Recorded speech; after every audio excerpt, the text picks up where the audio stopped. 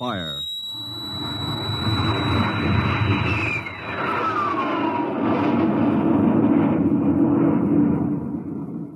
From the far horizons of the unknown come tales of new dimensions in time and space. These are stories of the future, adventures in which you'll live in a million could-be years on 1,000 maybe worlds. The National Broadcasting Company presents X minus one.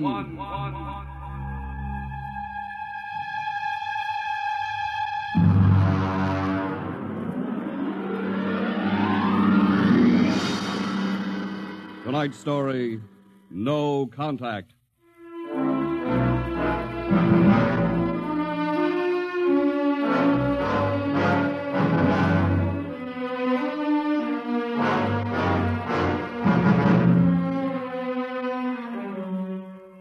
It was in the year of 1982 that spacemen first discovered the Great Galactic Barrier.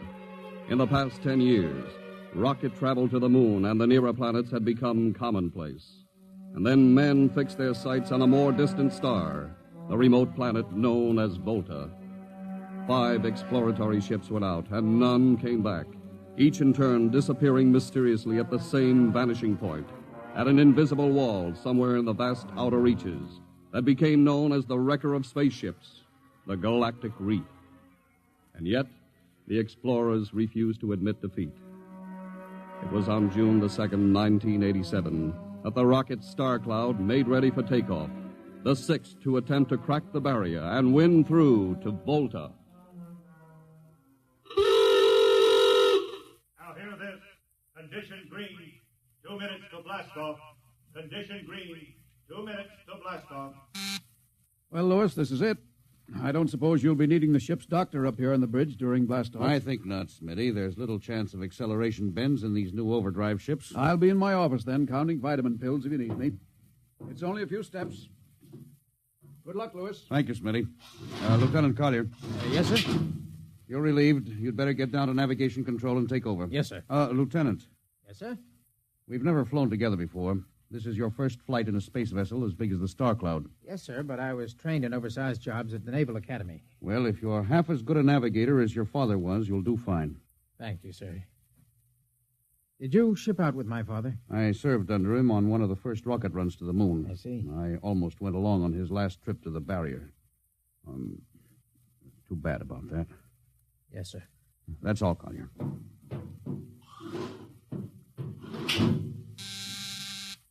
Lieutenant Paulson. Get me the ground control tower on the field. I want to talk to Colonel Harrison. Yes, sir. Go ahead, sir. I patched in the bridge speaker.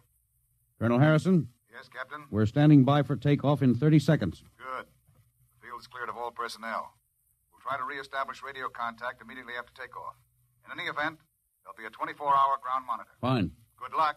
Hope you make it. Thank you. Bridge to navigation control. Nav control, Collier. Ready, Lieutenant? We're ready, Captain. The course is in the integrator for takeoff at 1200 hours. All right. Stand by for blastoff. Bridge to engine room. Fire up your rocket chambers. Take off at exactly 1200 hours. I'll read you off. 20 seconds. 19, 18, 17, 16. Hold it. Revoke all orders. Who turned in that alarm? Paulson, sir. We've uncovered a stowaway. Stowaway, where? Hiding in sickbay. Dr. Smithson found him. Have him brought up to the bridge. Engine room, kill your rockets and stand by. Thorson, this is Colonel Harrison in ground control. What's holding you up? Trouble. What's the matter with you? What's the matter with you? There's a stowaway aboard. Stowaway? Yes, I thought your men were supposed to police this base. What's the matter with you? Captain, take it easy. You know what this delay can do to us, don't you? 1 minute later takeoff can throw us a million miles off course. We'll have to reintegrate the whole works. Well, look, how long do you think it'll take Don't bother for me for a while. I'm busy. Stupid idiot. Captain Thorson? Yes, come in, Smitty. Here's your stowaway. I'll court-martial. Oh, Charlie. Can you use a good radio man, Skipper? Well, I see you two have met. Matt, Skipper and me made 50 trips to the moon together. Didn't we, Skipper? Charlie, if you wanted to come along, why didn't you volunteer? I did, Skipper. They turned me down. Oh, what's wrong with you? Acceleration bends. They said my arteries wouldn't stand another trip. Oh, I'm sorry to hear that. But they're wrong, Skipper. I got one more good trip in me. Listen, Skipper, you You know that these green kids, they don't know the first thing about space radio operation. Now, you put a man like me on, and I'll be getting you bedtime stories from Mars. Charlie, you know the regulations as well as I do. I can't take you much as I'd like to. Colonel Harrison will murder me for this. Well, I'm sorry, Charlie. I'll have you put aground. I'll tell you what, I'll ask Harrison to put you on as ground radio contact, and it'll seem as if you're right here with us. He won't do it, sir. Well, he'd better. I'll have him busted to corporal for letting you sneak aboard. Look, Charlie, you better be off. Paulison. Yes, sir. I'm sending this man aground. Give him time to clear the launching platform. Yes, sir. So long, Charlie. I'm sorry. Good luck, Skipper. I thought you were going to have him drawn and quartered. If it had been anyone else, I would have, Smitty. But Charlie, well, he's kind of special. He's been with me since my first command when we began the regular run to the moon.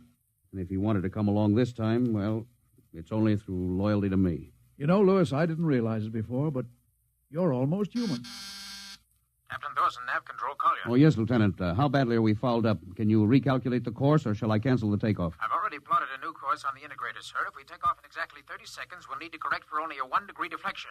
I can do that before we breach the stratosphere. That's quick work. Are you sure? Yes, sir. Positive, sir. All right, Collier. I'm putting it in your hands. We'll blast off on your signal. Bridge to engine room. Prepare to blast off on navigator's signal.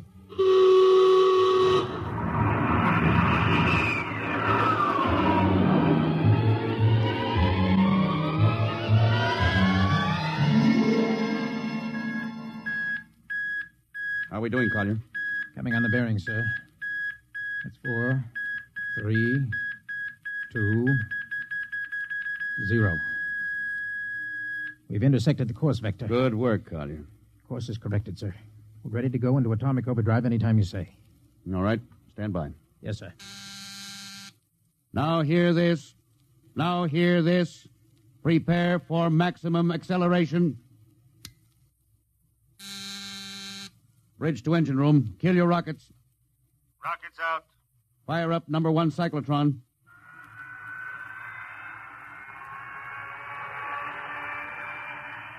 Number 1 ready.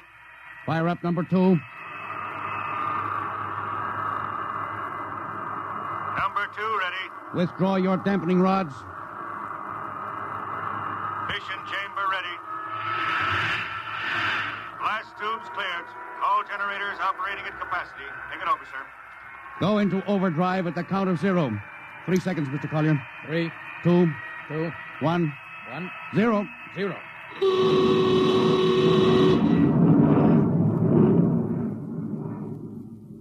How are we doing, Collier? On course, sir.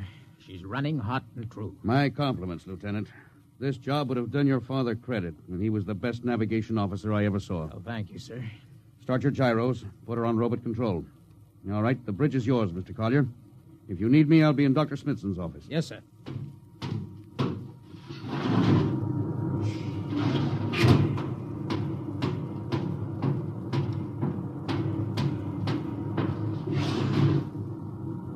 Lewis, I see you got us off the ground. You can thank young Collier for that. Chip off the old block. You knew his father? As a matter of fact, I knew him very well.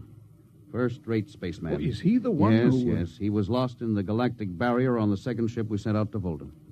Lewis, just what do you think this galactic barrier is? Oh, your guess is as good as mine, Doc. All I know is that 5 ships have gone into it, and none of them have come back out. You think it's a nit? How about Mestrovik's theory that it's a time warp in space? That the ships reach it and slip into another dimension? I think that's a lot of rubbish.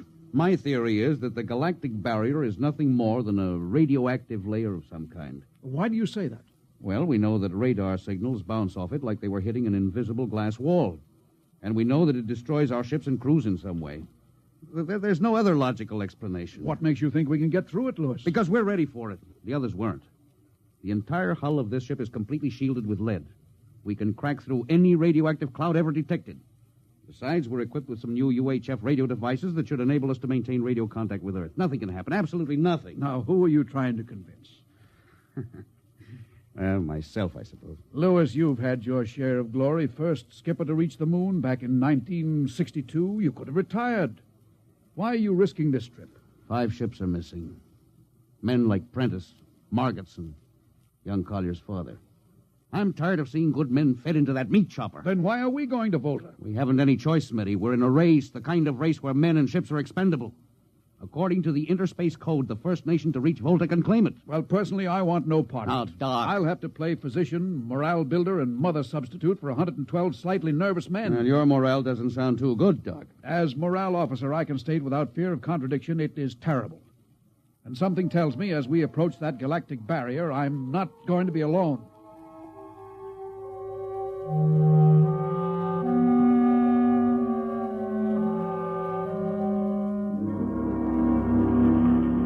Hello, Earth.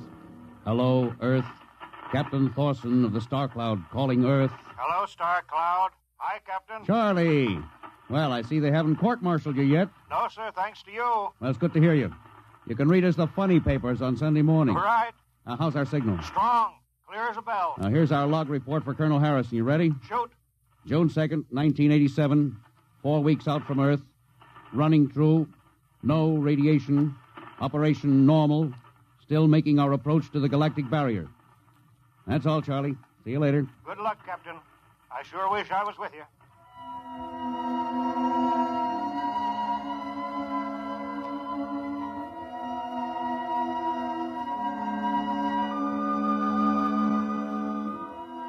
How's the morale, Smitty? The men know we're getting closer to the barrier. They're beginning to show a little tension, Louis. Oh, how's their physical condition? Any sickness? About half the crew has come down with space blues. I was afraid of that.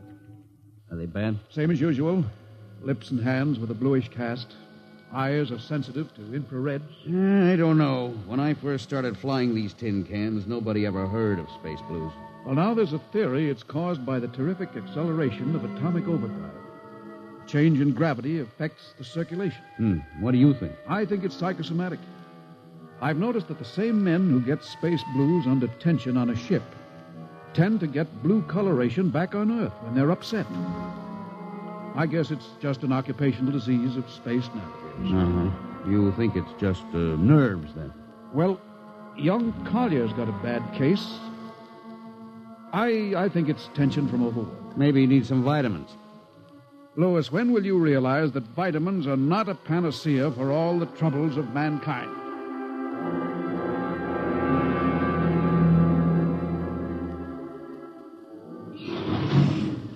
Sir, I understand that you've relieved me from duty. Well, Dr. Smithson says you aren't looking very well, Collier.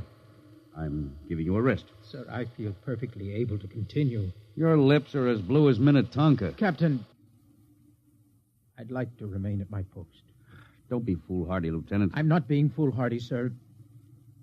I have a special, personal reason for wanting this expedition to reach Volta.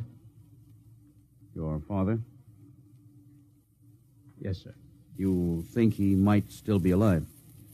I have to find out what happened, sir. I think I understand. Very well, Collier. Report back to duty.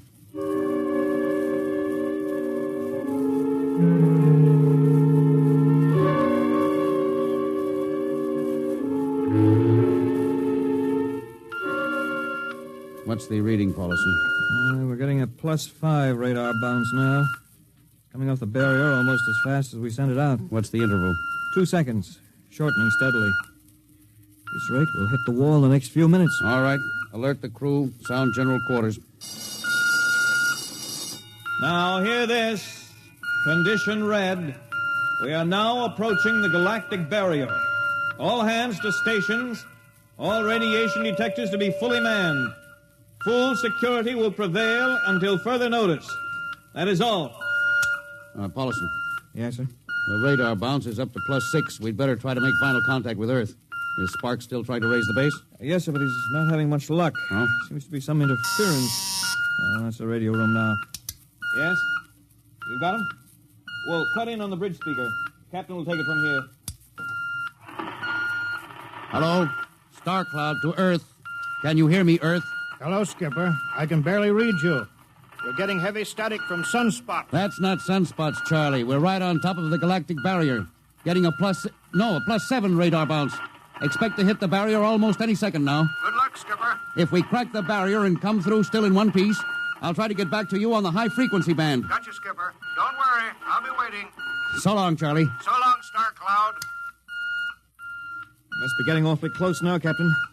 Echo's bouncing back so fast it's almost beating the signal. Well, when they go inside, hold on to your hat. That's when we run into the wall. Any second. Hold on. Oh, here goes nothing. Here it comes.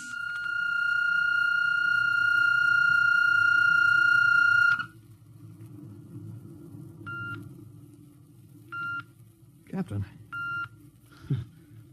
Nothing happened. We made it. We made it, Captain. No radiation, no time warp, no nothing. Now, the crew's gone crazy, sir. Let them. They've earned it. Doc, can you break out a few bottles of snakebite serum for medicinal purposes? I sure can, Lewis. This calls for a celebration. How's your morale now? It couldn't be better. How's yours? Couldn't be better. What the... Condition red. Condition red. Radiation detected. Condition red. Radiation detected. Holy mackerel. Look at the needle on that indicator. Paulson. Yes, I see it, Captain. Picking radiation like crazy. What's it like? Well, it's a strong impulse. What kind? I don't know. It's too long for a cosmic ray, too short for UHF. Whatever it is, sir, the ship is lousy. Well, track it down, triangulate it, and make it fast. I want a directional fix. Yes, sir. Engine room. Yes, sir. We're picking up radioactivity. Is the fission chambers? No leak here, sir. Check your gauges. Nothing here, Captain. Must be coming from outside. Damage control. Is our lead shield leaking radiation? Well, keep at it. Paulson, how are you doing? I've got it fixed, Captain. Well, what is it? Well, I'll have to recheck my figures. Well, hurry it up. Angle is correct, but Now, come on, man, for Pete's sake. Where's the radiation coming from? Sir, it's coming from inside the ship. That's impossible. No, sir, I've checked it twice. Well, it's got to be the engines, then. If it is, sir, we're finished. Engine room. Yes, sir. That radiation must be in the overdrive pile. No, sir, it isn't here, sir. Are you certain? Yes, sir. All right, keep checking. Well, there's only one thing left to do. Paulson, get a Geiger counter. We're going to start combing this ship inch by inch. Yes, sir. All right, turn it on. Yes, sir. All right. Ready, Captain. We'll check the atomic guns first. Come on. We'll cut through the officers' quarters here to ordnance. Now turn here. Oh, wait a minute, sir. Huh? What is it? The signal's weaker now. Yeah. Let's go back. Hold it. Seems strongest right about here. Oh, it doesn't make sense. Whose cabin is this? Lieutenant Collier's. Collier? Oh, he's down in nav control, sir. Oh, I'll try the door. It's not locked, sir. Oh, it's in here, all right. Listen to that counter. Strongest over here. Open that wall cabinet. It's locked, Oh, sir. smash it. Shut off that Geiger counter. Now, what do you make of this, Paulson? Well, it looks like some sort of portable transmitter, sir. Must be foreign manufacture. I don't recognize the calibration symbols at all. I've never seen anything like it. Which raises a small question. What is Lieutenant Collier doing with a transmitter in his cabin? I don't know, sir. Well, I intend to find out, Paulson. Get down to nav control and bring Collier up to the bridge on the double. Well, hadn't we better find some way to shut this thing off first? I know a way.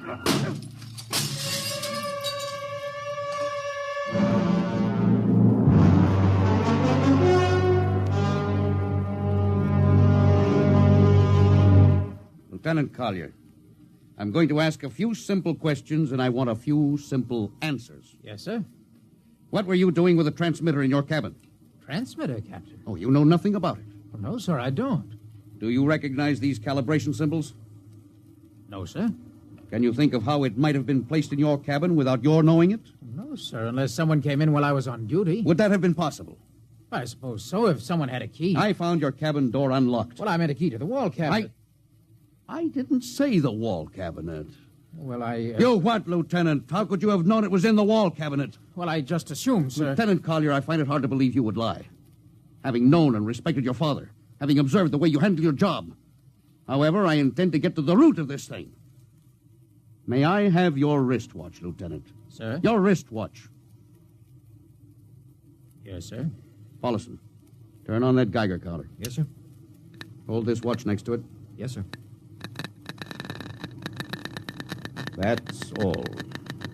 Lieutenant, if you hadn't any close contact with that transmitter, how do you explain the radioactivity of this watch? Well, I don't, sir. I think you'd better. To whom were you sending those signals?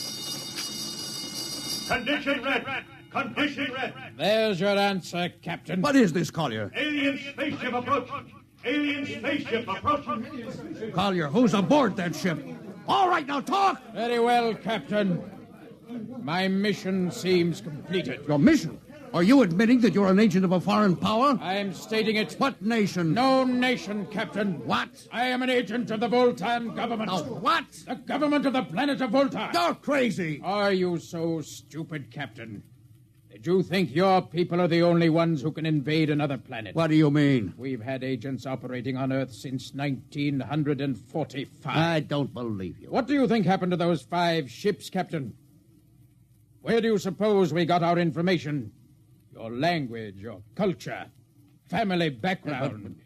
Your appearance, you look like... Like Commander Collier? Well, is that so surprising, Captain? You see, Captain, we had a living model. I ought to kill you. That would be very foolish, Captain.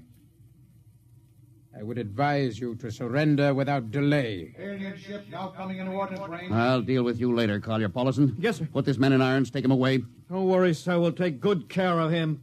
Carpenter, Robinson. Gunnery, Gunnery Richardson. what's the range? 10,000 meters. They're closing fast. Put your guns on radar tracking. Tracking. Coming on the bearing. Fire.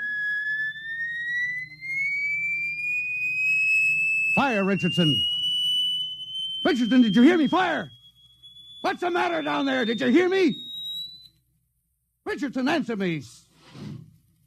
It's no use to shout, Captain. Collier, how did you get loose? Where's Paulison? Lieutenant Paulison is dead. All stations! Lieutenant Collier has escaped. Seize him, men! Don't waste your breath. Your men can't hear you, Captain. What? Those still alive are my men. You're lying. No, Captain. Every ship that has ever left Earth was controlled by a Voltan crew. That's impossible. Those were hand-picked men. Handpicked by us. I don't believe you. No? Then why not call for help? Carpenter, Robinson, Haley, report. You see, Captain? Carpenter, Robinson, Haley. It's quite useless, Captain. I would advise you to sit very quietly and do nothing. Very well, Collier. You've beaten us. What now? The ship will be taken to Volta for, shall we say, further experimentation. I see. Of course, there's one thing you hadn't counted on. Just what is that, Captain?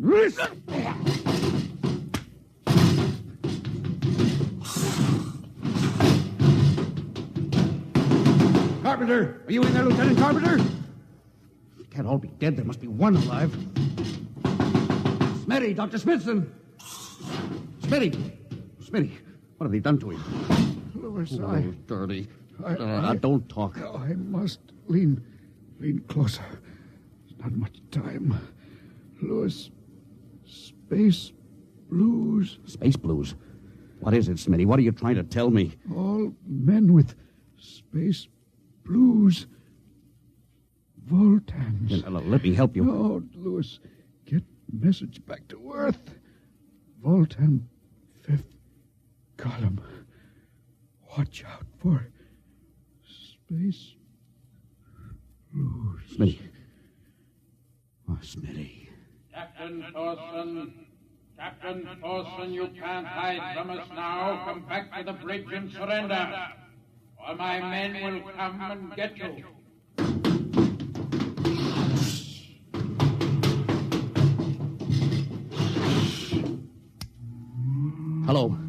Hello.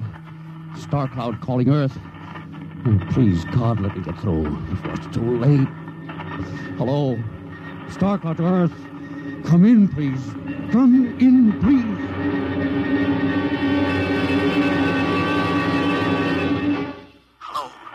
Hello. Star Cloud to Earth. Captain Thorson calling. Charlie, come in, please, hurry. Hello? Oh, hello. Can you hear me, Charlie? Skipper, is that you? Are you getting my signal? It's coming in a little louder now, Skip. Keep sending. God, now look, Charlie, listen to me. Not much time. Get word to Colonel Harrison. Crew mutinied. Most of crew members, Fultons. What? Fultons. Spell that. V-O-L. Fultons. That's right. They're from the planet Volta. Skipper, are you all right? Now, Charlie, this is serious.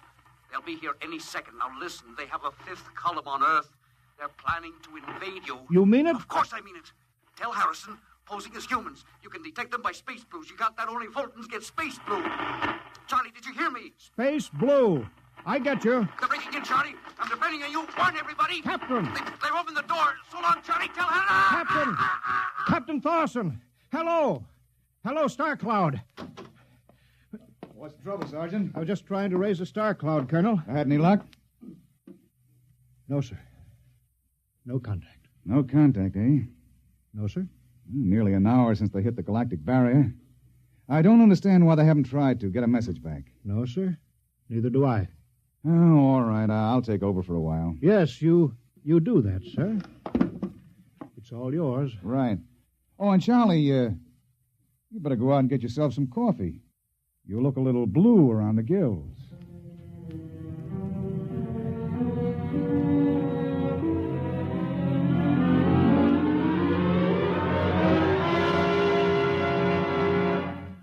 Tonight, X-1 has brought you No Contact, written by George Lefferts from an original story of Lefferts and Ernest Kinoy. Featured in the cast were Louis Van Ruten as Captain, Donald Buca as Collier, Wendell Holmes as Charlie, and Bill Griffiths, Bill Smith, Matt Crowley, and Ken Williams. Your announcer, Don Pardo. X-1 was directed by Fred Way and is a transcribed NBC Radio Network production. And now, next week. When you want to take over a world, you naturally look for its weak point, some way to catch its people off guard. We live in a world where everybody loves a parade, a world of press agents and publicity stunts. But who would ever dream that invaders from outer space would take advantage of that weakness and actually hire a press agent to advertise their coming? Who would believe it was anything but just another publicity gag? At least, not until the terrible moment when it was already too late. The moment of X-1.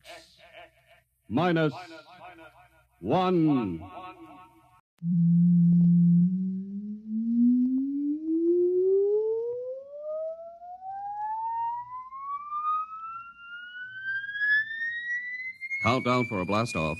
X-5, -4, -3, -2, X-1. Fire.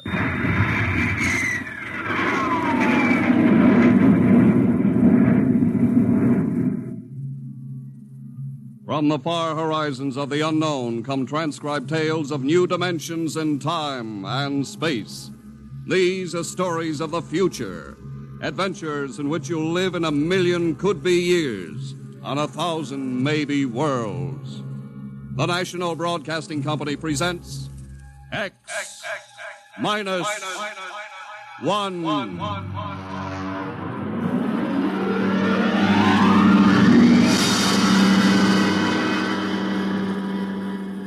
If you wanted to take over our world with a minimum amount of resistance and trouble, how would you go about it?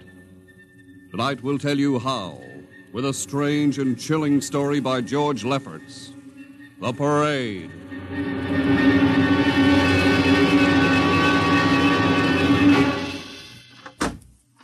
You are Mr. Sid Ryan. The same. My name is Luchar. I am a Martian. Pleased to meet you, Mr. What was that again? A Martian. As in Orson Welles? Precisely. I'm a Rotarian myself. Sit down. Thank you. Now that we've had our little joke, Mr. Luchar, what can Publicity Associates do for you? I am interested in obtaining publicity. It has been my observation that advertising and publicity are the very backbone of earthly civilization. Spoken like a true Martian, Mr. Luchar. Now, if you'll tell me the name of the client. The client, of course, will be the Martians. You don't give up, do you? Give up? The gag, I mean. Oliver! Yes, Mr. Ryan? This is Mr. Lucha. how do you Mr. do? Lucha claims to be a Martian. Take him outside, will you, Oliver? I am happy to see, Mr. Ryan, that my telling you I am a Martian has approximately the effect I guessed it would. I believe we can do business. I have here cash retainer of $5,000. Oliver, take a look at that wad of lettuce. It's the real stuff, Mr. Ryan. And my client is prepared to spend many times that amount. Sit down, Mr. Lucha. Oliver, get the client a cigar, the 50-cent box. Yes, sir. Thank you. Well, now, what can I do for you, sir?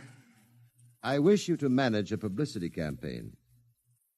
A very large and important campaign. Is the product established, or is it something brand new? Something quite new.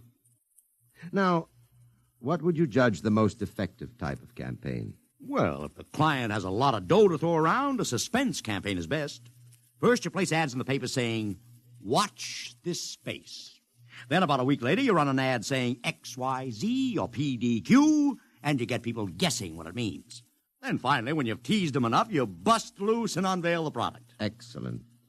We will conduct a suspense campaign. Of course, in this kind of campaign, secrecy is very important. Once the name of the product leaks out, it spreads like wildfire, and the whole campaign is kerfloppo. Quite so, quite so. The utmost secrecy. You realize, of course, these things cost like crazy. Would, say, $1 million cover expense? Come again? I said, would $1 million cover it? Why, yes, I am. You did say $1 million. I understood that you have handled some very large accounts. Of course, if this is too big... No, not at all, not at all. As a matter of fact, I seldom touch anything less. Right, Oliver? Huh? Oh, of course. That's right, Mr. Ryan. Absolutely right. Yes, sir. You will begin, then, by saturating the newspapers, the radio, the streetcars with a very simple statement. What's that? I will write it on a card. Here you are. The Martians are coming. Say, that's not a bad teaser. Got that, Oliver? Yes, sir. The next ad will read, June 1st is Martian Day. June 1st is Martian Day. What happens on June 1st? The parade takes place. What parade? I wish you to arrange a parade up Fifth Avenue. You mean like the Macy Parade? Exactly. Except that the theme will be the world of tomorrow, the Martian world. My client would like it to be a gay affair. Balloons, clowns, pennants, pretty drum majorettes. Say, that sounds terrific. I might be able to interest the department stores in a tie-in. Fine. The parade will climax the campaign. On June 1st, the product will be unveiled. Good enough. By the way, Mr. Lucha, just what is the product? What are we selling? Oh, no, Mr. Ryan. Secrecy, remember? Yeah, but after all... Mr. Ryan, all will be revealed to you in good time. For the moment, let us say that we are selling a concept. A concept? The concept of invasion from Mars.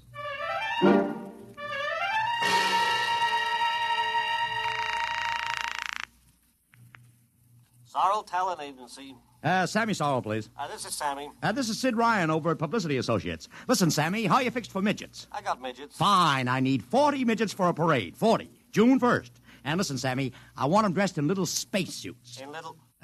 You know, like men from Mars. Mars. Okay? And I want some movie extras, maybe 50 of them. 50. Also rigged up like men from Mars. Make them look gruesome. Got that? Gruesome. Also, I need some horses with pretty girls on top of them. Maybe you can get that bunch from Maroney's Traveling Circus, the one we booked for the Fireman's Parade in Albany last year. Yeah, I'll try, Sid. Never mind the expense. Just get me the talent. It sounds like you landed a big client there. Who is it? It's a secret. I gotta hang now. Call me back, Sammy. Right. How you doing, Oliver? Oh, fine, Mr. Ryan, just fine. I got 100 small boys pasting little stickers. The Martians are coming on the subway platforms. Good. We got full-page ads in all the dailies. Good. And 10-second spot announcements on every local station. Good. It's costing a fortune. Good. The more it costs, the bigger our percentage. Spend like you were going to the electric chair, Oliver. Yes, sir. How are you making out in the parade? If it comes off, it'll be the biggest thing since Barnum invented the midget. I've got Macy's, Gimbals, and Saks to contribute floats. Everything is built around the Martian theme, see? Even the horses will have long feelers attached to them and funny-looking extra legs. It'll be sensational. That sounds fine, only... Only what? Mr. Ryan, we don't even know what we're selling. Oliver, my boy, do you think old Sid Ryan has been sitting here spending all this moolah and not putting two and two together? You mean you know who Luchar represents? Just by accident, understand. I have learned that Century Pictures is making a big new epic. One of those expensive pictures they make in secret and then spring on the public because they don't want the other studios to get the jump on them. What's the picture? A space opera titled Invasion from Mars. Get it? Oh, I begin to see. Also, by mere coincidence, it's supposed to have its premiere sometime around June 1st. You follow me? Yes, but Mr. Ryan, Century has an exclusive contract with New Feature Syndicate for all their publicity. Suppose Century Pictures doesn't like the way New Features is handling their stuff. They want to get out of the contract, but New Feature says no, so they have to get around the contract.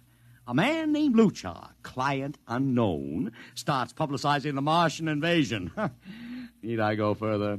I don't know, Mr. Ryan. Sounds pretty far-fetched to me, but I don't know. That's what I like about you, Oliver. You're so innocent.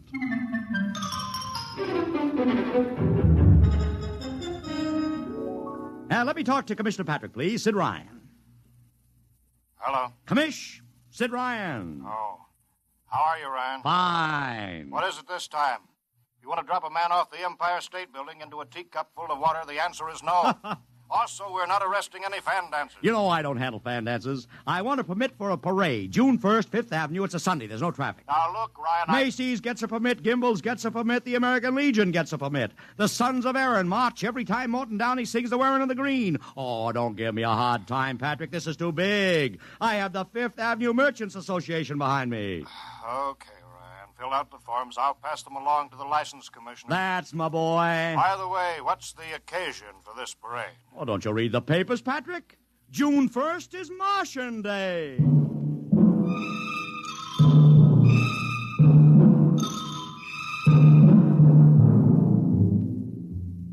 How is the campaign going, Mr. Ryan? Like wildfire, Mr. Luchar, like wildfire. Everybody and his brother is going along with the gag. Yesterday, we distributed 50,000 Martian hats to school kids. I got some of the merchants doing World of Tomorrow displays in their windows. Every big novelty manufacturer in town is climbing on the bandwagon. They want to get into the parade with floats, giveaways, anything. Everybody smells a buck to be made. I wouldn't be surprised if the mayor himself declared Martian Day.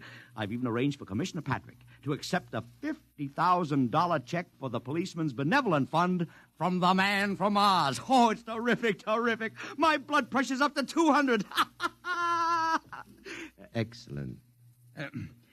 I understand Century Pictures spent over $1 million making that space opera. I beg pardon? Oh, come, Mr. Luchar. Sid Ryan wasn't born yesterday, you know. I know who our client is, even if you don't admit it. You do? Always thinking that's me. Well, as long as you know, let's keep it to ourselves, shall we, Mr. Ryan?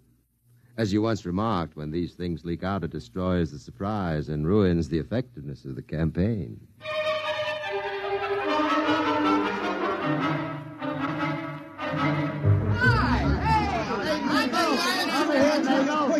Ladies and gentlemen, this is Ken Daly speaking to you from our portable transmitter atop the reviewing stand for the much-heralded Martian Parade on Fifth Avenue. It's a beautiful sunlit day here in New York, a perfect day for a parade, and the streets are packed with thousands of spectators all eager to find out what this is all about. There's an air of shrill expectancy. Some of the kids and their parents have been camped on the curbstone since early this morning to be sure of ringside seats when the so-called Martians pass by. I've just had word from Saul Brown up at Central Park Mall that the Martians have landed from big pink balloons. And now, while we're waiting for the arrival of the parade, we've brought some people up to our microphone to tell you their reactions to this most spectacular of all publicity stunts. That's right, come on. What's your name, madam? Miss Ada Shackley. A little louder, please. Miss Ada Shackley. Uh-huh, and where are you from, Mrs. Shackley? Columbus, Ohio. I see. And I see you have your family with you, too. Two little curly-headed blonde boys. Are you in New York on vacation? We came for the Shriners Convention with their daddy. What do you think of Martian Day, Mrs. Shackley? Well, it all seems very strange to me, but the boys have been pestering me to watch it, so we've been standing here 2 hours. I can't make head or tail of it. Well, neither can a lot of other people, Mrs. Shackley. But judging by the thousands here today, there's a lot of curiosity. Curiosity killed the cat, folks say. Well, let's hope not. Thank you, Mrs. Shackley. Mr. Ryan's here. Ryan, just sit right. And this is Mr. Sid Ryan, ladies and gentlemen, the publicity man who's the brains behind the Martian Day stunt. Hello, Sid. Good morning, Kenneth. Easy, not so close to the mic. Oh, sorry. Hey, Sid, you've certainly lifted the lid this time. Looks like it, doesn't it? Sid, there's been a great deal of speculation as to exactly what all this is leading up to. I've heard some folks say it's a big war bond drive.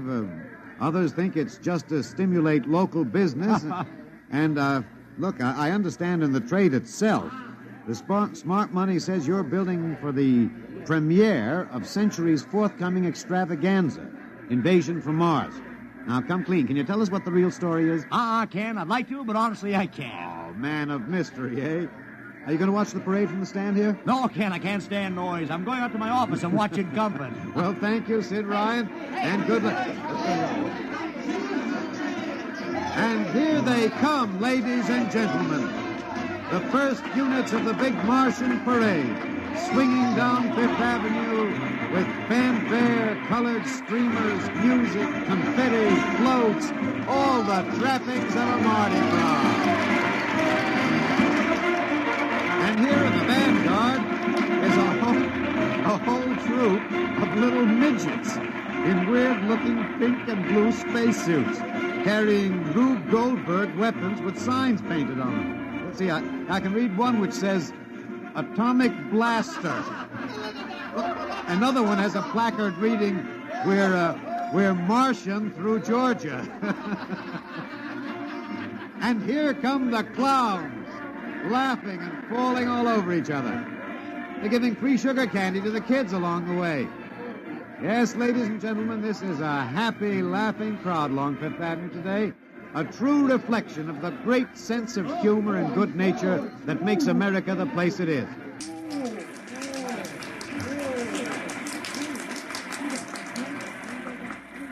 This is promised as the climax of the show. And now a great hush has fallen over the crowd.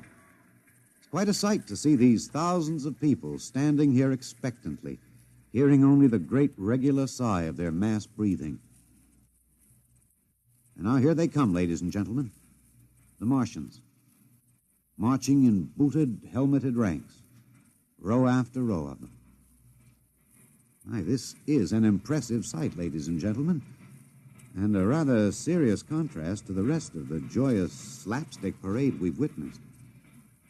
There are perhaps, 200 tall, broad-chested men dressed in metallic gray spacesuits with thick glass visors drawn across their faces. Each is holding an ominous-looking ray gun at the ready position. They're marching in absolute silence, keeping step perfectly, as though some mute, unspoken command were marking time for them. The crowd seems rather grim and serious now. Perhaps they're reminded of the actuality of war and possible invasion. They stand solemnly, silently, watching. Even the children are awed. And now the first ranks of the Martians are moving past us down Fifth Avenue toward the reviewing stands at the square. No one moves. What's that? What's happening? A woman, ladies and gentlemen. She dashed out into the street. For what reason, I don't know.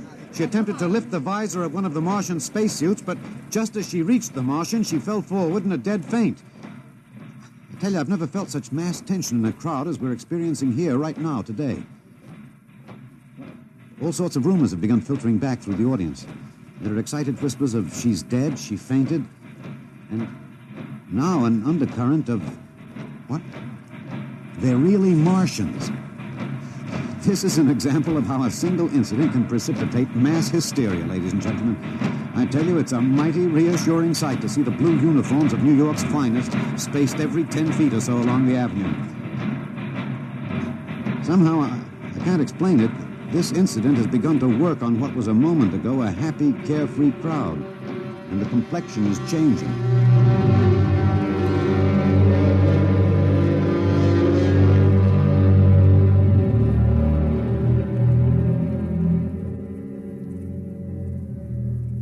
Mr. Ryan, did you see that? A woman fainted. Of course I saw it. What do you suppose she saw? Oliver, old man, did I ever tell you you were too naive for this business? But that young woman ran out into the streets to get a close look at the Martians, and then she screamed and fainted dead away. I'm well aware of that, Oliver, since I paid her $50 to do it. What? The dramatic moment, Oliver, the stock and trade of the good publicity, man. Relax. Holy smokes, you sure think of everything. Yeah, for my share of this deal, roughly $100,000, I can afford to think of everything. Shut the window. Don't you want to see the finish? We'll go down to the reviewing stand for the finish. Right now, I want to make a phone call. By the way, where's Lucha? I haven't seen him. Well, he'll be around. Boy, those Martians sure look like the real thing. How would you know the real thing if you saw it, Oliver? Well, gee, I don't know. Close the window, Oliver. Oh, yes, Mr. Ryan.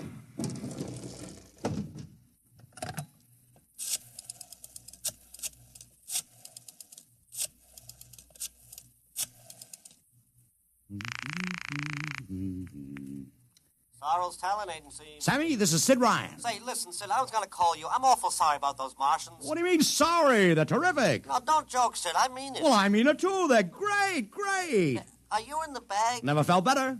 You mean it, don't you? Of course I mean it. What is this? There are Martians in the parade? About 150. Of course, I only ordered 50, but Sid. under the circumstances... Sid. Well, what is it? Sid, don't you know? I couldn't get you a single movie extra. There's a studio strike in New York. I was going to call you, but I figured... Hey, wait a minute. Where'd these guys come from if you didn't hire them? I don't know. Maybe Oliver... Oh, hold on. Oliver? Yes, Mr. Ryan? Did you hire those Martians? No, sir, Sammy, this is on the level, isn't it? Honest, Sid, Okay, Sammy, I'll call you back. What's the matter, Mr. Ryan? I don't know. I just don't know. I've got to locate Lucha. What's Century Pictures number? Mr. Ryan, this is Sunday. Oh, yeah. Well, get me their publicity director, Marty Sanford, at home. Oh, yes, sir. Yeah. 3, 2, 4. Here you are. Thanks. Sanford. Marty, this is Sid Ryan. Oh, hello, Sid. How's the big Fine, promotion? fine. Listen, Marty, this is dead serious. On the level. Get it? What's wrong? I've got to locate Lucha. Lou who? Lucha, come on now, Marty. This is life and death. The guy you sent over to hire me for the invasion picture. Invasion picture? Invasion from Mars, the space opera. Are you batty? Marty. That picture was shelved last month. What? Sure, back in the can. Too expensive and too fantastic. The big shots decided you can't sell a Martian invasion to the American public. And I never heard of a guy named Lou. Mother heaven. What is it, Mr. Ryan? You look terrible. That's too fantastic. What's too fantastic, Mr. Ryan? Is something wrong? Open that window. I want another look at those Martians. Yes, sir.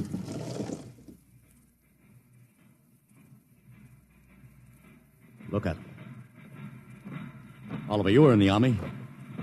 Could 150 movie extras learn to march like that in, say, 24 hours? Not in 24 days, Mr. Ryan. Not a second's hesitation. Not one other step. Look at the way they carry those ray guns at the ready. The only other time I've seen troops march like that was in a film of the Nazi stormtroops marching through the streets of Paris. See those chests, Oliver? That's pride. Sheer, arrogant pride.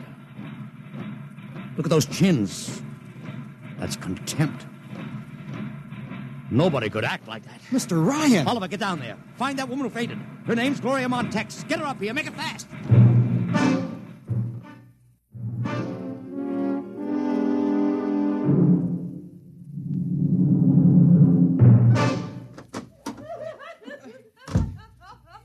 Here she is, Mr. Ryan.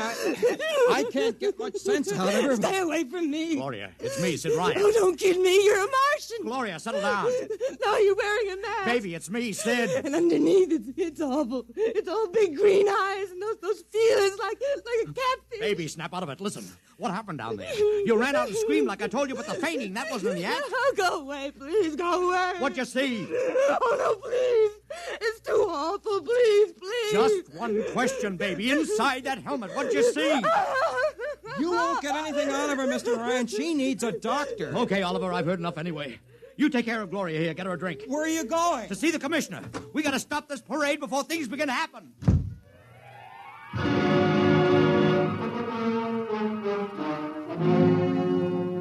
Okay, Ryan, what's the beef? Listen, Patrick, I don't know what it is, see, but something's wrong. You gotta stop that parade. I suppose you'd like the riot squad. That would get you a front-page spread on every paper in town. Honest, you publicity guys give me a pay. This may be a matter of life and death. Oh, sure. Look, Ryan, I've got no time for your cheap publicity gags. I'm a busy man. Listen, I'm trying to tell you I don't know where these Martians came from, who they are, anything about them. All I want you to do is stop the parade and make sure they're on the level. Ryan, I'm wise to your tricks. Now, if you let the sergeant show you out... You won't do it, huh? An honest citizen appeals for protection and you refuse it. I most emphatically do. Now beat it. All right, Patrick. I'll go right to the mayor's office. I'll have you busted flatter than a fried egg. Go ahead. I'm sure His Honor will be glad to toss you out on that phony nickel-plated skull of yours.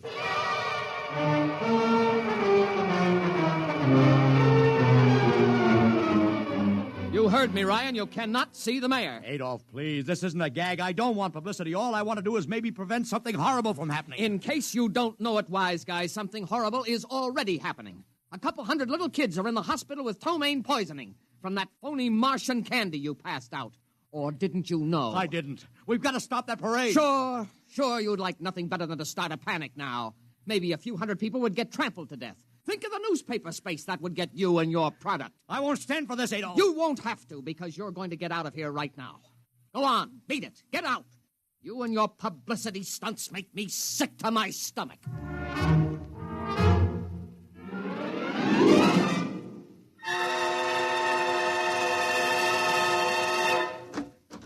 Oliver!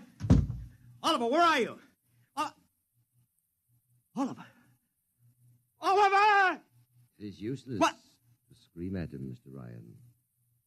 Your friend is quite dead. Lucha. He wanted to run to the police with some story about a Martian invasion. I found it necessary to restrain him. Restrain him, you stinking murderer. Now, Mr. Ryan, collect yourself. After all our planning, it wouldn't do to have everything spoiled, now would it? Lucha, start talking and talk fast, because when you get through, I'm going to take you apart piece by piece. What's this all about? But surely you know, Mr. Ryan. After all, you've been publicizing it for months. Listen, you... Please, do not interrupt. You see, before colonizing your planet, we Martians sent advanced scouts to study your habits, your weaknesses. We found that the people on Earth are predominantly conditioned by advertising and publicity, and so... we conceived the idea of treating our entire invasion as a vast publicity stunt. Clever, huh? After all, Mr. Ryan, who would suspect an invader who advertised his invasion in the newspaper, invited the public to his surprise attack, and spent millions publicizing his plans? Holy jumping catfish. You've done very well. Then there was no product. Ah, but there is a product. The product is death. What are you trying to do, Lucha? We Martians are a humane people, Mr. Ryan. We do not like to destroy thousands where a few hundreds would suffice.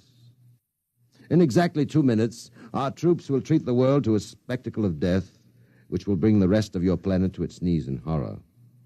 Nations will clamor to surrender. Perhaps, Mr. Lucha, but not if I can help it. You...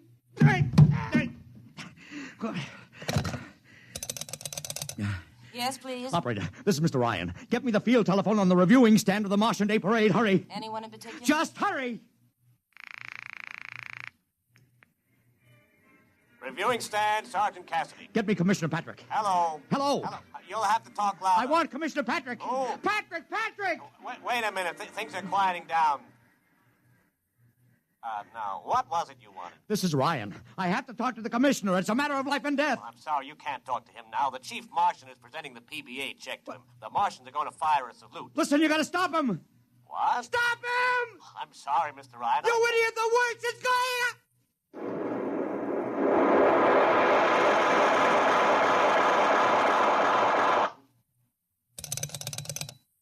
This is the operator.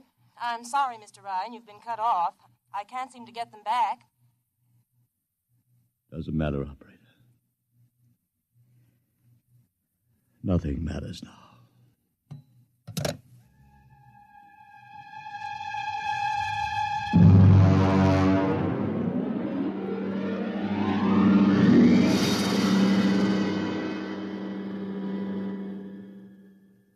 Tonight, X-1 has brought you The Parade, an original story written by George Lefferts.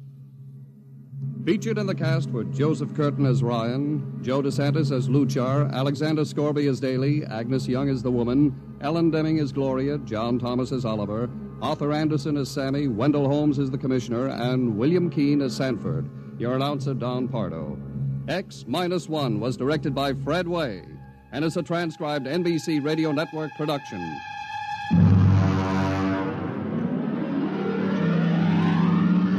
Next week, the tables turn. Instead of Martians invading Earth, we bring you a tale of men invading Mars. Ray Bradbury's brilliant short story entitled Mars is Heaven. Suppose you were a member of the first rocket ship crew to land on Mars, but instead of seeing Martians, you find that you've landed in a town that looks just like home, that all your dead relatives and friends are there to greet you, so that as incredible as it may seem, you think you're really in heaven. That is, you think so, right up to the fatal moment, the moment of X-1.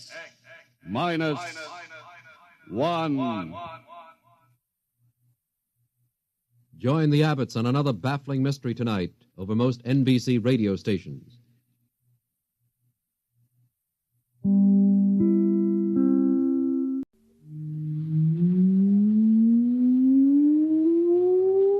Countdown for blastoff. X-5, -4, -3, -2, X-1. Fire!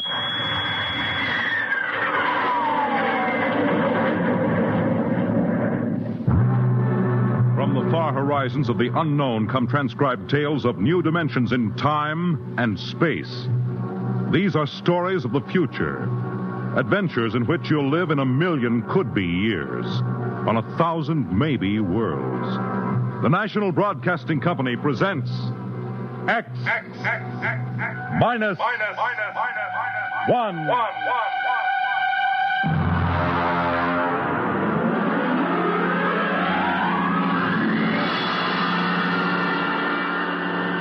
Tonight's story, Mars is Heaven.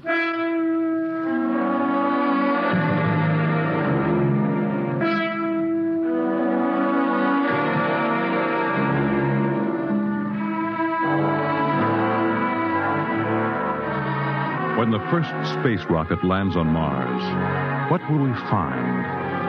Only the ruins of a dead and deserted planet? Or will there be life? Intelligent life in some strange form that we can only imagine. Will we be welcomed with open arms, or will the Martians treat us as invaders? Only one thing is certain. Someday, a giant metal ship will take off from Earth to travel through the black velocities, the silent gulfs of space, to descend at last into the darkness of the upper Martian atmospheres.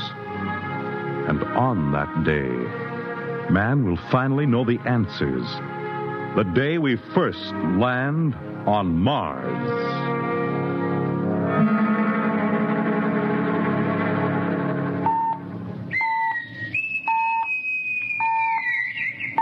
Now hear this. Now hear this. Approaching critical deceleration. Fasten gravity suits. Stand by to land. There it is. We've intersected the course vector, sir. All right, Mr. Lustig. Over to manual control. Aye, sir. Masters, sound general quarters. Aye, sir. Mr. Lustig, what do you make of the terrain? There seems to be a heavy ground, Miss Captain. We won't be able to use the infrared lights. And we'll have to come in on radar. Isn't that a little risky, sir? Landing in the dark? I'd rather run the danger of a blind landing, Lieutenant, than come in without the cover of darkness. Remember, we don't know what kind of reception is waiting for us down there. Airspeed 500. Altitude now 4,000. Bridge to engine room. Stand by for deceleration. Fire forward tubes 1 and 3.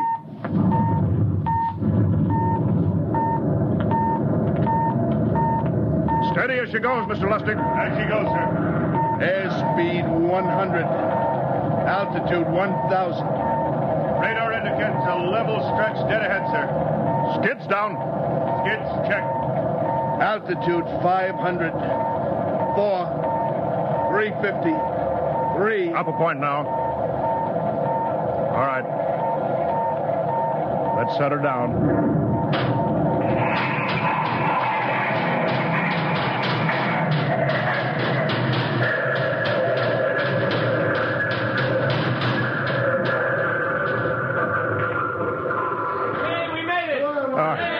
Cut the power.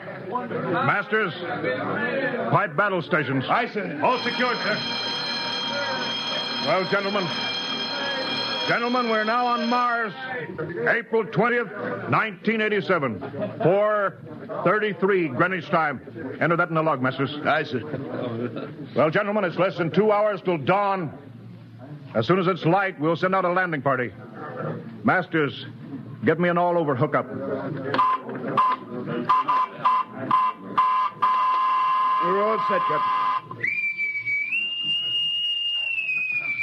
Now hear this. All right, men. The smoking lamp is lit. Well, we're on Mars. The first man shipped from Earth to land here. We don't know what we're going to find or what dangers we may face. We're 17 men on an alien world, and it's up to us whether we ever get home again. The next few hours should tell the story, and I want instant obedience to all commands. I'll court-martial the first man who doesn't jump to when he's ordered. And one other thing. We may be on Mars, but this is still a United States naval vessel. Officers will conduct a personal and weapons inspection in 1 hour. That's all. An inspection, Captain? Now? Mr. Lustig, we've got an hour and a half to sweat out before we find out what's outside that airlock. I'd rather have a man worried about his stripes than about what's waiting outside on Mars.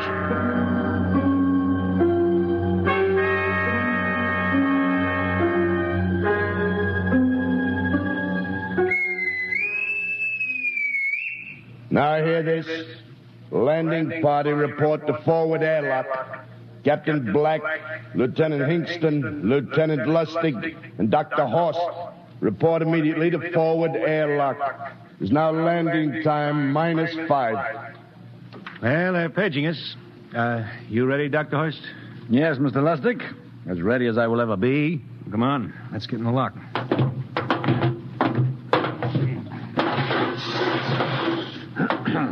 Hingston, Lustig, and Horst reporting in the airlock.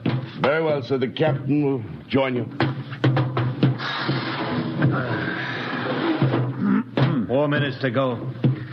At least the captain would get here. What difference does it make? I just want to get it over with, that's all. Anybody got a cigarette? Yeah, I think you're smoking too much, Lieutenant Lustig. Are you nervous? I offer you, Horst. Wondering what's hidden outside underneath that ground mist? I've been giving it some thought. It'll be very interesting to find out. A very unusual planet, Mars. Why? It has an atmosphere. A wonderful thing, an atmosphere.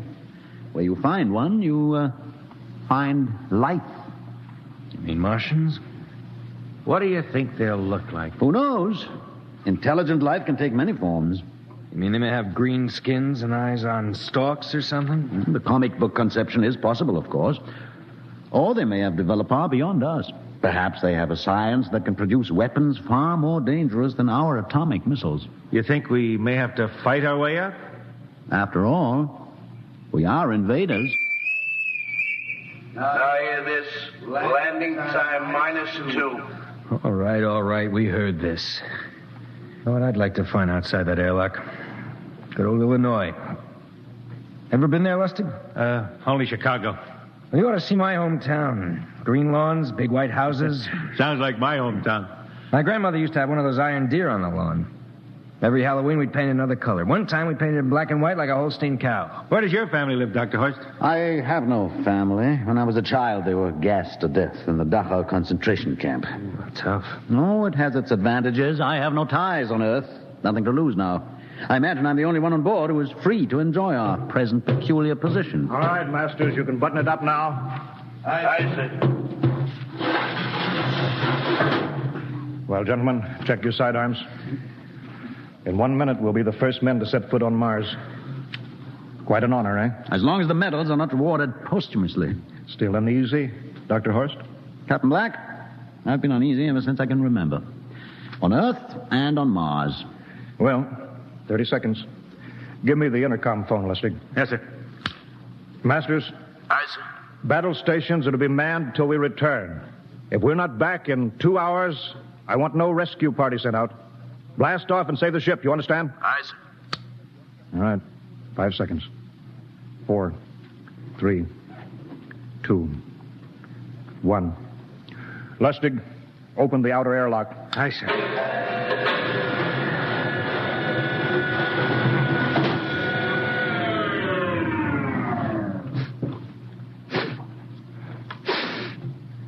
It's fresh air. Let's go. All right, now, take it easy. It's too dark to move fast. Quiet, isn't it? Not even a wind. Can't see anything from this ground, mister. Quiet. We don't know what's out here. All right, come on. What the quiet? Captain, I could swear that sounds like a rooster. I don't hear it anymore. Very homely but unlikely sound. A rooster crowing on Mars? Hingston. Aye, sir. Set that machine gun 25 yards to the flank. We'll stay here till the ground mist lifts. Aye, sir. What do you make of the ground, Horst? Grass. Plain grass. You can see some large foliage there where the mist's thinned out. What the? Hingston, hold your fire, you fool! I hit it, Captain. What? Some kind of wild animal. I hit it. I could see the tracers, but it's still standing. Come on, Horst. Doctor, where are you? Up ahead, admiring the wild animal. Careful, Horst. Wait for us. Don't worry, Captain. It's an iron deer. A lawn ornament. Well, that's impossible. It's hollow. Interesting, isn't it? A whitewashed Victorian iron deer sitting on a lawn in the middle of Mars. I don't understand. Look around. The mist's lifting. Hey, Captain, look there. It's a house, a regular old-fashioned house. But, sir, on Mars. Good Lord. I haven't seen carved scrolls and gingerbread like that in years. Look at that port swing. The geraniums. There. I told you it was a rooster, Captain. Give me the glasses, Lustig. I want to take a look through that front window. Well, there's an upright piano. Some sheet music on it. Lustig, it's beautiful Ohio. It can't be, sir. Horst, do you think that civilization of 2 planets could be identical? I don't know. That specific variety of geraniums is only 50 years old on Earth. Is it logical that they should develop in Mars? How about that porch swing and the piano and beautiful Ohio?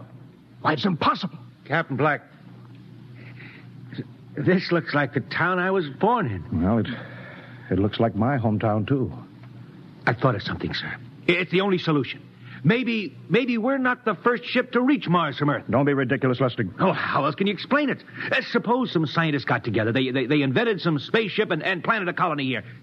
That's the only answer. That's impossible, Lustig. Been space travel, it couldn't be secret. Do you have any idea what ships cost, what industrial power is needed?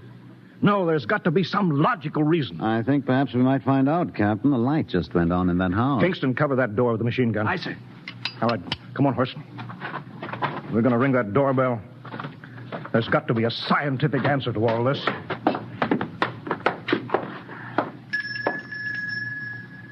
And there's something moving in there. Stand back, Horst. Give me a clear shot. Are you sure a bullet can stop a Martian? Steady now. Can I help you? If you're selling anything, it's much too early. No, wait just a minute. What town is this? What do you mean? Are you census takers? No. We're strangers here. We want to know how this town got here. Is this a game? No, it's not a game. We're from Earth. From where? From Earth. Do you mean out of the ground? Are you sure you're feeling well? Madam, we came in a flying ship across space. We're from the 3rd planet, Earth. This is Mars. Now do you understand? Mars. You go away now, you hear? I'll call my husband from upstairs and he'll chase you. Go on. But this is Mars, isn't it? This is Green Lake, Wisconsin, in the United States of America. Bounded on the east by the Atlantic and on the west by the Pacific. Now go away. Goodbye. Horst, do you suppose it's really possible? I've got to find out more about this. I told you I'd call my husband. Now you go away. You've got to tell me one thing first. What year is this? Year? 1928, of course. For goodness sake. You hear that, Horst? And we know it's 1987, and we know this is Mars. Of course, is it possible that we got fouled up, made some tremendous blunder, circled around, and landed back on Earth? In 1928? Well, maybe some switch in time or dimension. Could we have shifted somehow, gone backward in time? Oh, Horst, this won't hold water. It's not logical. We checked every mile. We went past the moon, out into space. We're on Mars. Lustig out at point. Hingston in the rear. Keep that gun at half load. Aye, sir. Horst, there's got to be some cold, logical solution. Captain! What? That house down the street, the white one with the green shutters. Lustig, what's the matter? I never thought of... Thank God! Lustig, come back here! He's running for that house. That crazy fool, after him, quick! Lustig, stop! Come down off of that porch! Grandpa! Lustig, what the devil do you think you're doing? Albert! Grandma, Grandpa, it is you. Lustig, what is going on here? Albert, it's been so many years. How you've grown, boy. It's so good to see you. Lieutenant Lustig! Oh. Captain, Grandma, I want you to meet my friends. This is Captain Black. Captain, I want you to meet my grandfolks. Howdy. Any friend of Albert's is a friend of ours. How long have you been here, Grandma? Oh, a good many years, ever since we died. Ever since you what? Oh, yes, sir. They've been dead 30 years. What? Oh, now, don't you trouble yourself. It's all right. We're alive again, that's all. Do you mean to tell me that Mars is heaven? Oh, nonsense, no. All we know is here we're alive again. And who are we to question God's infinite ways? Well, Lustig, we're going back to the ship. But, Captain, I want to talk to my grandpa. Lieutenant Lustig, I don't like any part of this. You'll come back with us if I have to club you and carry you. Aye, sir. Now, let's go. Heaven only knows what they've run up against back at the ship.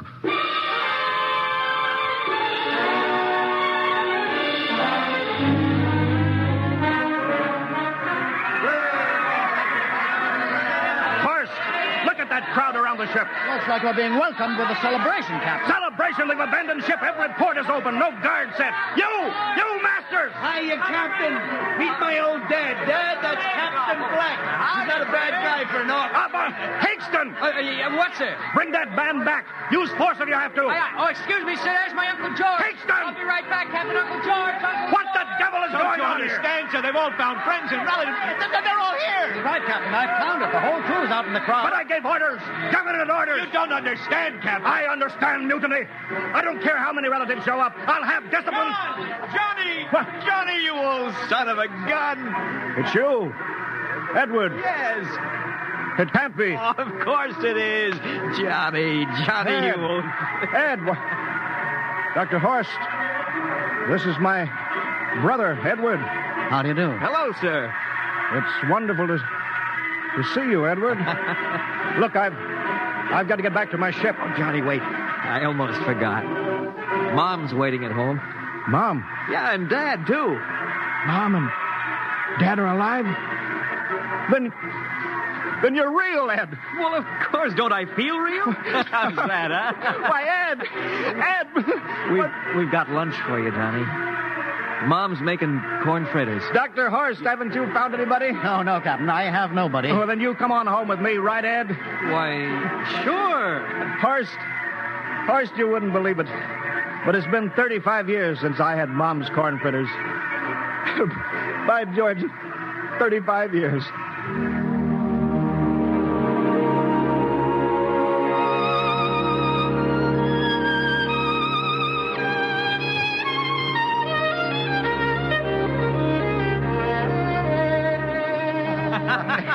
And there's plenty more in the kitchen, so don't hold back, Johnny. You too, Dr. Horst. Well, Johnny, you're still in the Navy, huh? That's right, Dad. I'm in command of the ship. We're an old Navy family, Dr. Horst. All three of our boys in the service. Yeah, Ed was the best pilot in the Pacific, too. What did happen, Ed? What's the difference? I'm here now. Yeah, but... You know, it's almost perfect. All we're missing is your brother, Will.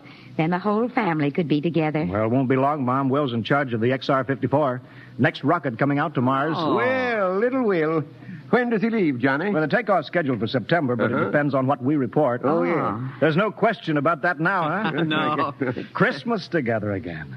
That'll be something. Sure will, yes, sirree. Well, this calls for a celebration. How about a little of the old dandelion wine, eh, Johnny? Now, Father, don't you go giving Johnny too much wine. He's a big boy now, Mother. Well, sir, isn't everything just fine? Just fine.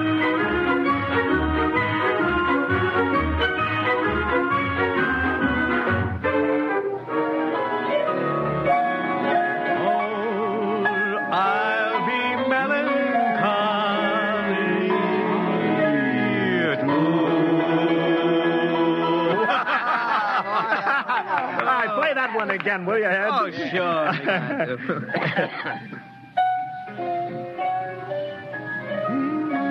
Well, Dr. Horst, what are you doing sitting over here alone? What do you think of my little family? Very nice. You know, I can't understand why you didn't find any folks here, Dr. Horst.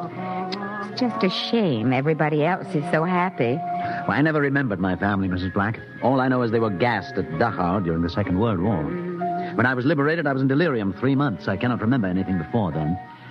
A psychiatric phenomena. Well, that's terrible.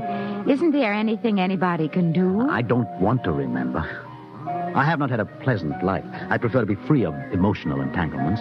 They interfere with a scientific approach. Oh, I'm sorry, Dr. Horst. Oh, I'll get it. That's our ring, long and 3 shorts. I remember that. Well, maybe we'd better call it a night. You must be getting tired, Johnny. I'd better be going back to the ship. Nonsense. You stay the night. We insist. I just couldn't rest thinking of you all alone on that ship. I'll be all right. Well, good night. Oh, wait a minute, Dr. Horst. That phone message was for you. Me? Yes, that's right. A message from Anna. Anna? I don't... Well, there, she must be an old friend. Isn't that nice? I don't... You sure it was for me? I don't remember any Anna. Well, she asked if you were better. Perhaps she's someone who knew you at Dachau. Anna? She said she's coming over here first thing in the morning. So you'll have to stay over. Yes, well, but... that settles it, then. You stay here, Horst. You can bunk with me in my old room. Yeah, but, Johnny, we thought you'd like to be with Edward. So you could talk the way you used to. Well, we can't put Dr. Horst on the daybed. I think we better share the room tonight. Be plenty of time for talking, Ed. Yes, I guess so. I suppose I better drop back to the ship. You know, Ed, security check. What? Why do you have to do that here? I don't know, Mom. There's no good reason, I guess. Suppose we skip it tonight, eh? Well, good night, everybody. Oh, it's good to have you home, Johnny. It's good to be home, Mom.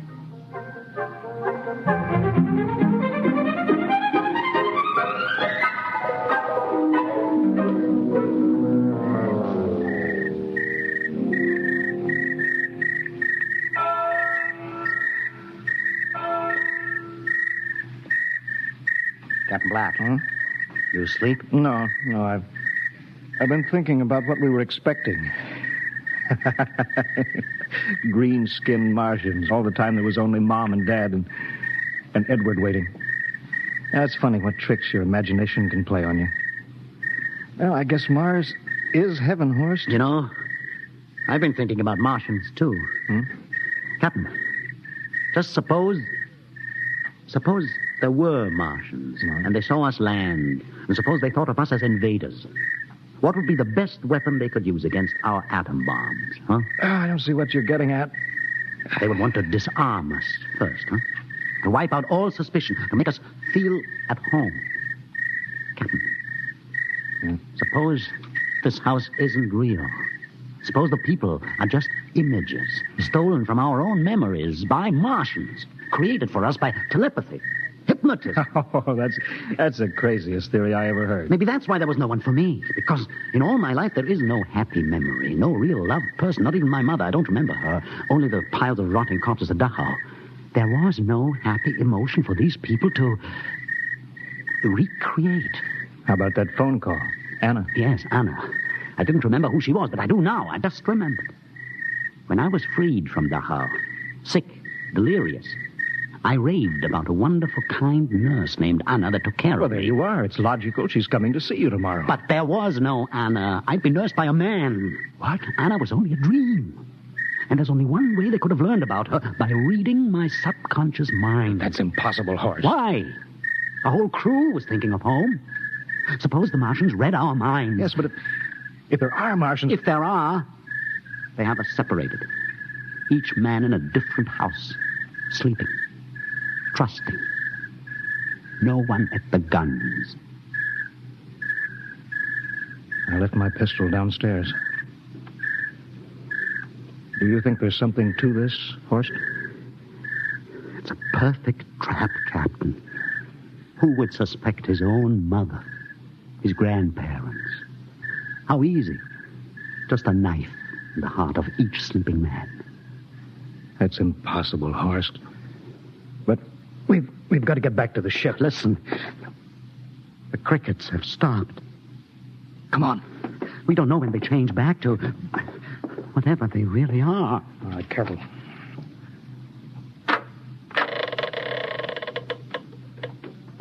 Where are you going, John? Ed, we wanted a drink of water. That's all, Ed. You're not thirsty, John. You don't want a drink. Look out! You don't want a His drink. face! It's changing! He's a Martian! Run, Horst! Run! You can't get away, John. This way, Horst! Horst, where are you?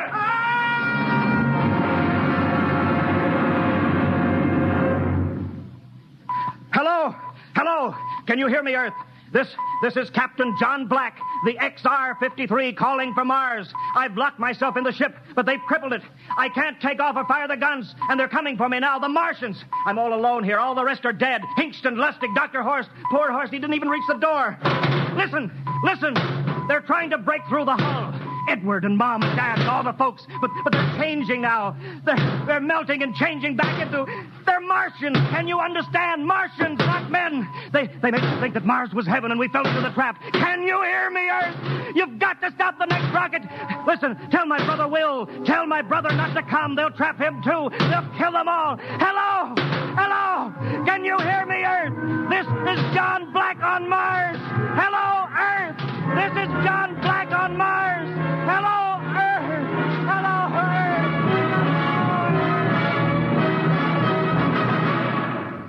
Earth. Tonight, X-1 has brought you the science fiction classic, Mars is Heaven, written by Ray Bradbury and adapted for radio by Ernest Kenoy.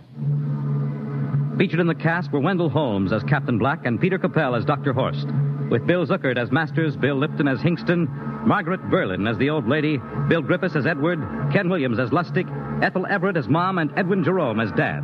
Your announcer, Fred Collins. X-1 was directed by Fred Wayne and is a transcribed NBC Radio Network production.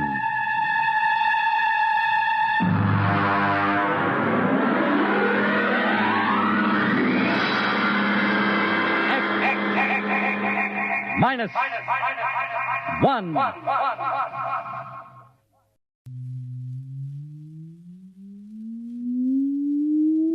Countdown for blastoff. X -5, -4, -3, -2, X -1. Fire!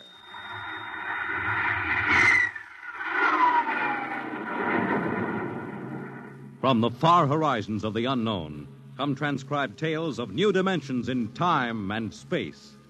These are stories of the future, adventures in which you'll live in 1,000,000 could-be years on 1,000 would-be worlds. The National Broadcasting Company presents X minus one.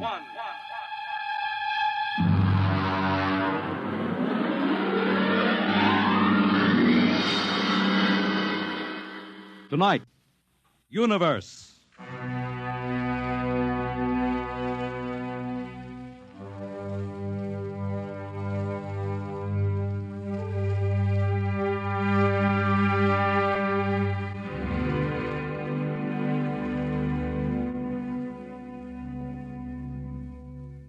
We are just beginning to discover how boundless our universe really is.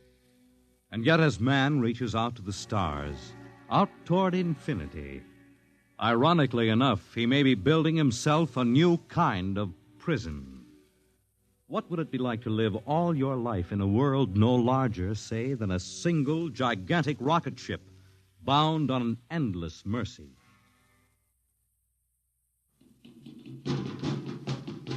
Hugh, look out! You all right? Yes, just missed me. What was it? A mutant with a slingshot, I think. Must have dash down that passageway. Want to go after it? Oh, we'd never catch it, Alan. It's probably 12 decks above us by now. I didn't think they ever came down this far. Trolls usually get them before they reach this level. Well, they get more daring with each generation. This one looked like a female. Male or female, it might have killed us. I told you this trip was pure foolishness, climbing 24 deck levels to hear a crazy old man rave. All right, Alan, we're almost there now. Let me see, compartment X, 15, level 24. This is the place. This area smelled as if it hadn't been visited by a sanitation crew for generations. This part of the ship is almost deserted. Yes? Is this the compartment of John the Witness? Who are you? My name is Hugh Hoyland, cadet from Scientist Barracks. This is my friend Alan Mahoney. What do you want of John the Witness? Well, only to talk. Are you a believer in Jordan? Naturally. I have heard that there are those among the younger scientists who doubt the word of Jordan. To doubt is death. We're not heretics. Ah, enter.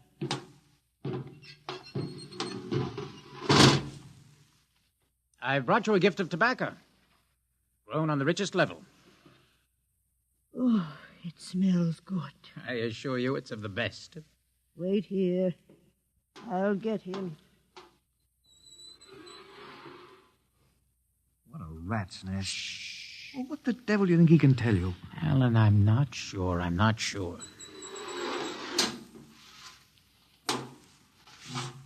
Well? Are you John the Witness? I am. Good evening to you. I'm Hugh Hoyland. This is my friend, Alan Mahoney. What brings a gentleman of the scientist class to my humble compartment? I've heard that you and your parents before you have been keepers of the legend of the ship. Since Jordan gave the word. I'm anxious to hear the word as Jordan spoke it. Why? Because our young scientists, well, among them there have been some who talk against the word. There are regulations against such heresy. Still, some of them say the ship has no purpose. They say that we are here accidentally, that we have no more grace in Jordan's eyes than the most deformed mutant who dwells in the highest level of the ship. What shall I say to you? Well, I wish to hear the word from the mouth of one who knows, in order that I may become more convinced. Sit. You have a gift for the witness? The finest tobacco. Good. I will dim the lights. Now pay close attention, for these are the words as my father's father's father gave them to his son's son's son. This is how the ship came into being, how our people were created. In the beginning there was only Jordan, thinking his lonely thoughts. Out of his thoughts came a vision. Out of the vision came a planning, and out of the planning came decision.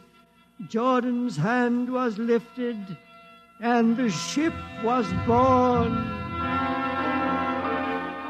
Mile after mile of good compartments, tank after tank for gold and corn, ladder and passage, door and locker fit for the needs of the yet unborn.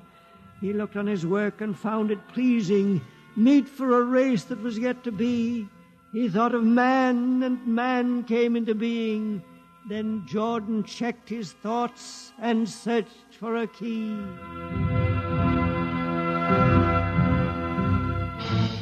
Man untamed would shame his maker.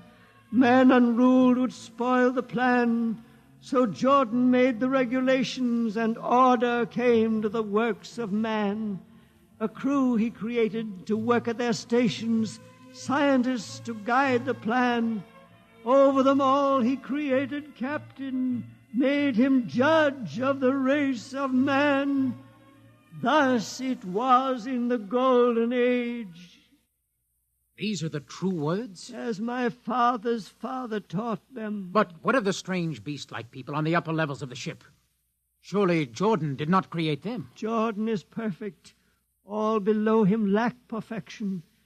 You have heard of the legend of Huff? I have heard that he mutinied against Jordan. Darkness swallowed the ways of virtue. Sin prevailed upon the ship. And before wisdom prevailed and the bodies of Huff and his followers were fed into the converter, some of the rebels escaped and lived to father the mutants. They are tainted with the sins of their fathers. Witness. One more question. Speak. What is the ship? The ship is a great sphere, 25 kilometers wide and 100 levels deep. I know that, but the upper levels. The regulations forbid us to venture into the upper levels, but it is said that beyond the levels of the mutants lies the forbidden place where Jordan's spirit prevails. So I've heard, yet something troubles me. Something which prompted my coming here. Yes, my son. What lies beyond the ship? What? What lies beyond the ship? This is heresy. Answer me. I will not permit such talk. The ship is complete. The ship is universal. The ship is everywhere. The ship is endless. Your mutterings are those of a frightened old man. They answer nothing. You question the words. I think you lie. Hear me, Mr. Hoyland. For what you have already said, I can have your body fed into the converter. Your soul launched on the endless trip. You threaten me. Hugh, for Jordan's sake. Do you think I fear this dried fig of a man? Hugh! Sir, my friend is impetuous. He does not understand. I might be persuaded to forget a substantial gift. Why, you pig! Hugh! Alan, come on. The sight of this so-called holy man offends me. No, you shall not leave. Don't try to frighten me with that gun, old man. Remain where you are, heretic. I warn you, put down that gun. No, closer. Drop it. No, very well, then. Death to the heretic. Alan, get him. Alan. He's not breathing. Is he dead? I don't know. Come on, Hugh. We've got to get out of here. Right. Now where? We can't go back. They'd feed us into the converter before we could even... What's that? An alarm. That old woman must have turned it in. Come on, Alan. The patrol will be here in no time. Where can we go? Yes, where? The upper levels. No, the mutants. We'll have to take our chances. Come on, Alan. Let's go. Listen, that's the patrol. Come on, we've got to climb. There's a hatchway down the corridor. All right, quickly. Oh, where we fire! Alan, up ladder. Up. Come on, Alan. Come on.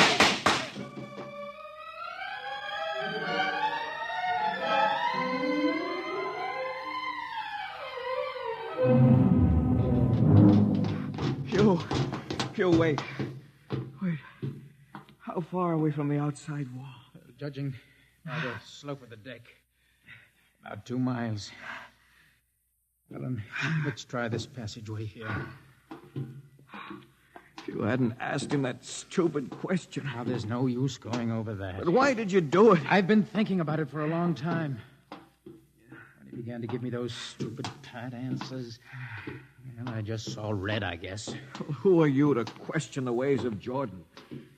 When you asked me to go with you to visit the witness, I thought you wanted spiritual help. I never dreamed. I'm sorry, Alan. I'm sorry. I couldn't foresee this. Wait a minute. What? I saw something move. Where? Near that bulkhead. I don't see anything.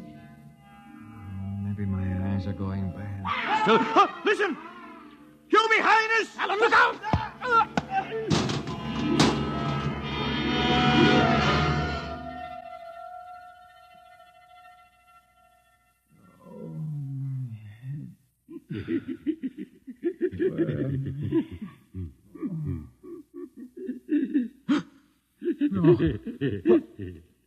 What are you?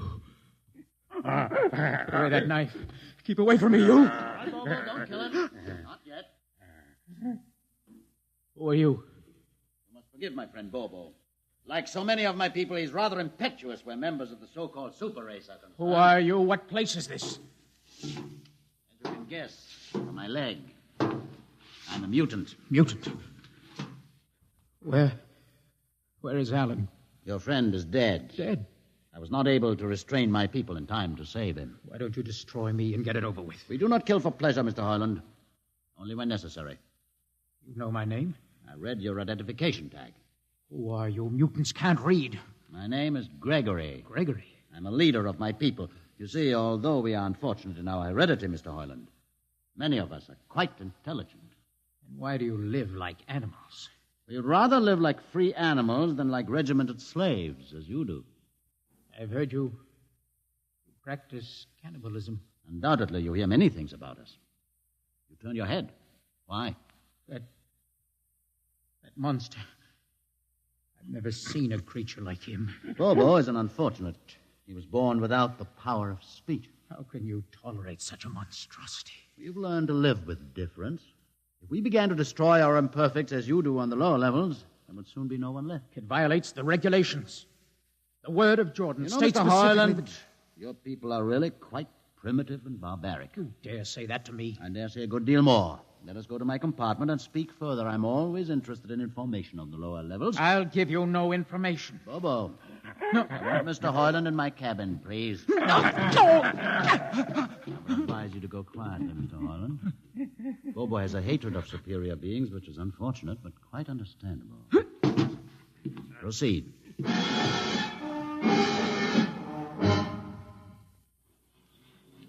Enter, Mr. Hoyland. This is where you live? Yes. But you have books. Stolen from your libraries, Mr. Hoyland. Compton's Astrophysics, Philosophy of Interstellar Navigation, Celestial Mechanics. You've read these? Most of them. I had no idea that you... Why did you bring me here? What do you intend to do? Do you believe in Jordan, Mr. Hoyland? There is no other belief. And the trip? I suppose you believe in the trip, too. What else is there to believe? When you die, your remains are fed to the converter, and your soul makes the trip. And where does the trip take you? Why, to Centaurus, of course. Ah. And where or what is Centaurus? Centaurus is... Mind you, I'm just telling you the orthodox answer. Centaurus is where you arrive when you've made the trip. A place where everybody is happy and where there's always good eating. And you believe this? Well, the peasants believe it literally, but many of the younger scientists, like myself, know it is figurative and symbolic. Why do you ask? Did it ever occur to you, Mr. Hoyland, that the trip is exactly what your peasants believe it is? What? And that the ship and all the crew were actually going somewhere, moving? The ship can't go anywhere. It already is everywhere. Imagine a place bigger than the ship, much bigger, with the ship inside it, moving inside it. Can't be any place bigger than the ship. There just wouldn't be any place for it to be. Oh, for half's sake, listen. You know the lowest level? Of course. If you started digging a hole in the lowest level, where would that hole go? It's forbidden to think such thoughts. Where would it go? I can't think about it. Bobo, we're going to take Mr. Hoyland to the place. No. Where are we going? To the top level. But that's certain death. Nonsense. I've been there 1,000 times. No. Come along. No, I won't. I won't. You can't make me. I think we can. No, please. Now, shall we proceed peacefully, or shall I have Bobo persuade you?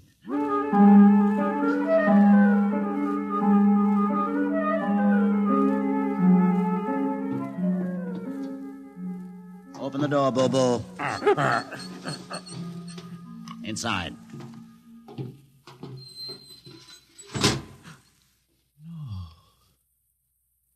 Place is this? This, Mr. Hoyland, is the main control room. Why, Mr. Hoyland, you're trembling. It isn't true. No, there's no such place except in mythology. Ah, you younger men are so wise, Mr. Hoyland, except for one thing. This happens to be the main control room of the ship. Main control? But it's just a huge room with an instrument panel. And what did you expect? How do you know this is the main control room? See these instruments? Using them, the navigator many hundreds of years ago actually steered the ship on its voyage. I don't understand. I didn't suppose you would. Sit down. Very well. Look up. What do you see? A huge shield. Watch it for one moment, Mr. Hoyland. You're going to see something that few of us have ever been privileged to witness. What are you doing? I'm dimming the lights. Don't be frightened. Keep your eyes focused on the shield above us. Ready? Watch. It's sliding back. Ghost of Jordan. Well? What am I seeing? The universe, Mr. Hoyland. The universe in all its beauty. The stars, the planets, the suns and moons and constellations. No, it can't be. The ship is the universe. There is nothing but the ship. Ah, but there it is. You see it before your eyes, spread out like a canopy of glory. Do you still deny it? Answer me, Mr. Hoyland. Do you deny it? No. No, I can't deny it. They've lied. They lied to all of us. Good. I have showed this to others of your people whom we captured, and though they saw it before their very eyes, they would not believe it. Please. Please tell me all about it. Tell me the truth about the ship and about the universe. What are these things? How did this come about? Many thousands of years ago, on a planet like those you have just seen, a planet called Earth, a scientist named Jordan decided to build a ship that would carry men from one planet to another. For many years, Jordan and thousands of others studied and planned. And when they were finished, they built the ship. A ship so large that it had to be assembled in its own orbit beyond a place called the Moon. 60 years it took them to construct. And when it was finished, a whole new science had been conceived. Then the trip was begun. The trip that was to land a colony of Earthmen on a far-off planet called Centaurus, millions of light years beyond the furthest planet ever reached before. How do you know these things? Among my books are the log, which Jordan himself kept, and the records of the journey for the first 40 years. What happened? There was a mutiny. A man named Huth led a rebellion of those who wanted to turn back. In the struggle, the navigators were killed. The crew fell into a state of anarchy. In the years to follow, small groups of men tried to organize the ship for navigation, and each time they failed. Finally, the whole idea was abandoned. And so, for centuries, we have swung in space, unmanned, undirected, living in a lost world of our own making, without purpose, without direction. Why have you told me this? Can't you guess? You want to finish the trip. Yes, but I can't. You can't? Look at me, Mr. Hoyland. You see, a mutant, a man with a twisted leg. My people are outcasts, condemned to death if we so much as set foot in the lower levels of the ship. The main drive is in the lower levels where my people are forbidden to go. No. It would mean that both our people would have to work together. Our differences encouraged rather than denied. All right. I'll see the captain himself. I have an uncle on the Central Board. I'll tell him what I've seen here. And do you think he'll believe you? Send one of your people with me. That's asking a good deal. I'm risking a good deal by going back. Very well. Bobo will go with you. Bobo? He can't talk. There will be no need for talk. I will write a message guaranteeing safe conduct for a group of unarmed scientists to visit the main control room. Bobo will take you safely through our territory. What happens when you reach your own level is up to you.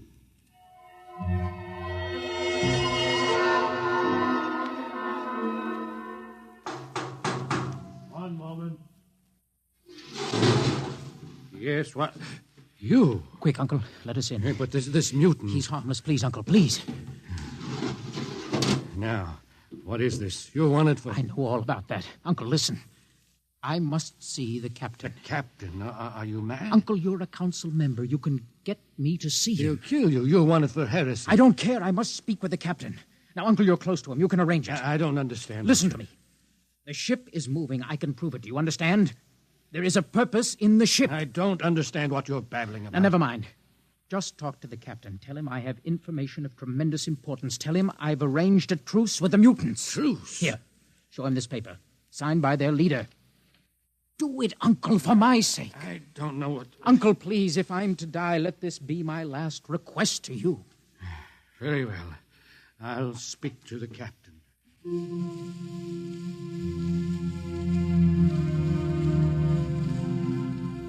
And you say, Mr. Hoyland, that you saw this with your own eyes? I swear it, Captain. I swear it on the word of Jordan. Let me see the paper again. Commander Erst, what do you think? I don't know, sir. It might be a trick. I guarantee you safe conduct. If these things are as Mr. Hoyland reports them, it would pay to risk a few lives. The man is a convicted heretic. Still, we must not discount his word. He has a safe conduct, and the mutant risked its life coming with him. I think we might investigate. Captain, you mean you will do it? I will have an expedition outfitted. Dismissed, Mr. Hoyland. Thank you, sir.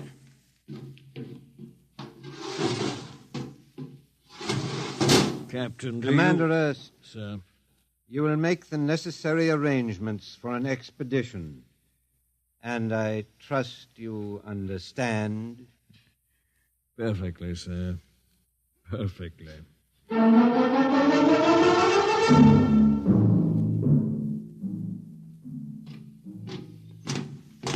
Lieutenant.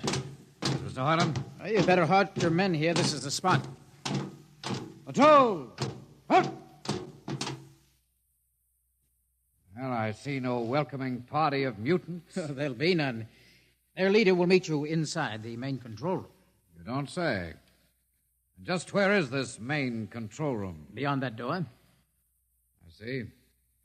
All right, men. Ready up. Lieutenant, why do you ready arms?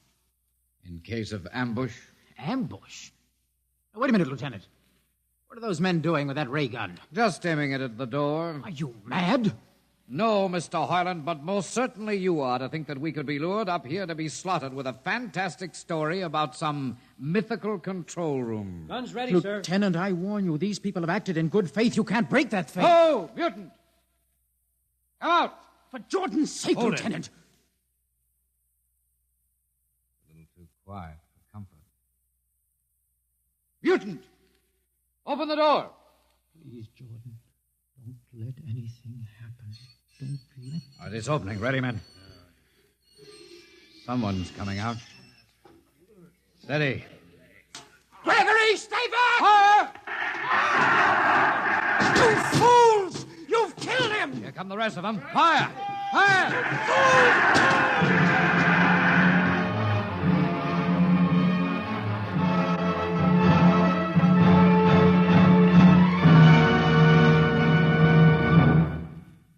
That should teach them a lesson they won't forget. All right, men, inside the room. Come along, Harlan. You're under arrest as a conspirator in this ambush. Ambush, you fool. You blind, stupid fool. All right, that'll be enough. You've been inside this place before? Yes. What's this machinery? These are the controls he would have used to steer the ship. Gone out of his mind, Lieutenant. Steer the ship? Who? The leader, the one you killed. This ugly mutant? This ugly mutant happened to be a man of true genius. Why, you're mad. Am I? Lieutenant, this man had a vision which would have saved you, but you chose to kill him because you couldn't stand the sight of his difference from you. Shut up, Highland. Don't listen to him, man. You can't shut your eyes, and you can't shut your minds, and you can't shut your ears to this. The roof's moving back. Yes, look. Let the vision of this confound your ignorance and blind your eyes. This is the heritage of stars and open skies, for which men have yearned for centuries. Try to destroy this, and you will only destroy yourselves. Death to the heritage. But I say to you that you can't keep this from our people. They will seek it out. The ship will be manned, and the ship will be steered, and there will be freedom, purpose, and respect for ourselves. This is your heritage. Look upon the universe. Kill him.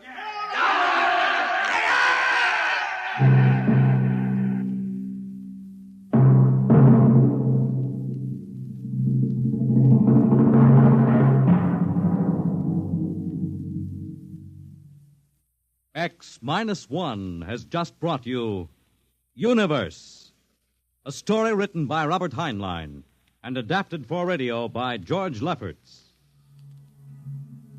Heard in the cast were Donald Buca as Hugh, Peter Capell as Gregory, Bill Griffiths as Alan, Abby Lewis as the woman, Edgar Staley as the witness, Jason Johnson as the uncle, John Seymour as the captain, and Ian Martin as the lieutenant.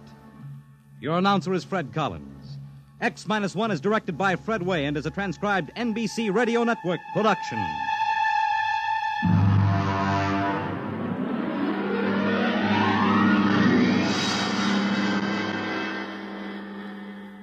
And now, next week we have a strange story to tell. A sweet, blood-curdling little story that is really only 2 sentences long. The last man on Earth sat alone in a room, and then there was a knock on the door. What knocked on that door? You'll find out next week on X minus 1.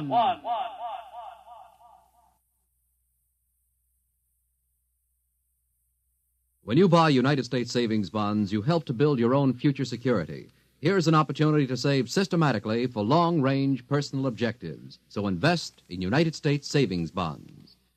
Now follow the Abbotts to mystery and adventure over most NBC radio stations.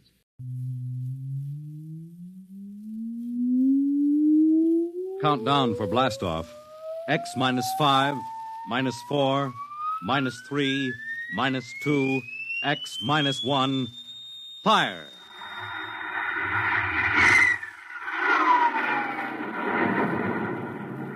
From the far horizons of the unknown come transcribed tales of new dimensions in time and space.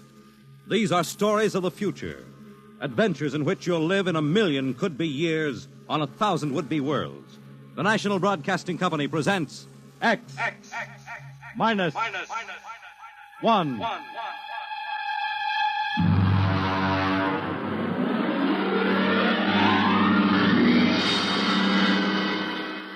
Tonight, the science fiction classic, Knock, by Frederick Brown.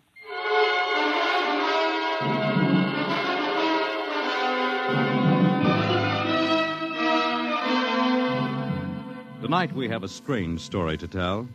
A sweet, blood-curdling little story that is really only 2 sentences long. The last man on Earth sat alone in a room. There was a knock at the door.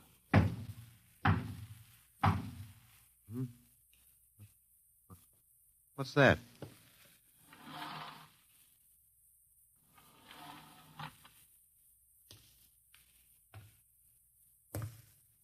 Good morning, man. What? Who are you? You have regained consciousness. Who are you? I am Zan. I'm still asleep, I must be. You are not asleep. Maybe if I close my eyes, it'll go away. I will not go away, man. Oh, I guess I'm awake. What are you? I am a Zan. What's that? A Zan is intelligent life. Look, I don't... What happened? Where are you from? From Planet 7 in the 3rd galaxy in the 4th quadrant. Where? It is not necessary to repeat information which is correct in the original statement. Planet 7, but... You mean I'm not on Earth? You are still on your planet. Then what are you doing here? The Zans have annexed your world. You mean you've conquered Earth? Yes, that is correct. We will now prepare your planet for habitation by the Zan. How about the people? What about the population of the world? You are the population of the world. Hmm? Now, wait a minute. I can't... I don't understand what's happened. The Zan have landed on your planet. We have removed the lower life forms to prepare for colonization by the Zan. When did all this happen? 2 days ago. You have been unconscious until now. You really mean I'm the last man on Earth? That is correct. Identify yourself now. What? Kindly provide data as to your position in the elementary social order of your planet. Oh. I'm Walter Phelan, Associate Professor of Anthropology at Nathan University. How do you speak English? We have deciphered your written and recorded records. It is not difficult to reconstruct your language. It is a primary type of auditory communication. Oh. Is there anything you want to complete your natural habitat? You mean I'm a prisoner? That is correct. What will you want further in your room? Do I have to stay here? Yes. The rest of my life? Forever. You better bring me my books. That will be done. That's rather considerate of you. You know, I've got to call you something. Do you mind if I call you George? It is immaterial. I will be back, Associate Professor of Anthropology. Oh, that's all right, George. Just call me Walter. Very well, Walter. I will be back with your books. All right, George. I'll be seeing you around. You will not be around, Walter. You will be here.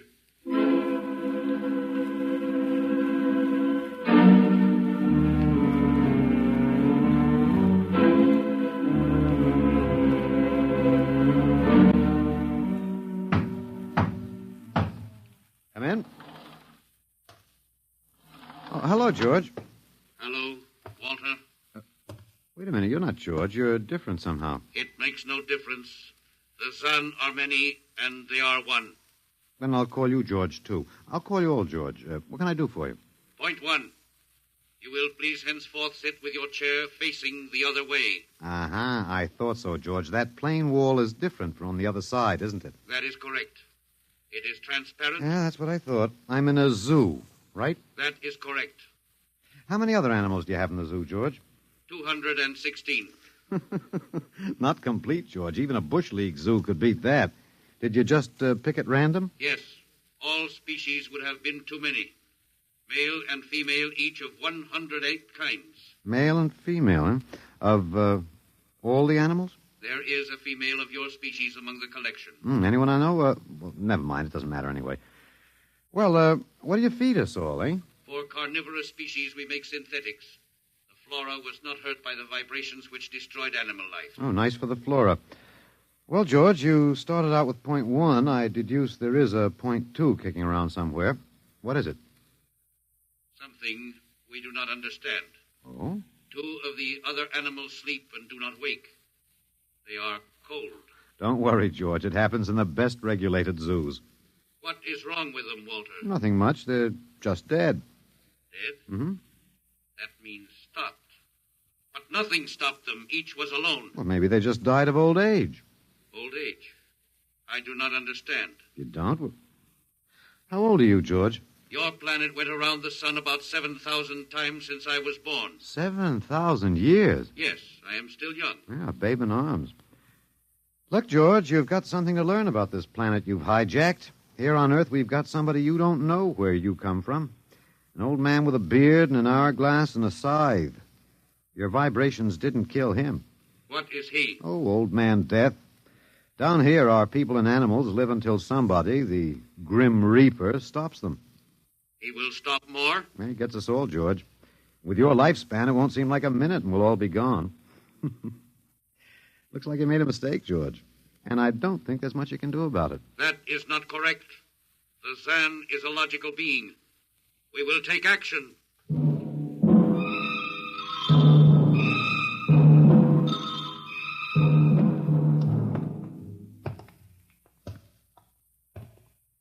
Well, George, where are you taking me? We will be there shortly. We will bring your books and your chair. You mean my lease is up? I do not understand. It's moving day? That is correct. We are here now. You will live here now, Walter. It is a larger room. Well, be it ever so humble, there's no place like home. Go inside. Oh, be careful with those books, George. Don't lose my... Oh, excuse me. Who are you? What are you doing here? I guess George didn't explain. George tries to be polite, but he hasn't quite caught on yet. I'm Walter Phelan. My name is Grace Evans, Mr. Phelan.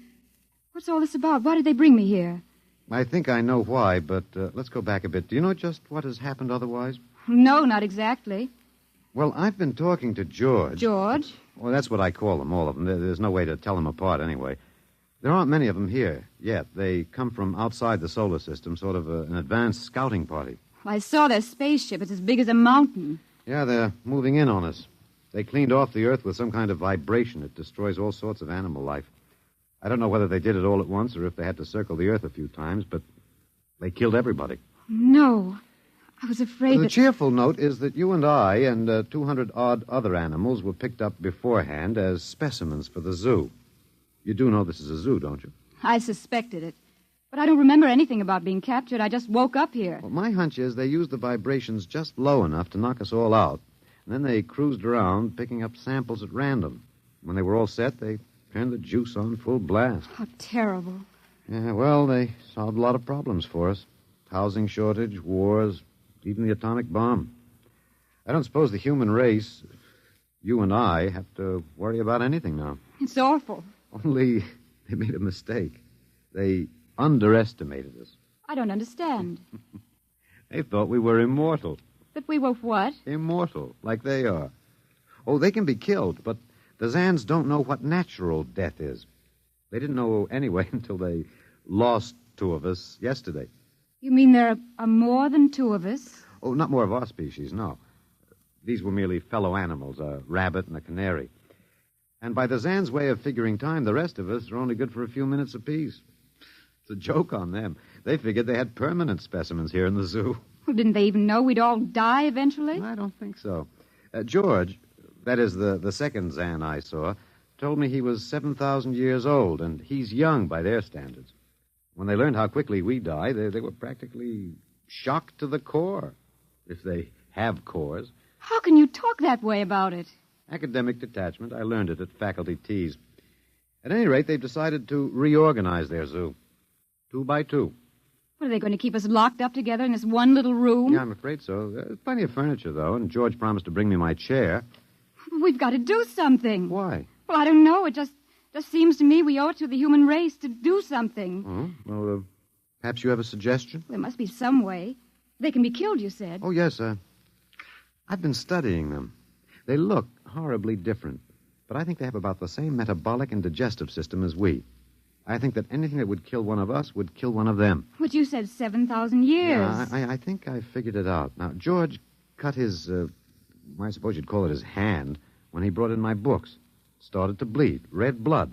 But I could see the cut closing as he stood there. By the time he left, it was healed. I don't understand. Well, you see, whatever factor there is in man that makes him grow old is missing in the Zan. Their regenerative powers must be unlimited. They just don't wear out. They go on and on until they're stopped. Suppose we killed one. There must be some way. Oh, what would be the use? They wouldn't even punish us. They'd just give us our food through a trapdoor and put up a sign saying, "Beware of the man. Dangerous." I don't think they'll even have to bother in your case. I don't see anything funny. I'm sorry. It just reminds me of Martha. Martha? My wife. She died 2 years ago. I'm sorry. Well, not at all. It was a pleasure. That'll be George with my books. Come in. Hello, George. Hello, Walter. Point 1, I have brought your books. Mm-hmm. Point 1, eh? What else is on your mind? Another creature sleeps and will not wake. Oh? A small feathered one called a duck. Well, it happens, George. I warned you. Old Man Death, the Grim Reaper. I told you about him. Walter, the Council of Zan has met. It has been decided logically that A, no life form can withstand the full-strength vibrations with which we cleared your planet. Therefore, the Grim Reaper you spoke of does not exist. Pretty neat, George. What's B? B, the only intelligent life to escape the vibrations is you. Therefore, the logical conclusion is you are stopping these animals by some means unknown to us. George, you are off your trolley. You will tell me now how this is done. You've got me. Yes, we have. It is necessary to save the remaining specimens as long as possible. If we do not get the information, we may be forced to dispense with your species entirely. This means you, Walter, and the female. Now, hold on, George. Don't go off half-cocked. Let me take a look at these animals that won't wake up. I will take you there now. Go first, Walter. After you, my dear George.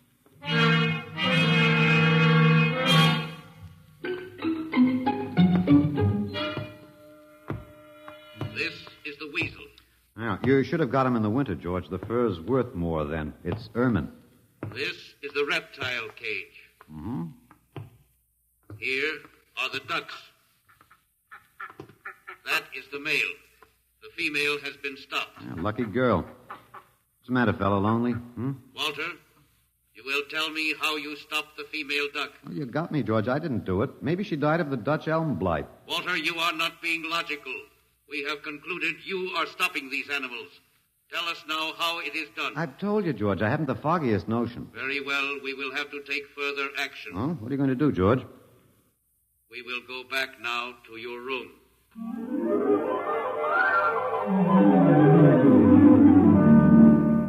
What happened, Mr. Phelan? You might call me Walter. After all, George does. And we have more in common. Please, what happened? Oh, just a dead duck. George thinks I killed her by remote control. He wants me to tell him how. Did you? Look, I'm just an ordinary anthropologist. There's no telling what those animals died of, just natural causes. But George can't see it that way. He thinks I'm holding out on him. Good. What? At least we can get back at them some way. At least we can do something to them. Well, why? After all, George isn't a bad fellow, if you like an ant mentality. How can you say that? Well, they murdered the human race. I suppose so, but we can't change that now, so why think about it? We just can't sit here and do nothing. I fail to see how we can do anything else. But at least we could be fighting. I can't see the virtue in that.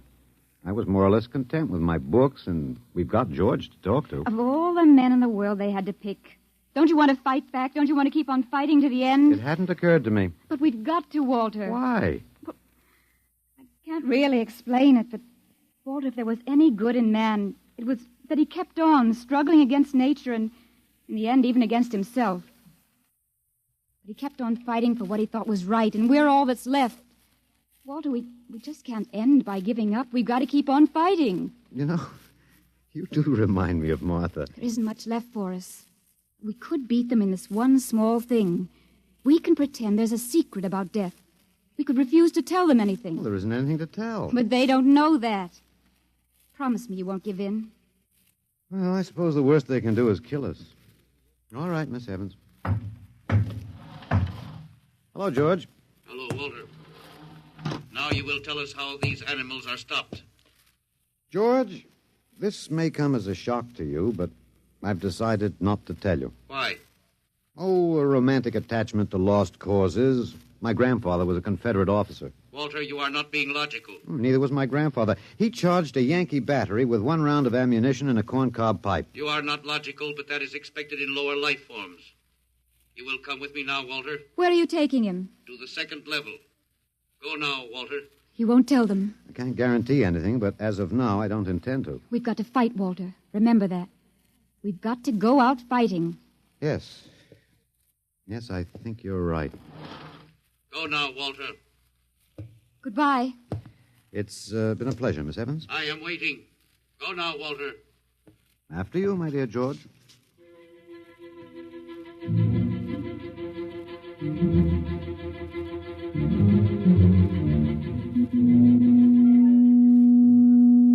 You will tell us now, Walter? That was the first level of vibration. There are many more. However, we have calculated that none of them exceed your threshold of unconsciousness. Oh, very clever, George. Of course. You will tell us now, how do you stop these animals? You will tell us now? As of now, no. However, I'm not very brave, if that encourages you, George. You are not being logical, Walter. You're telling me. We will now use vibration level 2.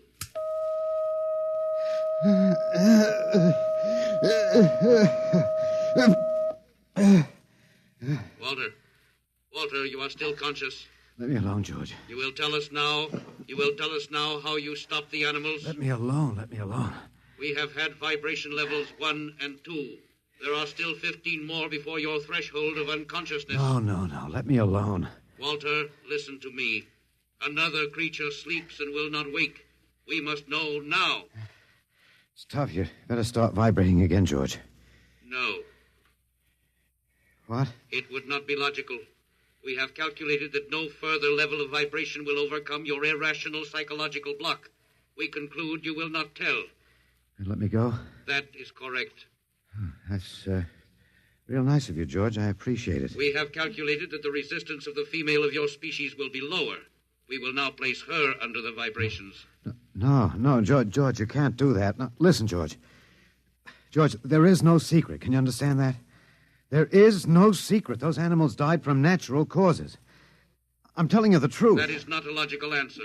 We will get the woman. I've told you the truth. Can't you understand? We must know now. The female animal cage next to the duck has been stopped. We must preserve the survivor. The animal next to the duck? We will bring the woman here. She will tell us after the vibration. No. Listen, George.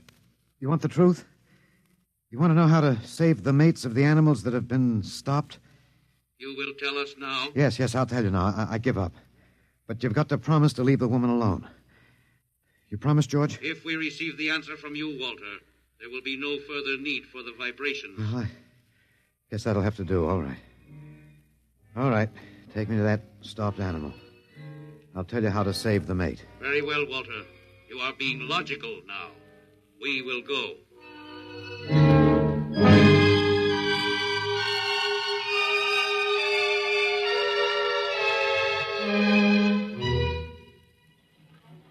Walter, are you all right? Just let me catch my breath a minute. What did they do? What happened? After a while, I told them what they wanted to know. Oh, no. As George pointed out, it seemed to be the logical thing at the time. But you promised. I know. It was our last chance to beat them on even one little thing. Perhaps. You mind if I sit down? You gave up. I suppose you could call it that. I'm very tired. They've beaten us completely then. There isn't even anything we can do. The last of the human race, and we give up. We don't even die fighting. Oh, it isn't that bad. Something might turn up, Martha. What did you call me? Huh? No, I must have said Martha. Sorry, she was my wife. She died 2 years ago. What were you saying? Nothing. It doesn't matter. It's too late. It's too late for the whole human race. What now, George? The Council of the Zan has met. No? Something wrong, George? A Zan has been stopped. What? Zan is dead? That is correct. Well, you didn't believe me, George. But you can die. You can really die. You'll have to get used to that if you're going to stay here. The Council has decided. A, you have in some way stopped this Zan. B, you and the woman must be eliminated. Walter. No, you've got it wrong, George. The Council has decided. This time you will have the full vibration. This time? Walter, what did they do to you? Oh, they have a rather effective third degree. They tortured you, Walter? Yes. And I thought... Oh, Walter, it was all my fault. I wouldn't even have tried without you. I suppose we have a last chance now to end with some dignity.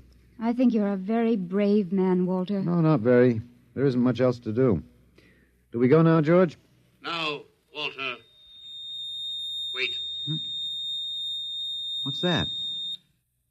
I have been told another Zan has died. Now will you believe me? The Council of the Zan meets now. 2 gone already, and you were with me, George. You know I didn't kill this one. What stopped him then? I told you, it's Old Man Death. You came to the wrong planet, George. Your immortality doesn't go down here.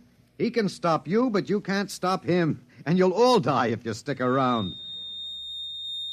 What now? The Council has decided. This is a place of death. We will leave your planet. Leave? You mean you're giving up? It is not safe for the Zan.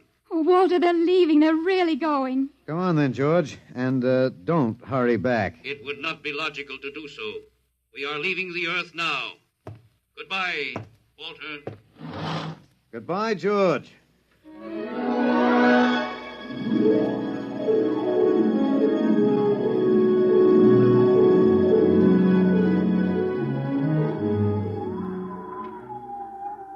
Well, they're all aboard now. So wonderful to feel the sun and the wind again. Yeah, they've closed the hatches. Walter, is it safe for us to be out here? Yes, they're not interested in us any longer. They only want to get away. And I want to see this, Grace. The Zan leaving Earth forever. They're blasting off. There they go. Yes, it's all over now. Well, I suppose we might as well go back in. I still don't understand. Walter, what made them go? I just told them the facts of life. Of death, you mean? No, of life. After all, I thought George was old enough to know. At 7,000 years, he was going to be a pretty big boy. I wish you'd stop joking and tell me what happened. Look out for the step. Well, you remember when the first animals died? The rabbit and the duck? Yeah, and their mates just started to pine and waste away? Yes. Well, that worried the Zan. They wanted to keep the last specimens alive if they could. So finally, I broke down and told them about affection. Affection? Yes. And then I introduced Donald. Donald, who's that? Here we are. Grace, meet Donald. Oh, Walter, please. What does affection have to do with it? That's what the Zan wanted to know. I told him it was love that made the world go round. that having lost his mate, Donald would die immediately unless he had affection and constant petting. Petting? Hmm? I even showed him how. Here, fella, come on. Come here. Yeah. I held Donald in my arms, and I petted him a while. Then I let the Zan take over with the animal in the next cage. What animal? Take a look. You mean this cage? Mm-hmm. Watch out. Don't go too close. Walter, it's a rattlesnake. Yes. Their metabolism made it impossible for them to die of old age, but I had a hunch that they could be poisoned. Well, then it was the snake that killed the two Zan. Mm-hmm. They never even knew what bit them. Then you outwitted them, Walter. Well, I suppose... I thought you'd just given up. Oh, Walter, I'm so ashamed. You don't have to be. I had given up. I probably wouldn't have fought if you hadn't pushed me. Well, we've got a world to plan. A new world, Grace. I know. We'll have to decide which animals to let out of the zoo and which ones it'd be safer to keep in. But first, there's a bigger problem. What's that? The human race. Oh. We've got to make a decision about that. Pretty important one. Yes, but... It's been a nice race, even if nobody won it. Of course, it may go backward for a while until it gets its breath, but we can save the books and all the most important things and get it started ahead once more. No. It's the Garden of Eden all over again. But, Eve, you'll have to watch out for that snake. Now, don't be ridiculous, Walter. You know, funny, you even blush like Martha. Only you're stronger than she was. Prettier, too. I wish you'd forget about Martha. I think I will, my dear, if you'll give me time. Now, Walter Phelan, you listen to me. If you think for 1 minute that I thought it would never happen to me again. But it is love that makes the world go round. So, Grace, if you could only... No. I wouldn't marry you if you were the last man on earth. But that's exactly what I am. I don't care. I don't even want to talk about it. I'm going out. All right, my dear, but think it over. And please come back.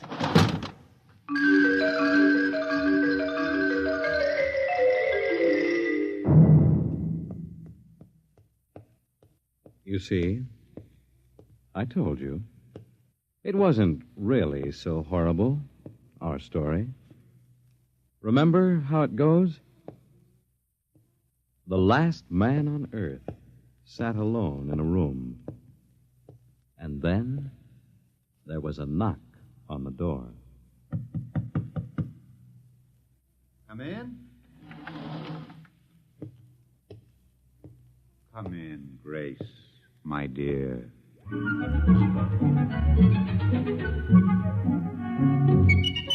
You see, it wasn't horrible at all.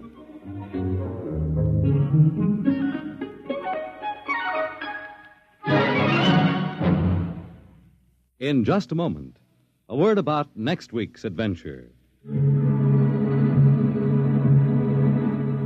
Tonight, by transcription, X-1 has brought you Knock by Frederick Brown, adapted for radio by Ernest Kinoy. Featured in the cast were Alex Scorby as Walter, Laurie March as Grace, and Louis Van Ruten as the Zan. X-1 was directed by Fred Way and is an NBC Radio Network production.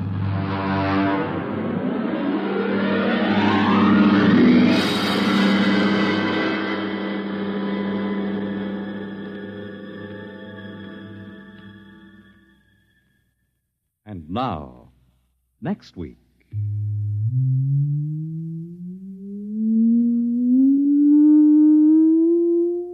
A strange and chilling story from the Bureau of Missing Persons. The story of what occurred when they accidentally intercepted a short-wave message, a cry for help from a missing atomic scientist who told them the fantastic story that he was now the man in the moon. How did it happen? You'll hear next week at X minus 1.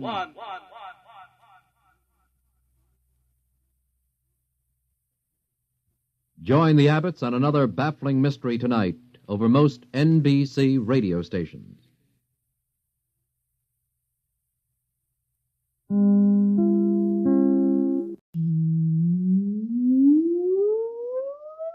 count down for blastoff. X minus 5, minus 4, minus 3, minus 2, X minus 1, fire.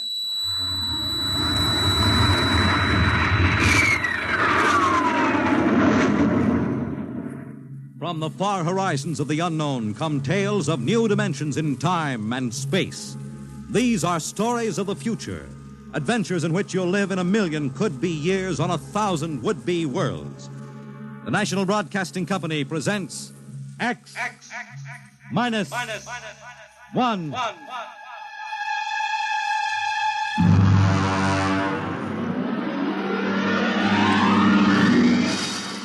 Tonight's story, The Man in the Moon.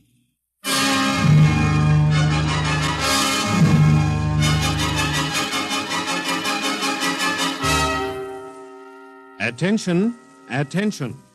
This is the Federal Bureau of Missing Persons calling all local agencies. Attention, this is a coded report nationwide. Missing since 9 o'clock this morning the following persons: Smigley Jonathan, 5 feet 8 inches tall, brown hair, brown eyes, mastoid scar behind right ear, last seen wearing blue top coat and tan cap, wanted by Los Angeles. Hello, get off this wavelength. This is a restricted band. Hello, Earth. Whoever you are, you're on a coded wavelength. Tune out. This frequency is reserved for the Federal Bureau of Missing Persons. Hello, Earth. This is the moon calling Earth. Hello, Earth. This guy's loony. This is Jake in transmission. Jake, this is Charlie of the code room. Some crackpot is on our frequency. Yeah, I heard him, Charlie. I've got CQ trying to trace a source now. We should have a triangulation any second. Well, hurry it up, will you? Some ham is in for a good stiff fine by the FCC. Yeah, they ought to take his license away. Oh, here comes Lenny with the directional fix. Right. Thanks, Lenny. Hey, what's this? This is impossible.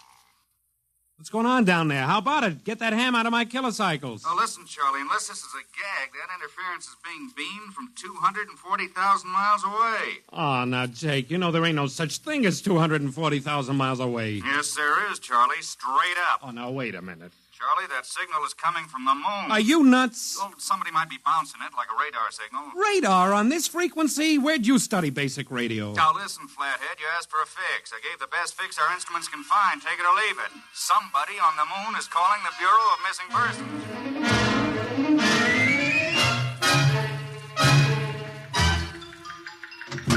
Mr. Timken! Mr. Timken! What's the sweat, Charlie? Shouldn't you be broadcasting? Listen, Mr. Timken. You know I'm a sober citizen, right? Hmm? Never once have I broadcast with the smell of alcohol on my breath, right? Right. In all your 12 years here at the Bureau, did I once what's ever... What's the matter, Charlie? We're picking up a message on our wavelength. Well, did you report to the FCC? I ain't got the nerve. Well, what's wrong? You'll scream when you hear this, Mr. Timken. You'll jump right out the window, but... we are getting an SOS from the moon.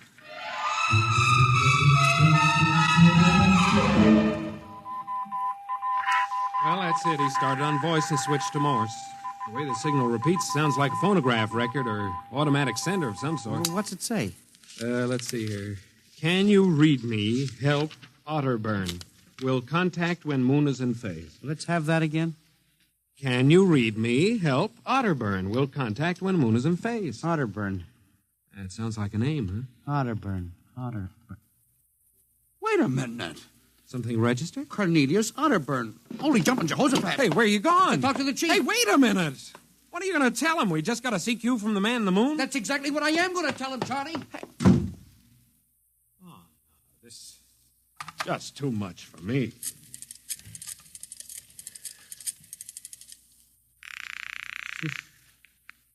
Washington Star Ledger. Let me have O'Brien on city desk. A moment.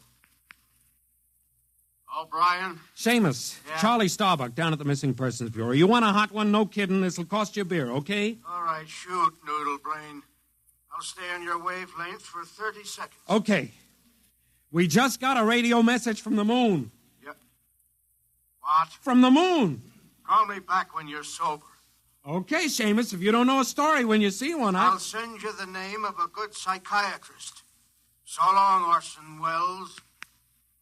How do you like that? He don't believe me.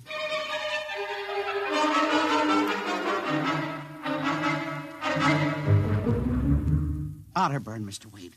Now, does that name ring a bell? You're the man with the photographic memory, Henry. What about Otterburn? Cornelius Otterburn, atomic physicist, reported missing from his home in Baltimore on June 5th, 1945. Just 5 years ago. Vanished completely. Are you trying to tell me you really think there's something to this man-on-the-moon business? Henry, I'm surprised at you. This is some crackpot trying to jam the airwaves. Yes, but the name Otterburn is so unusual. So are a lot of names. But I have a theory that... I was afraid of that. Henry, you always have a theory. Let's see, what was it last year? Oh, yes. That people disappear in occupational cycles. But it's true. Please, Henry, I'm a busy man. You expect me to believe that this Otterburn is sitting up on the moon, sending out shortwave messages? Well, he might be on Earth bouncing the messages off the moon. But who's to say he isn't on the moon? Henry, as chief of this bureau, I have my hands full trying to coordinate reports from 48 states and Alaska. I have no time to include the moon. But, Mr. Wade... Out, Henry. But, Mr. Wade... Out, I'm busy. Yes, sir. Oh, here.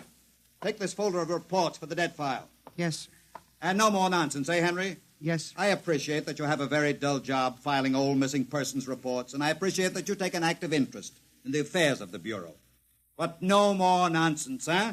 No, sir. No more nonsense.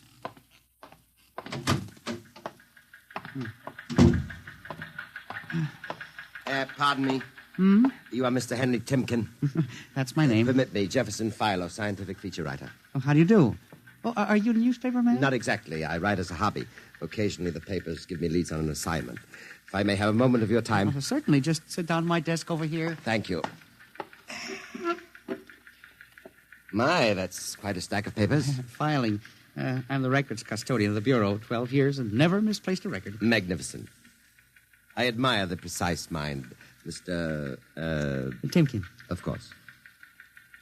Now, Mr. Timken, Mr. O'Brien, the editor of the Star Ledger, said I might drop by and investigate a rumor. Only a rumor, mind you, that a message from the, moon? Well, we aren't certain it's from the moon. It may be a bounce. They have bounced radar waves off the moon, you know. Yes, I know. I wrote the first newspaper article on it. Really? I'd be interested to read it. I must have a copy in my briefcase. Well, don't bother. Oh, but I insist. Oh, yes. There you are. I'll leave it on your desk. Oh, thank you very much. Now, about this message from the moon, Mr. Timken. Well, now, we don't know for sure, as I said. But I believe that this message, wherever it originates, is from Cornelius Otterburn. The physicist? Oh, do you know him? I once wrote an article on his contributions in nuclear mechanics. A brilliant man, Otterburn. Years ahead of his contemporaries. Well, whoever is sending those signals, if he isn't on the moon, is at least using the moon as a sounding board, bouncing the signal. But why, Mr. Timken? Why? Well, if you will come here tomorrow night at 8, Mr. Philo, we may learn the answer to that question. I've arranged with Charlie, our radio man, to let me use the equipment. May I consider this an invitation? You certainly may. Very well, sir. Until tomorrow night, then. Goodbye, Mr. Philo. Let's see now. Aiken, Abelard, Abramson, Rono, Atch... Well, that's funny. Now, where did this list of names come from? Paul Ahrens, astromathematician. Robert Simons, electronic engineer. Carl Parker, mining specialist. Well, this must have got mixed up with the papers on my desk by accident. Peculiar list of names.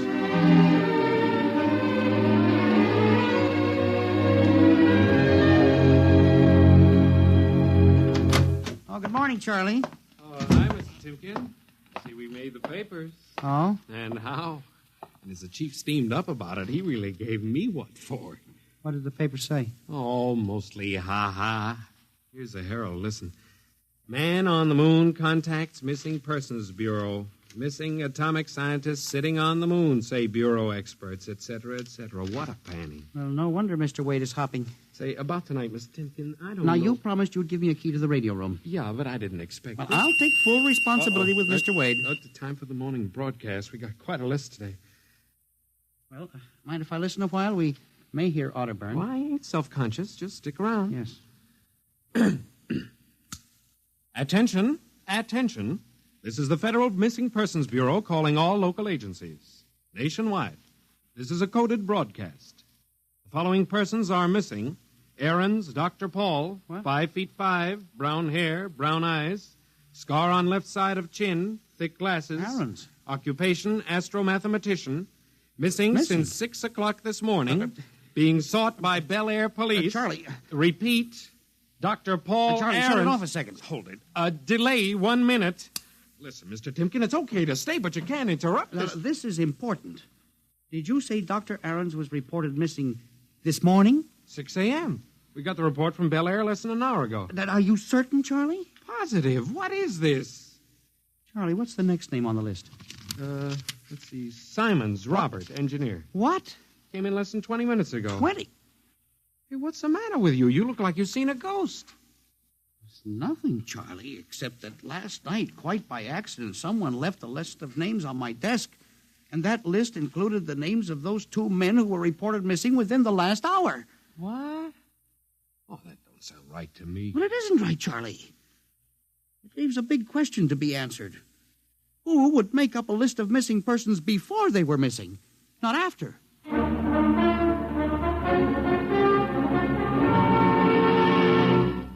And you say this list of names was left on your desk accidentally? Well, I believe so, Mr. Wade. Do you have any ideas, Henry? Well, it's hard to say. Mr. Philo left some papers from his briefcase. Mr. Philo? Well, a science feature writer. I see. You were the leak on that story, then? Yes, sir, I'm afraid I was. I didn't think it would be treated as a laughing matter. Well, we'll deal with that later. Yes, sir. What's this Philo like? Well, he's a strange old duck, bald, thick glasses, tall. He walks stooped over. Seems to know a great deal about scientific data, but, of course, being a science writer, Is there any other possibility? I believe that this is all hooked up with the broadcast from Otterburn. That seems to be a very remote possibility. Well, the Missing Persons Bureau deals in remote possibilities, Mr. Wade. I do not require a statement of policy. Yes, sir. What's the theory? Well, for some time now, it has been my contention that in a country like ours, where even the cleverest criminal can be ferreted out and located eventually, there is no such thing as a missing person. I was afraid of that. Now, for 12 years now, I have kept the central files, where information from all over the country is channeled and recorded. I have made a private study. This is beginning to sound familiar, Henry. And I have discovered that each year, literally thousands of persons vanish, leaving no trace. They are never located. Where do they go? Nobody knows. And they disappear in interesting cycles. What sort of cycles? Occupations, for example. One year we'll have a run on, well, say, coal miners. Next year, the proportion of engineers increases. And then scientists. And what do you think happens, Henry? I don't know, Mr. Wade, but I'm beginning to suspect that somebody else has discovered the same phenomenon, even to the point, perhaps, of being able to predict who will turn up among the missing next. Philo? Well, I don't know. But I would like to find out. And you think Otterburn may be a part of this picture? Mr. Wade, I definitely do. Henry, do you honestly expect me to buy an idea like that? It is more than an idea. The 2 top men on this list are missing, and... Maybe so, but the rest of them aren't. Parker, Watson, Gibbs. Why, I saw Parker in the restaurant where I had lunch today. Yes, but and if Mr. you think Wade... I'm going to make myself a laughingstock by accepting such a crack-brained theory... Well, Excuse me. Yes. Hello, Wade speaking. Yes? Yes? I see. What name? Just a moment. Henry, let me see that list again. Here you are, sir. Go ahead. I see. I'll get back to you. I guess I owe you an apology, Henry. Sir? Carl Parker was just reported missing. Parker? 3rd man on your list. Holy mackerel. Exactly. Henry, for a good many years now, I've ridiculed these theories of yours. I don't know.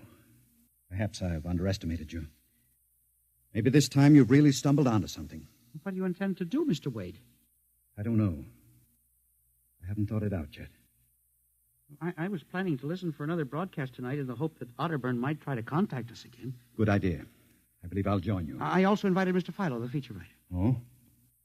I'll be glad to meet him. I'm beginning to get interested in you, Mr. Philo. Mr. Wade, you don't think... That he's mixed up in this? Yes, sir. I don't know, Henry. But it suddenly strikes me that we don't know very much about him, really. We ought to contact the police. No, Henry. I think we're better off keeping this between ourselves for the moment. We're dealing with the unknown. And in solving an equation for the X factor, it's often easier to limit the number of terms. You follow me? I don't know, Mr. Wade. There may be more danger in what you have discovered than you are aware of. Let's keep it quiet. Do you agree? Maybe you're right, Mr. Wade. I hadn't thought of the danger involved.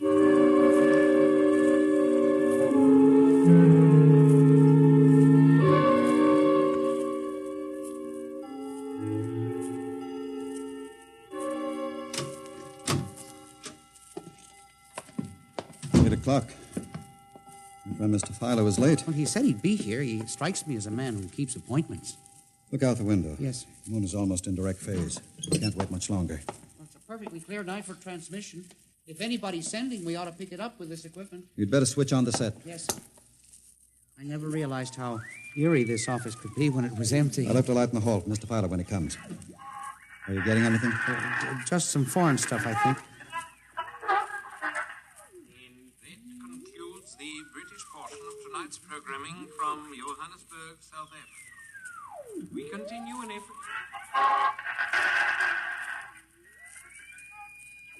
That's a peculiar transmission sound. Earth. Now, that sounds like something. See if I can work the selector. The moon is in phase. Yes, sir. Hello, Earth. Can you hear me? I'll try to return. Hello?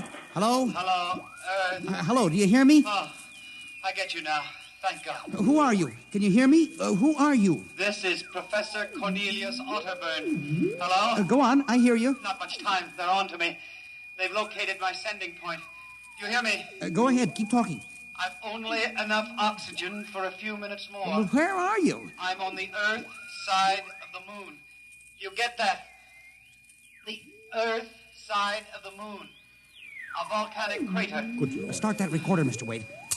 Go on. Explain, please. Explain, Now please. listen closely. There is an Earth colony on the moon.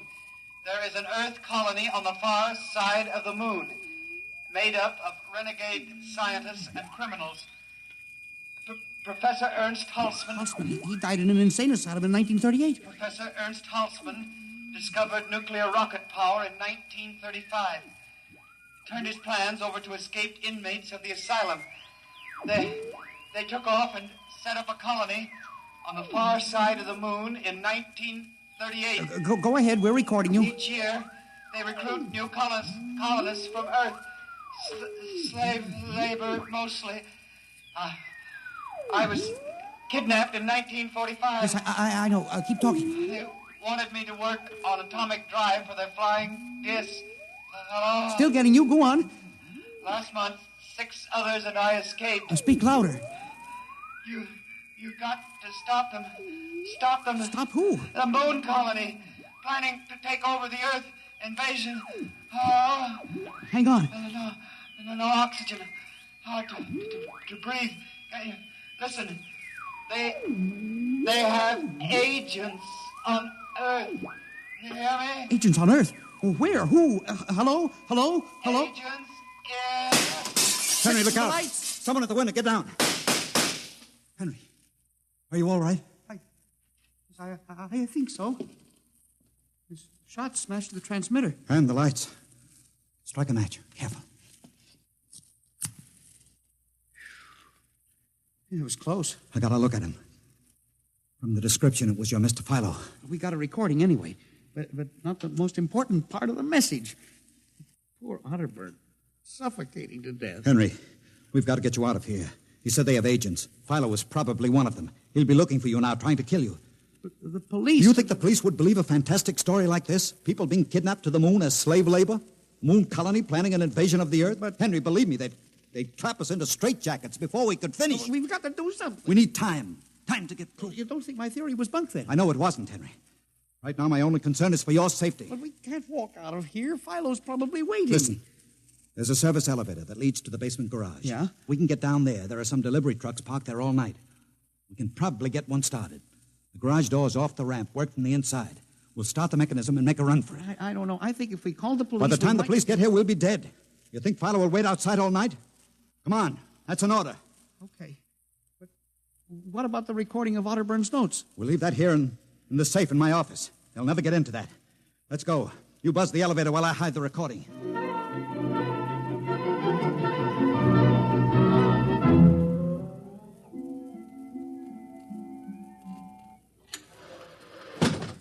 This is the basement. Come on. Keep to the side. Yes, sir. Shh. Let's try that delivery truck over there. I'll get in. All right, Henry. You start the mechanism to open the garage door, then jump onto the truck. Yes, sir. We'll make a dash for it. Where can we go? I have a farm outside Chevy Chase. It's private. Miles from the nearest neighbor and completely hidden by trees. We'll run for that. Go ahead. Start the door up. All right.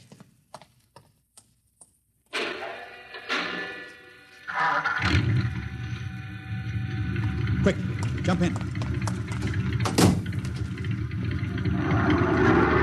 Let her go, Henry. Cross your fingers.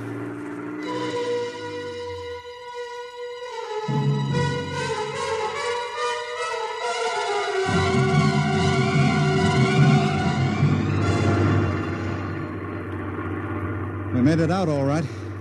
Anything doing? There's a blue coupe behind us, Mr. Wade. It seems to be following. I'll cut up Pennsylvania Avenue. Now Route 1, toward Baltimore. It is following. He turned with us. Can you go faster? Not much faster. Well, he's gaining on us. I've got an idea. Hang on, Henry. Yes. Why'd you stop? I'll turn off the lights.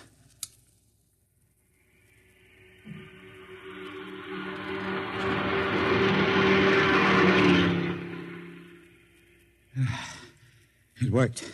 He shot right past us. Now we'll double back and go out another route.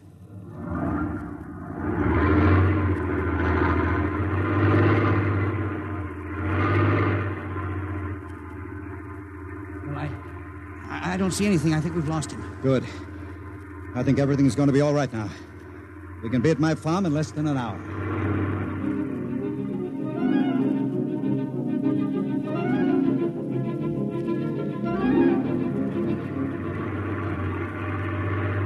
Not much longer now. Is anyone behind us? I thought I saw the blue coupe again, but I was mistaken. Whew. This place is really out in the wilderness. We can stay here indefinitely till we'll figure out the next move. Now, just up this dirt road now. There's the house up ahead. You're not going toward it. No, I have a better idea. There's a big abandoned wheat silo on my grounds.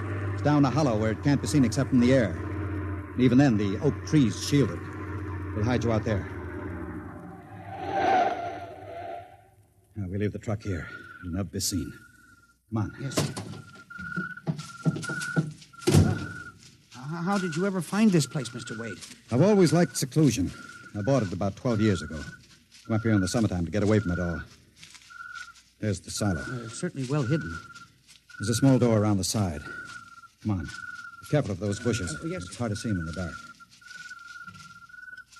Do you suppose Philo will find us? I assure you, Henry, Mr. Fowler will never find us here. Not in a million years. Here's the door.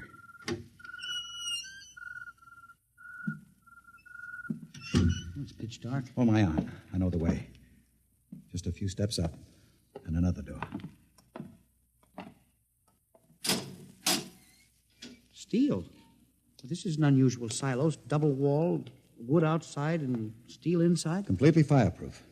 An army couldn't wreck it. We're inside the inner shell. Careful. Yes. You're in a circular room. Stay here a moment. I'll go outside and see if the coast is clear. In a moment, your eyes will become accustomed to the darkness. I'll bring back some food and water. Don't be long, Mr. Wade. This place gives me the willies. Just a moment.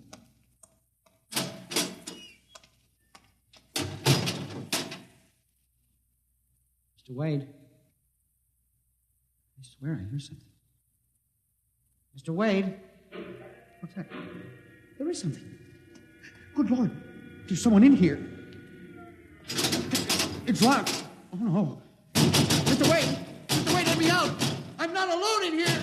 Mr. Wade! This must be a light switch. Thank God. Oh, no. People. 10, 15, 20. Mr. Wade, help! Help! It will do you no good to shout, Henry. Mr. Wade, where are you? Outside. Speaking over the intercom. Mr. Wade, there are people in here. 15 or 20 of them. They're sitting like statues, just staring at me. They won't hurt you, Henry. What? They've all been drugged. They're even more helpless than you. But who are they? Permit me to introduce them, Henry, since they're currently unable to introduce themselves. The gentleman seated before you, the one with the scar, is Dr. Paul Ahrens, the astromathematician. Next to him is Mr. Robert Simons, electronic engineer. Names on the list. Yes, you're familiar with the rest. They've all been, shall we say, recruited for work with Professor Halsman's group on the moon. Moon. Then you're one of them. Of course. Oh, yes. There's one whose name was not on our list. If you'll turn around, Henry, you'll recognize the drugged form of your old friend, Mr. Philo. Philo? But I thought... That he was part of the conspiracy? No. On the contrary. His snooping made it necessary for us to include him. Yes, but the man in the window, the one who fired the shot... An agent of mine. The pilot of this ship. Ship? What ship? This silo is camouflaged for a rocket launching platform. In a moment, the roof will slide back for the rocket's takeoff. A rocket ship? In exactly 70 hours, you and your companions will join Professor Otterburn on the moon. But you can't do this to me. We have done it, Henry. No. You see, there was another name omitted in that list, which I carelessly mixed up with your papers. That of Henry Timken. No. Bon voyage. I won't let you do this. You can't. Please, let me out. Let me out, please. This can't happen. Let me out. Let me out.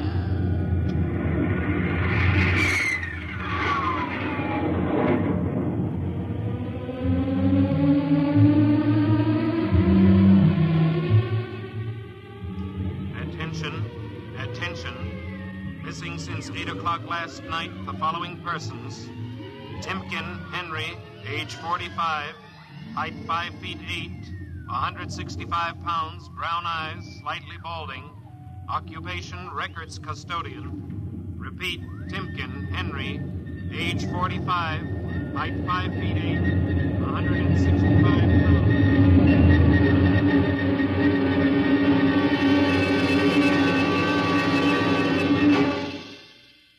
In just a moment, a word about next week's adventure. Tonight, by transcription, X-1 has brought you The Man in the Moon, an original radio drama written by George Lefferts. Featured in the cast were Louis Van Rooten as Henry, Santos Ortega as the Chief, Ross Martin as Charlie, Sidney Smith as Otterburn, Bob Haig as Jake, Joe DeSantis as Philo, and Ed Latimer as O'Brien. Your announcer, Fred Collins. X-1 was directed by Fred Way and is an NBC Radio Network production.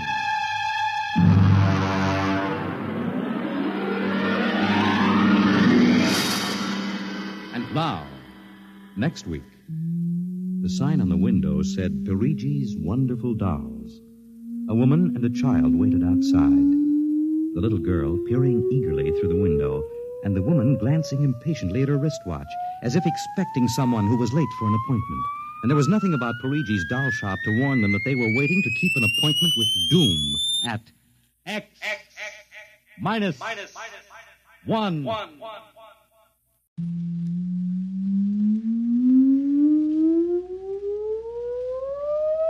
Countdown for blastoff. X-5, -4, -3, -2, X-1, fire!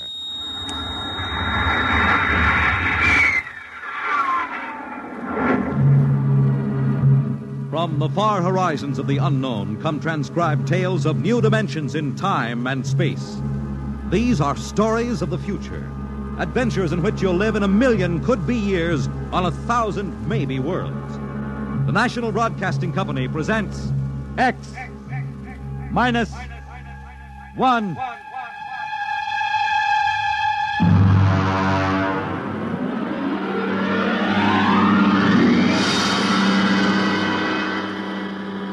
Tonight, X-1 presents Perigi's Wonderful Dolls by George Lefferts.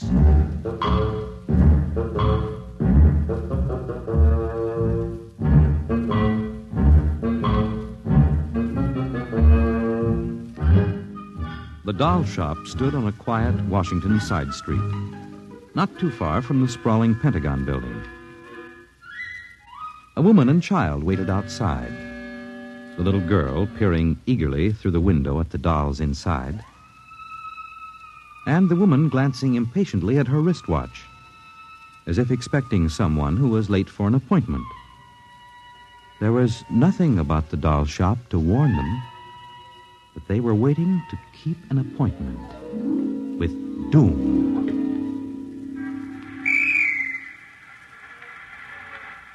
Mommy, look.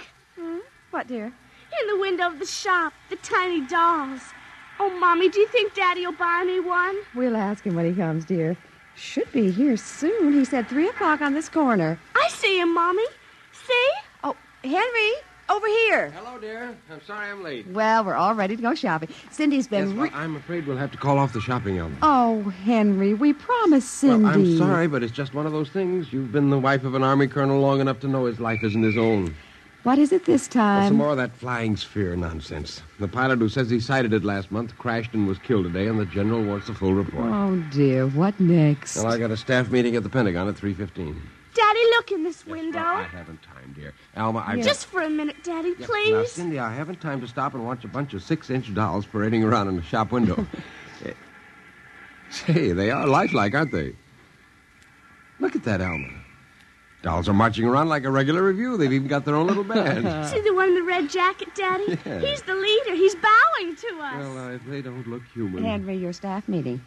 Oh, yes. Well, I got to run. Can we buy one, Daddy? Well, not now, dear, and I'll run along. Now, don't go spending a lot of money on that nonsense. No, Alma. dear. Bye, Cindy. Bye, Daddy.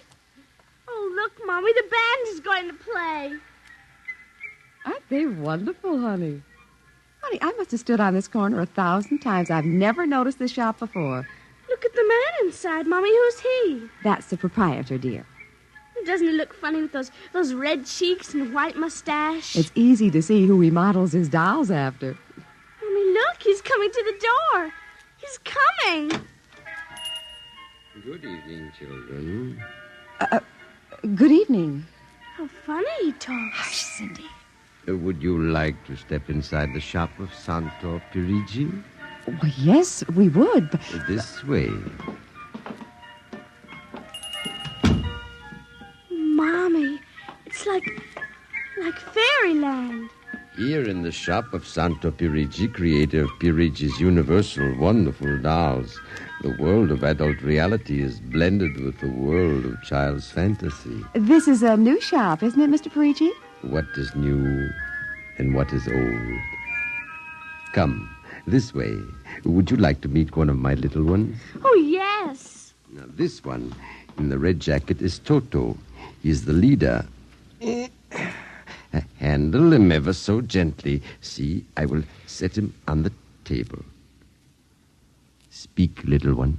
How do you do? How do you do? How do you do? Oh, Mommy, he talks. The doll talks. Amazing, absolutely amazing. That is nothing for Pirigi's wonderful dolls. Listen. Sing. Sing, Toto. Sing for the little girl. My name is Toto. Sing, Toto. Men are big and tall. Dolls are very small. When men begin to fall, the dolls will rule them all. More. How do they work, Mr. Parigi? How do they work? That is the secret of the great Pirigi, greatest of all doll makers. To make an ordinary doll is nothing. To make a perfect replica, that is something. But to make a doll with intelligence, that is the work of an artist, eh? I suppose that they're very expensive to buy. Pirigi does not sell his dolls, madam. You don't sell them? When I construct a doll like Toto, I cannot bear to be permanently separated from him. So instead of selling, I rent my little people. You do? You rent dolls? Precisely. $10. For how long? For as long as they are cherished.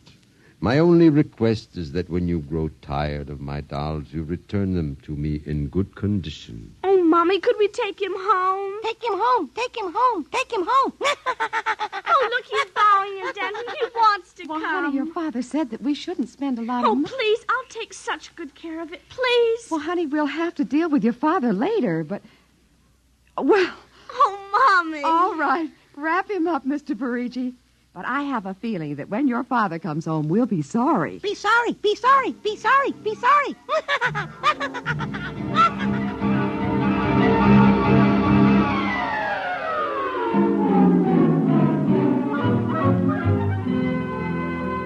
Now, Toto, this is my room, and you're going to sleep right here next to my pillow. I wish you wouldn't laugh like that. I'm going to have to teach you some manners. And you be quiet because my daddy will be home soon. And he's a colonel in the Air Force staff. And he'll bust you to private if you don't behave. Come along now. I'm going to introduce you to my puppy dog, Mr. Blister, so be good. Here, Mr. Blister. Here, Blister. Come on. Mr. Blister, this is Toto. Dear, I don't think Mr. Blister likes you, Toto. Come over here and shake hands with Toto, Mr. Blister. Come on now. Mr. Blister! Let him go! Let him go! Let him go! Kill him! Cindy! Mr. Blister, come over here. Come over here. Cindy, what happened? Mr. Blister tried to bite my doll. Look at how frightened he is. Oh, honey, dolls don't get frightened. But he was frightened, Mommy. He screamed. You imagined it, dear. It's only a doll. He did. Well, Mr. Blister didn't mean it. Now, you know he's the gentlest little pup alive. He is, and he's nasty, and I hate him. Oh, now see, you've hurt his feelings. I don't care. He tried to bite my new doll, and I don't ever want to see him again, ever. Oh, dear. All right, Mr. Blister, you come downstairs with me. Cindy's angry with you tonight. I'll kill him. Cindy, where did you learn a thing like that? Toto said it. Honey, you've had a very exciting day. Now, brush your teeth now and go to bed, Daddy's coming home late, so he'll see you in the morning. Good night, dear. Sleep well.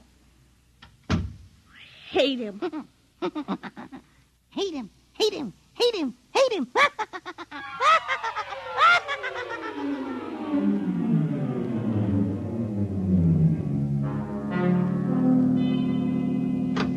Morning, Alma. Breakfast ready? In a minute, dear. How was the staff meeting last night? Horrible bore as usual. I don't know what's got into the old man. Just because a few farmers corroborated the pilot's report, he thinks some strange aircraft has penetrated our radar zone. Well, where's the little one? Up in her room. Now, that's funny. She's usually down here before me. Well, she's probably up to something. Sit down, dear. Say, remind me to take some papers back to the War Department, will you? I left them in my strong box. You haven't been bringing your reports home, have you? Well, it's safe enough. Well, you told me it was against regulations to bring secret papers home. Well, I had to finish some work for the old man, and nobody will ever know the difference. Well, I don't know. Oh, would you feed the puppy before we sit down, Henry? Yes. His bowl's under the sink. Where is he? Say, that's funny. Here's his supper from last night, only half eaten. He's getting fussy. Doesn't like canned dog food anymore. Here, Blister. Here, Blister, Blister, Blister. I wonder where the dickens is that mutt? Maybe he's on the back porch. Here, Blister. Hey. Alma. What is it, dear? Alma, look. Henry, is he... He's dead. But how? From the looks of it, he might have been poisoned. But who would do a thing like that to an innocent little puppy? I don't know. Now, let me see his dish. Look at that. I don't understand this at all. Not at all. What, dear? What is it? There are pieces of broken glass in this food. Blue glass, you see? How? Henry. What? I just remembered something. What? It may be coincidence, but in the bathroom this morning... Well, what about the bathroom? Cindy's blue glass, the one with the Mickey Mouse on it, was broken. I found pieces in the wastebasket. I meant to ask her about it. Alma, for heaven's sake, you aren't suggesting that our little girl... Well, she loved Blister more than anyone. Not last night, she didn't. Why not? He went after Toto. Now, who is Toto? That's her new doll. Her what? Honey, I was meaning to tell you. Well, you bought her one of those dolls. I just rented it. Well, rented it. Now, look here, Alma. You know we haven't got the kind of money to throw away. Well, she had her heart set on it, dear. I used my dividend. All right. But what happened with Blister? Well, he went for the doll, and Cindy said she hated him. Well, a child... She said she'd kill him. Where'd she get a thought like that? I don't know. Has she been watching those chillers on television? I don't know. Well, it's too ridiculous. Good heavens, a 9-year-old child putting ground glass in dog food. She'd have to be a monster. Mommy! She's coming. Well, don't say anything. I'll talk to her. Morning, dear. Morning, Mommy. Morning, Daddy. What's the matter? Sit down, dear. Yes, sir. Now, your mother tells me you broke your blue drinking glass. Oh, no, I didn't break it. Cindy. I didn't. Well, now, somebody broke it. It wasn't your mother, and it wasn't me. Then it must have been Toto. Cynthia. Cindy, you know Toto is only a doll. Now, a doll couldn't have broken your glass, could he? Well? I guess not. So we can't very well blame it on a doll, then, can we? But he must have done it, Daddy. Cindy, you know how Daddy feels about little girls who tell fibs. Now, did you break your glass and maybe accidentally get some pieces into Mr. Blister's dish to sort of punish him for biting your doll? No, Daddy. Well, I'd hate to think you'd done something you knew was wrong and you were blaming it on a doll. Is something wrong with Mr. Blister? Is he sick? Worse than that. Henry. The child has to face reality, Alma. What's the matter with Mr. Blister? He's dead, Cindy. Oh, no. We can't be dead. He isn't dead, Daddy. No, he isn't. He isn't. Mommy. Honey, he is dead, Cindy. But he'll come back. He has to come back. No, darling, he won't come back. Ever? Not ever. Yes. Well, now that we've told you, Cindy, do you want to change your mind about the glass? Henry, leave her alone, please. You think I killed him? Now look what you've done. The child feels guilty enough, My Henry. dear, this is no time for feelings to interfere. You go up to her room, honey. Daddy and I'll be up in a minute. I don't want to. Please, Cindy. Now, we'll be right up, please. There. That's a good girl. Close the kitchen door behind you.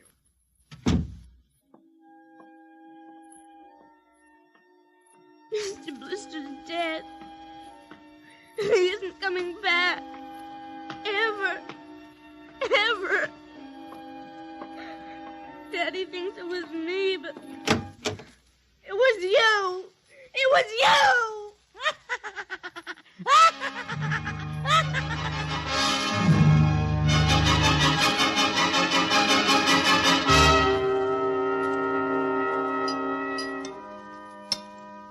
Eat your supper, dear.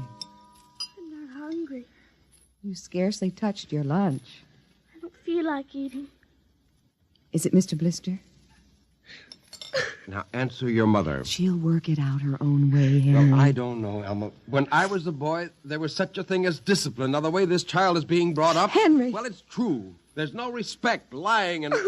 Oh, there, honey. Now, your father's upset. He doesn't mean Well, it. what's happened to us? We were a nice, peaceful, happy family until you bought that cursed doll. Now who's blaming things on the doll? Well, it's true. Oh, now I've spilled my coffee. I'll get you another cup. Never mind. I'm late now. I better be going. Oh, you wanted to get some papers from the strongbox. Oh, yes. Cindy, please, try to eat something. Yes, ma'am. Alma! Alma! What is it? Alma! It's gone. What's gone? The box, the strong box, is gone. It can't be. The door to your study's always locked. You and I have the only keys. I know all that, and I tell you it isn't there. Well, who would go? I don't know.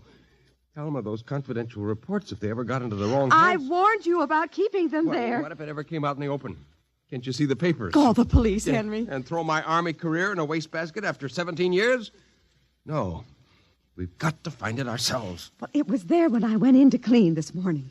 What about your key? It's right here. I always keep it with me. It's funny.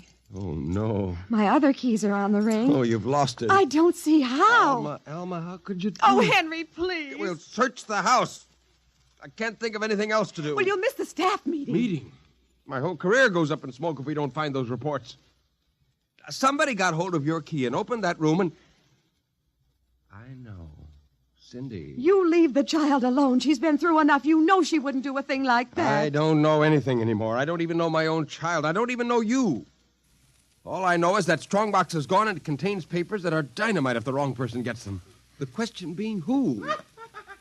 What's that? It's coming from upstairs. It must be Cindy's doll. Oh, that blasted doll again.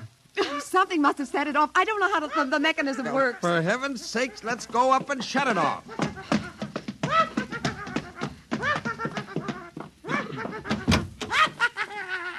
Toto! Kill him! How do you do? Stop it!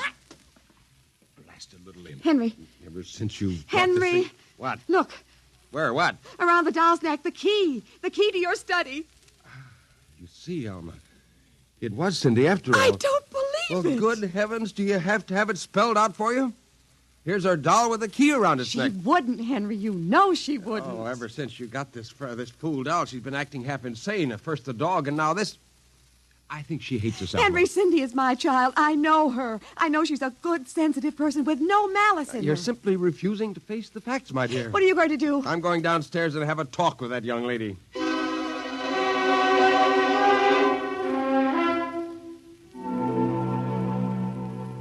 You're not telling the truth, Cindy. I am. Cindy, now you know that strongbox is very important to me. Now, I can understand that you might have been angry at me because I scolded you, and so you took it and hid it, just to spite me. Now, all I ask is for you to tell me the truth. Now, where is it? I didn't take it, Daddy. Honest, I didn't take it. Well, I suppose you're going to tell me now that a little 6-inch doll took it and hid it. Well, I'm speaking to you, young lady. But I didn't take it, Daddy. You don't understand. Toto did it. He's terrible, awful. He says things. He's going to kill everybody. Cindy, you're inventing things. It's true. At night when I'm sleeping, he stands next to my pillow and whispers things to me. Awful things. He told me he'd kill me, too, if I Alma. if I told you. I think this child is sick. I think she needs a doctor. She's frightened, Henry. She's trembling like a leaf. Come on, dear. We'll go up to your room. I don't want to go up there. Honey, Mommy will stay with you. I'm afraid he's up there. Who? Toto. Well, he won't be up there for long. Mr. Toto is going right back to Pirigi's wonderful doll shop before I lose my sanity, which means right now.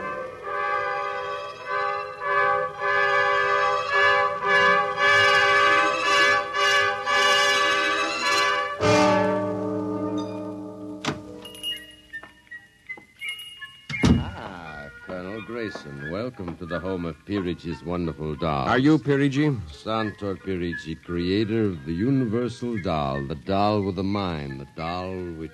I'm returning one of your masterpieces. Oh? If you will step into the rear of my shop. Now the complaint? No complaint. Here's your doll. Good riddance. My little Toto. Rejected. You found the world of men too filled with hate. Hate, hate, hate, hate. We will change all that later on. Return to your comrades in the window, little one.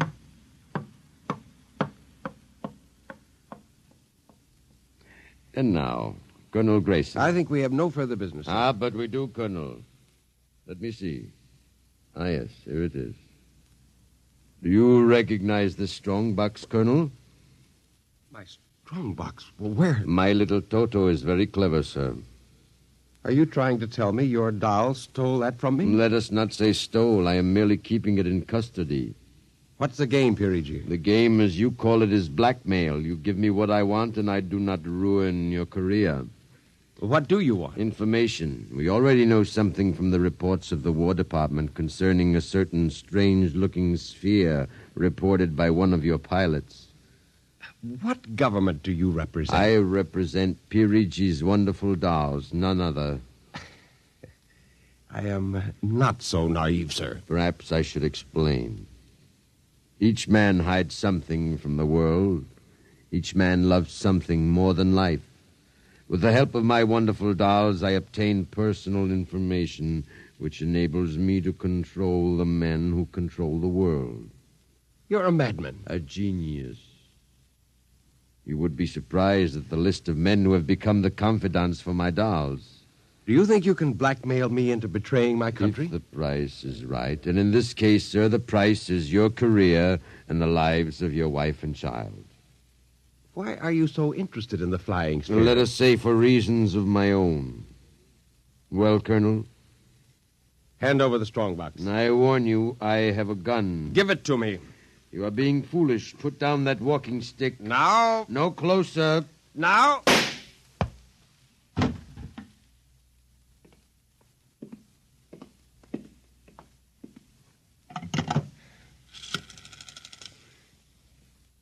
Hello? Give me the police. Hello? Yes, this is Colonel Henry Grayson. I've just killed a man. Yes, Perigi's doll shop, corner of 4th and Lexington. The body is in the back room. Yes, I'll wait for you. Shut up.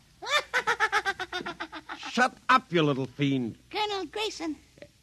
Did I hear it speak? Colonel Henry Grayson. I must be going out of my mind, a 6-inch doll. Shut up! Your master's dead. You are mistaken, Colonel. I, Toto, am the master. What do you mean? If you will examine the body of Santor Parigi, you will see that he does not bleed. And he does not bleed, Colonel, because Santor Parigi never lived. Never lived? Santor Parigi is a doll. A doll? But that's impossible. He's a man. He talks. He walks. The people of Meretrix are skillful doll builders. People of Meretrix, doll. But look, who are you? I am Xanthus Imperator, commander of the legions of the 3rd planetoid, Meretrix. Legions? Planetoid? My people and I, whom you regard as dolls, come from a tiny planet beyond the moon, so small that it cannot support our population. We landed one of our space spheres on Earth 3 months ago with the intention of colonizing. Unfortunately, one of your pilots intercepted us. So that's why you wanted our information. Precisely. Are you human? Oh, quite human.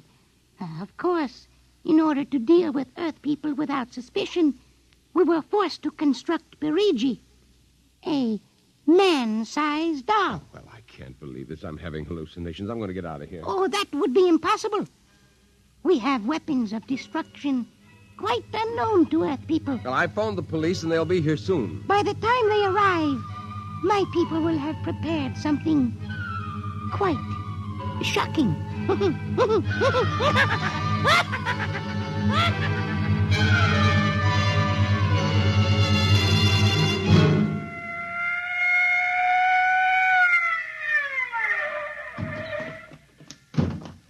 Cover him, Ryan. Okay, Sarge. You the guy who turned in the call? Yes. Where's the body? Well, it isn't exactly a body. What do you mean? It's a doll. A what? Well, you've got to let me explain. Now, this sounds fantastic, but I've stumbled onto an unbelievable plot to control the world. Keep talking. Now, these little dolls, they aren't really dolls. They're tiny people. There's a big doll named Santo Perigi, and he runs this shop. Holy smokes. He's off his trolley, Sarge. Listen, mister, we got a call that there was a murder here. Now, if there was one, where's the body? Behind those curtains in the back. Only it isn't really a body, you see. What? I hear something back there, Sarge. All right, cover those curtains. You, is anyone back there? Come on out. Come out or we'll come in and get you. Something's coming. The curtain's opening. Welcome, gentlemen. Perigi? Well, this is impossible. I smashed his skull. You know this guy? Yes, that's the one. That's the doll. What's your name, mister? Perigi. Santo Perigi, creator of the Universal Doll. You ever see this man? Never until just now. What? Well, he's lying.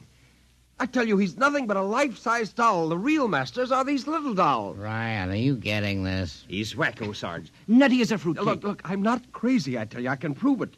They must have fixed up his head when I smashed it in. Touch him, you'll see. Mr. Perigi, you know what the guy is talking about. The man is demented, obviously. No, look, I tell you, there's a plot to control the Earth. Listen, you've got to let me call the War Department. They'll want to know about the flying sphere. Holy mackerel, this gets worse every minute. Ryan. Take him to headquarters? Save some time. Take him down to the psycho ward. Okay, Buck Rogers. Come along nice and quiet. Look, you've got to listen to me. Don't you see the future of mankind is at stake? Sure. I know how it is. Look, he's nothing but a man-sized doll. Touch him. And the little ones are going to take over the Earth. I know. I had the DTs once. Okay, Sarge. We'll see you later. Please. Come along. Please, now. listen to me. You've got to listen to me. Sorry to cause all this trouble, Mr. Perigi. Not at all, sir. Not at all. Well, I'll be. Well, that ain't the cutest little doll. Say, my little girl will be nuts for that. But perhaps you will accept it as a gift. Well, now For saving my life. That madman might have killed me. No home is really complete without one of Pirici's wonderful dolls, Sergeant. Is that right, Toto? Yes, but I would like in some way to show my gratitude. You will be doing me a favor if you will take the doll home to your little daughter. Say, this ought to make her the happiest girl in the world. Yes, Toto will come as a great surprise. A very great surprise. Won't it, Toto?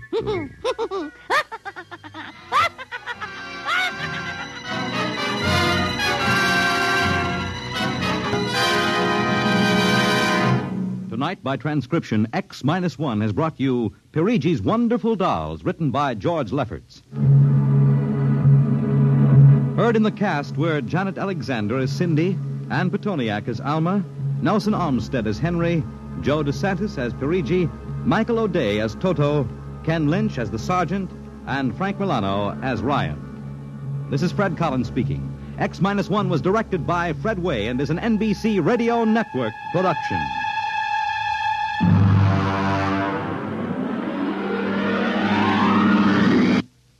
Tonight's story concludes the present series of stories of the world of the future.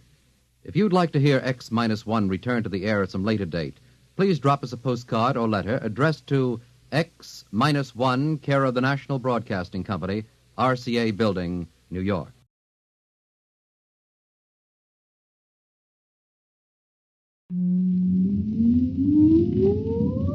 Countdown for blast off.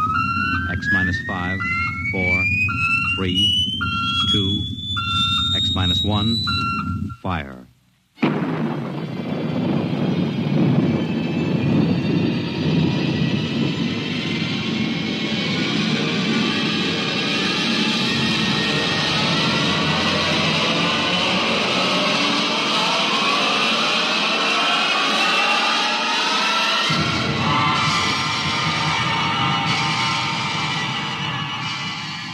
From the far horizons of the unknown come transcribed tales of new dimensions in time and space.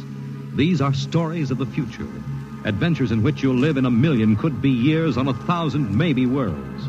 The National Broadcasting Company, in cooperation with Street and Smith, publishers of astounding science fiction, presents X-1.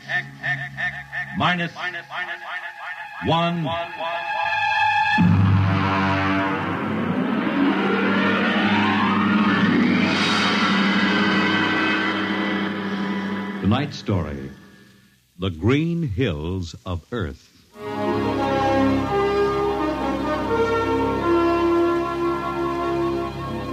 The men who pioneer the trade routes of the world, the sailors of the clipper ships, the whaling men, railroaders, black gangs on the tramp steamers, all have their own stories and song about dangers and struggles of their lives.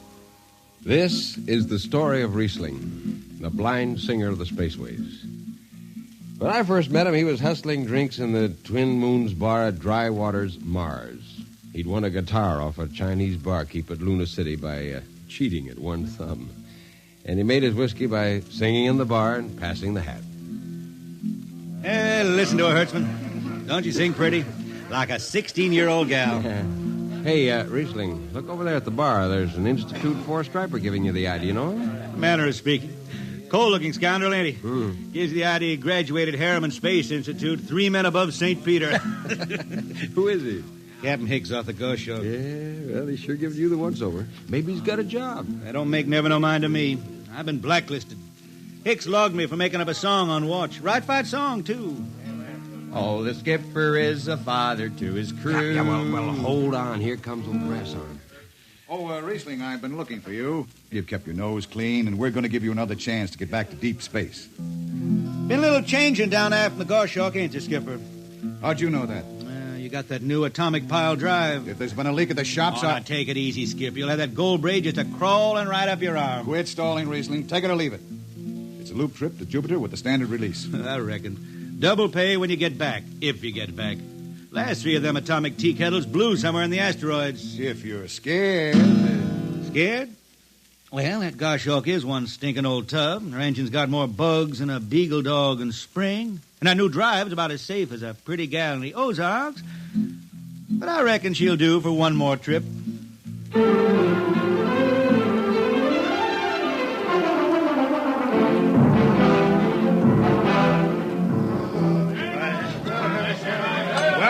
Welcome, Riesling. Hi, Jimmy Legs. Meet my friend Hertzman. He can't hold his liquor no more than a sieve, poor boy. Riesling, you sober enough to sign the book? Drunk or sober, I make my mark.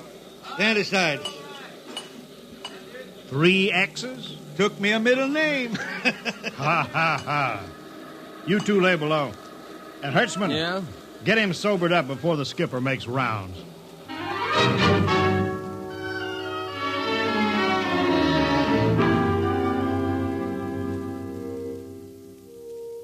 Cargo stowed, Captain. Fuel lines away and ready. Good, Casey. Well, what's that? What it? Oh, that's a guitar, I guess. If it's that shoeless hillbilly, I'm going to tell him. Hi, Skipper. Riesling, what the devil are you doing up here? That number 2 jet ain't fit. Cadmium dampers are warped. Crooked like a turtle's back. Well, why tell me? Tell the chief engineer. I did. He says they'll hold. Well? He's wrong. Oh, he's wrong, eh? He's got a Harriman Institute degree in electronics and power. And some drunk space rat says he's wrong. Skipper, I was damping jets when that shirt-tailed tad wore pins for buttons. I got no time for you, Riesling. Scratch your name off the book and get out. No, don't get excited. Well, are you shipping or not? I reckon. Then get below. That's all. Casey, sound takeoff. Aye, sir. Come on, boy.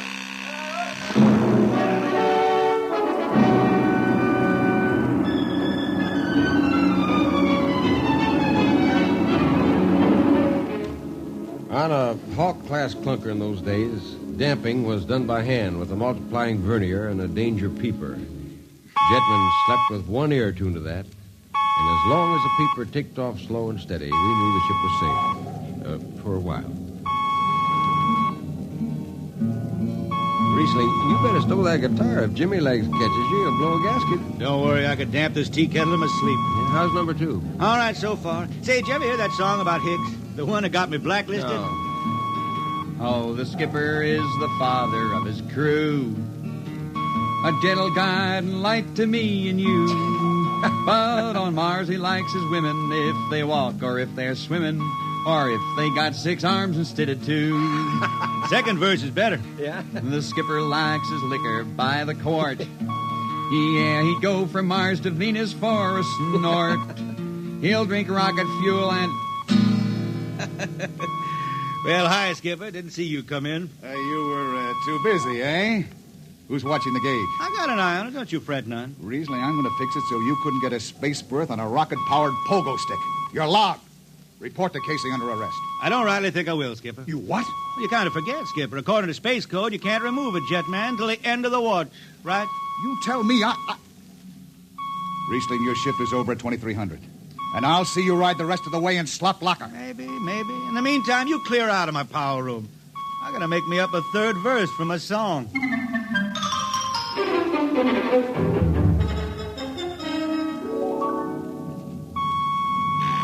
Yeah, I got it. Power room. Damp number 2 a point. Number 2, I... Hold on, Hertzman. Jimmy Legs, is that 4-stripe boil up there? Give me that, Casey. Riesling, I've taken about enough from you. And I got a little news for you, Skipper.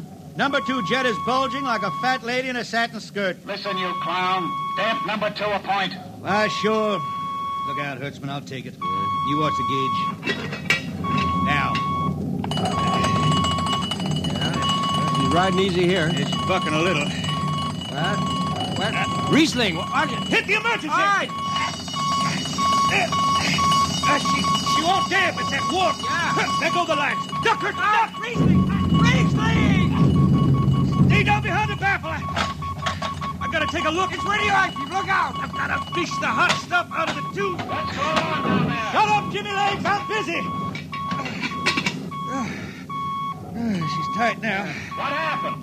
Number 2 blew, you lunk-headed space rat. You all right? A little sunburn. Lights are gone. What's the matter with the emergency circuits? Riesling, Jimmy Legs, get some lights down here. It's dark. Get the emergency light on. But they're on, Riesling. They went on right after the blast. The lights are on. What are you talking about? It's dark. Jimmy Legs! Jimmy Legs, turn on the lights. Turn on the lights.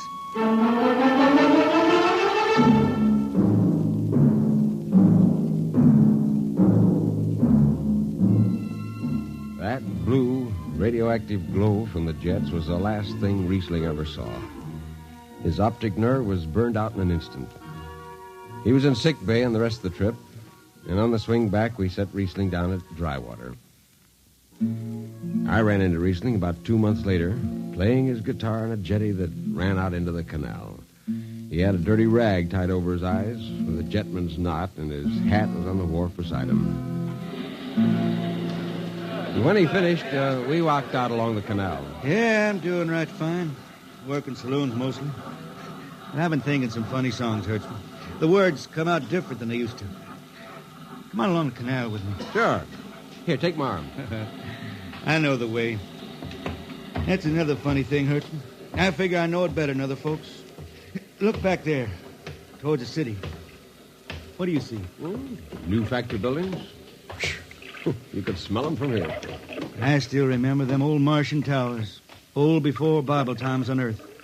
Thin and graceful like the fairy palaces my old grandma used to tell about down home in the hills. Yeah, they torn them down now, or else blocked them up with cinder blocks. Hertzman, when I stand out here in the canal, I can see it the way it used to be. The water ice blue with the stars shining up out of it.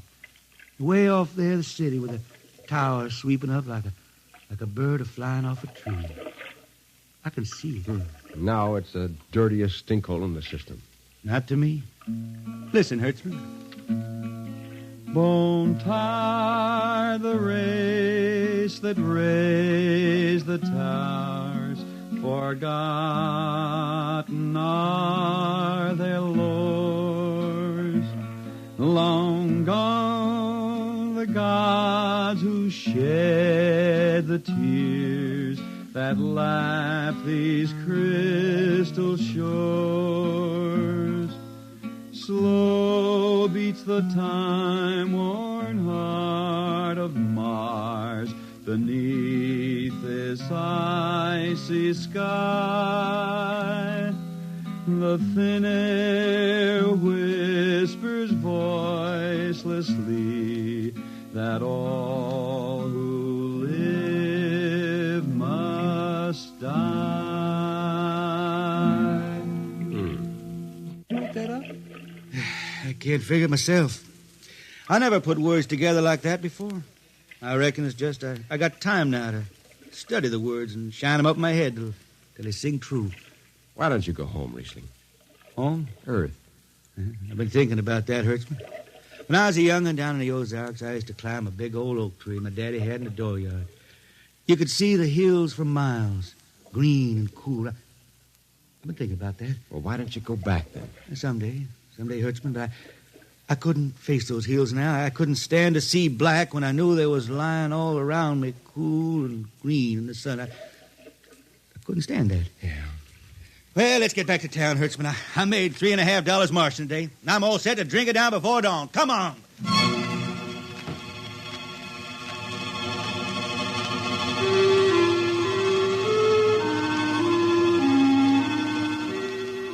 I lost track of Riesling after that.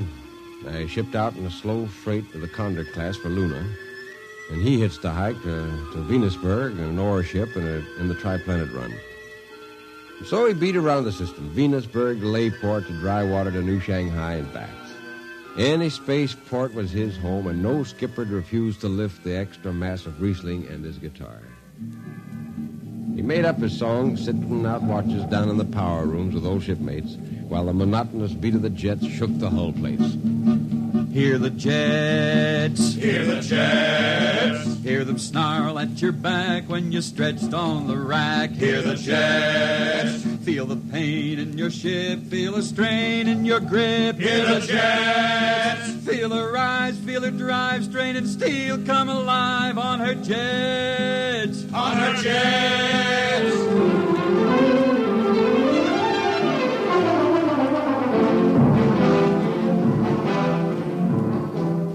Little by little, his songs began to travel along with spaceways ahead of him. Raw spaceman songs. A different kind of song. Strange, sad songs, like the ones you find printed in the Centennial editions. Well, there's one called Dark Star Passing and Death Song of a Weed Coal. And then finally, The Green Hills of Earth. It grew for 20 years, that song. They say it started way back when Riesling was down in the labor camps in Venus singing for the indentured men. When he hit Venus, he'd always head out for the backwoods to sing for him. First, if someone will kindly pass a bottle. Oh, it ain't much, Riesling. Here. It'll do. Oh, what is that stuff? Tequila. You can't make him good here on Venus. What do you use? Karak bush. Home it is different. How'd you come to sign on? When a man comes out the village from the city, he says there's work. You sign the paper and you work. Work? It's work, all right. 10 stinking hours in the jungle with machete. How long you signed for? Well, then I only speak Spanish. I don't know. The paper says 10 years. 10 years. How long you got to go? What's the use? We ain't getting home. You know how many men die out there in the swamp today? 10 men. 10. What's the use? My mother, she's dead. My father don't care. Girl? Oh, she says she waits. I don't know. You sing some more, Riesling. We drink and you sing, huh? Maybe a new song, son. We rot in the molds of Venus. We retch out a tainted breath. See. Foul are her flooded jungles, crawling with unclean death. We've tried each spinning space mote and reckoned its true worth. Take us back to the homes of men and the cool green hills of earth. Take us back. What's the matter? Finish the song, Riesling. I can't yet. It just don't come. I'll finish it when I go home. That's it. When I go home to the hills. Now pass that bottle. A dawn whistle don't blow for 4 hours.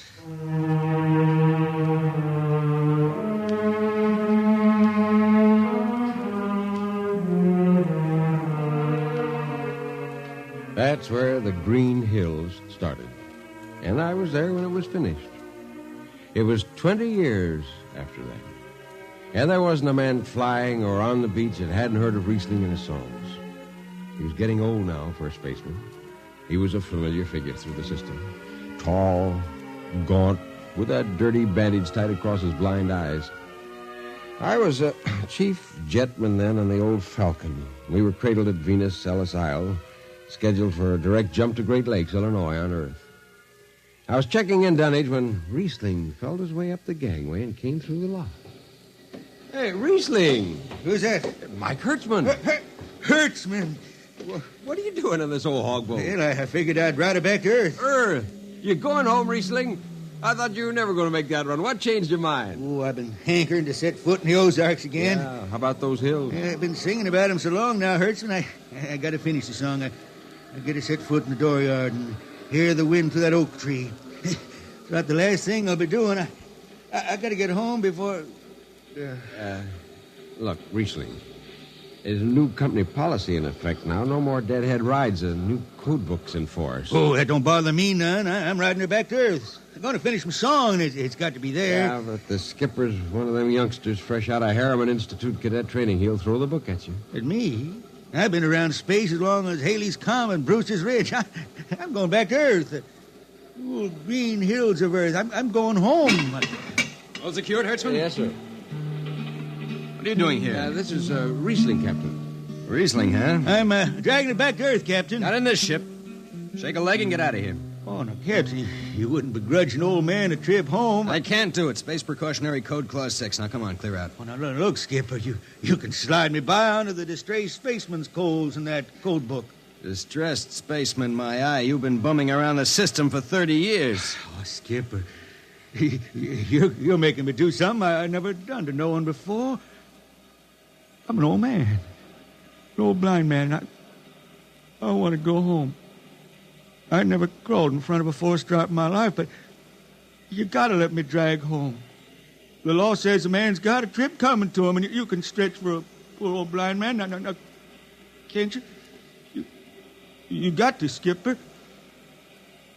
All right, you old space rat, but keep out of the way. I run an efficient ship, and I don't want any trouble. Oh, no, sir, no trouble. I'll just lay down to the power room. I'd kind of like to be near the jets when they blast off for Earth.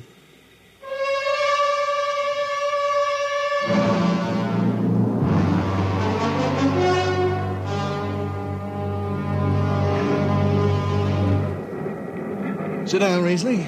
Take a load off your feet. Hey, thanks, Mac. Power room, fire 3. Aye, sir.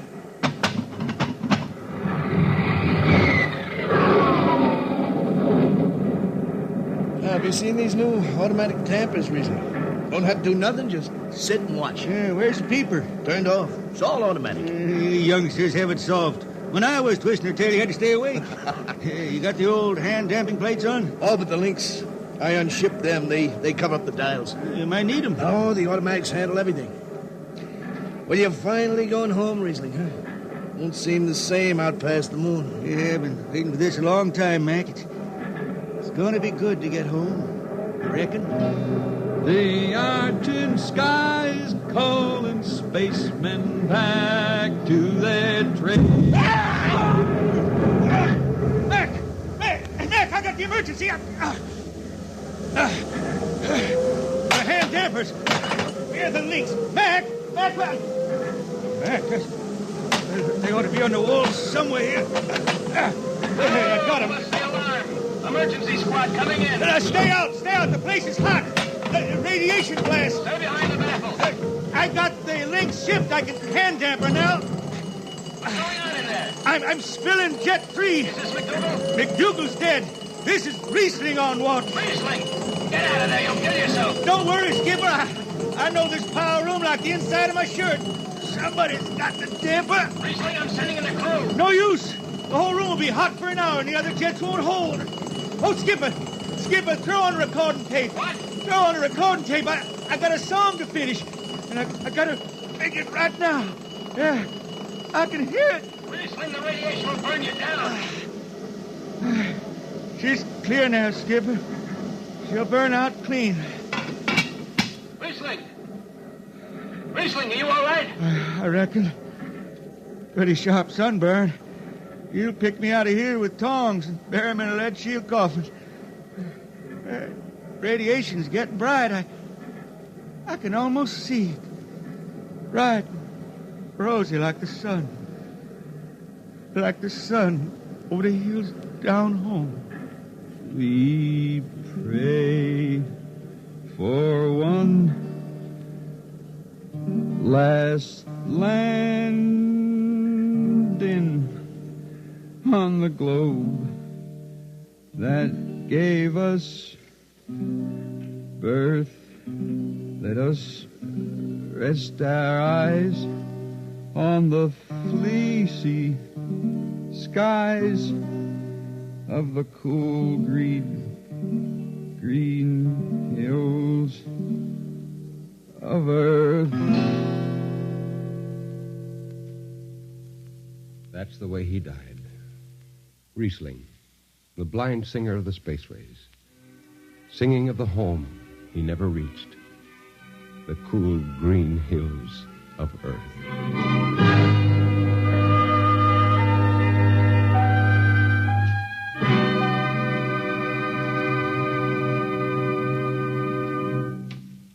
You have just heard X-1, transcribed by the National Broadcasting Company in cooperation with Street and Smith, publishers of astounding science fiction.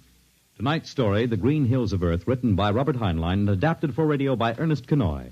Featured in the cast were Ken Williams as Riesling, Nelson Olmsted as Hertzman, Matt Crowley as Hicks, Wendell Holmes as Casey, Bill Griffiths as Rodriguez, Bill Lipton as the skipper, and William Zuckert as McDougal.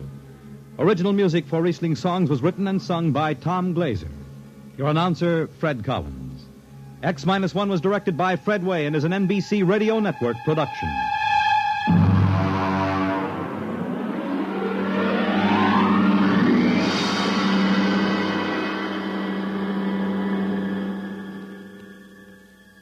And now, next week, the strange story of Dr. Grimshaw's sanitarium and of a patient there who suddenly found himself involved in a game of cat and mouse. But the man had actually been reduced to the size of a mouse, while the cat remained full size. What happened then? You'll learn next week. Convicts tell their true stories on The Loser, tonight over most NBC radio stations.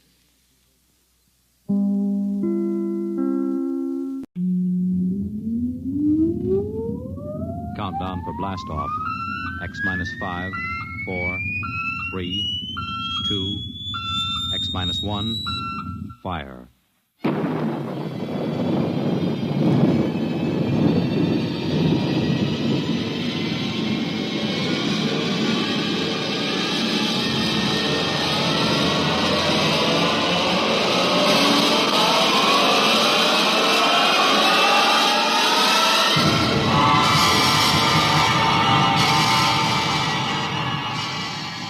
From the far horizons of the unknown come transcribed tales of new dimensions in time and space. These are stories of the future, adventures in which you'll live in 1,000,000 could-be years on 1,000 maybe worlds. The National Broadcasting Company, in cooperation with Street and Smith, publishers of astounding science fiction, presents X minus 1.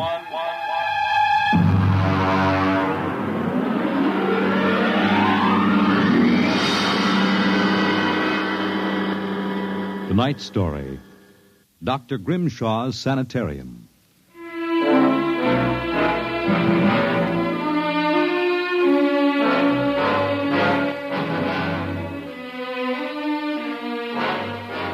What you will hear in the next half hour represents either a magnificent hoax or the true explanation of the famous Grimshaw Sanitarium scandal which made the headlines back in 1947. The manuscript upon which this account is based was removed by the New York State Police from a fountain pen cover found in the doorway to Dr. Grimshaw's study. We offer this manuscript as evidence only. Whether it is authentic or not, you must judge for yourselves. My name is John Dougherty. I'm a graduate of Hamilton College, class of 34, a member of Theta Alpha. I'm one of those fools who wanted some excitement in life, so instead of going into my father's shoe business, I became a private detective. These are facts. You can check them if you like. The rest of what I write here is so fantastic that I don't expect it to be believed. If anyone should find this manuscript and read it, all I ask is that you notify Miss Millicent Armbruster of 299 Wallace Avenue, Buffalo, that Johnny Dougherty is dead. On the evening of July 1st, Miss Armbruster and I were driving to a wedding. Not our own, although I wish it had been. It was Sunday, and in order to avoid traffic, I took the Old Mill Road, a single-lane dirt affair that runs past the Gowanda Cemetery. Johnny, aren't you going too fast? Not for this road. There isn't a thing around except some tombstones and... Johnny, the gate to the cemetery. What about it? That hearse, look out! Look out! We skidded for about 20 feet and slammed into the back of the hearse. The two rear doors buckled and snapped open. It was a freak. A huge oak coffin with brass handles tipped up and began slowly to slide back toward us. Oh, how horrible. You stay right here, baby. You okay, Mac? You don't pay much attention to speed limits, do you, Jack? Now, look, let's not get hung up on who was right and who was wrong. I was going too fast, and you were traveling without lights after dark. Let's see your driver's license. Right here. Oh. Private eye, eh? Now, if you don't mind, who does this joy wagon belong to? Gowanda Funeral Service. It's being rented to Grimshaw. Who? Grimshaw from the private sanitarium. Mind if I ask what you were doing after dark coming out of a cemetery with a wooden kimono? We're moving one of Grimshaw's patients to a new grave. They always travel like this? Look, Hawkshaw, how about skipping the third degree and giving me a hand getting this box back in the wagon? A pleasure. Better screw on that cover again. It's going to slide off. Let's get it in the hearse first. Okay, Junior. You get on that end. Okay. You ready? Yeah, lift. Now just slide it. Oh, brother, who's in there, King Kong? Look out for the cover. I told you that would happen. What's the guy's name, Junior? Oh, why don't you ask him, Sherlock Holmes? A real wise guy, huh? I've got half a mind to report this accident. Yeah, well, go ahead. See where it gets you. Now, if you'll pardon me, I'll deliver the body.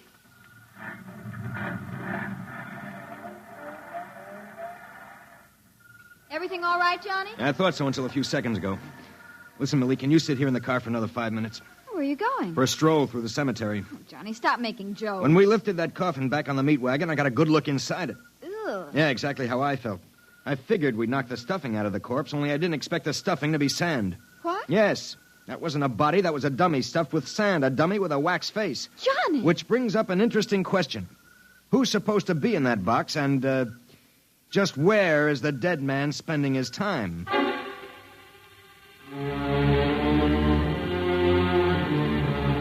Sometimes in my business, when things drop off, you have to go out and, dig up new clients. My next case was a gentleman named Harlan Ward Sr., a wealthy automobile manufacturer. I'd gotten his name off his son's tombstone. Are you trying to tell me, Doherty, that my son Harlan was never buried at Gowanna Cemetery? Exactly, Mr. Ward. But why? Maybe if you'll tell me the circumstances surrounding your son's death, I can help answer that. My son was a rather impetuous young man. Tall, good-looking. After his graduation from Princeton, he began drinking quite heavily. After he got into a couple of scrapes, we sent him to Dr. Grimshaw's sanitarium in the hopes that he could be cured. While my wife and I were in Europe, we received word that he died, buried at Gowanna in our absence. Last week, my wife and I decided to have his body removed to the family vault here at Short Hills. How'd your son die? Suicide. You never saw the body? No. We couldn't get back from Europe in time.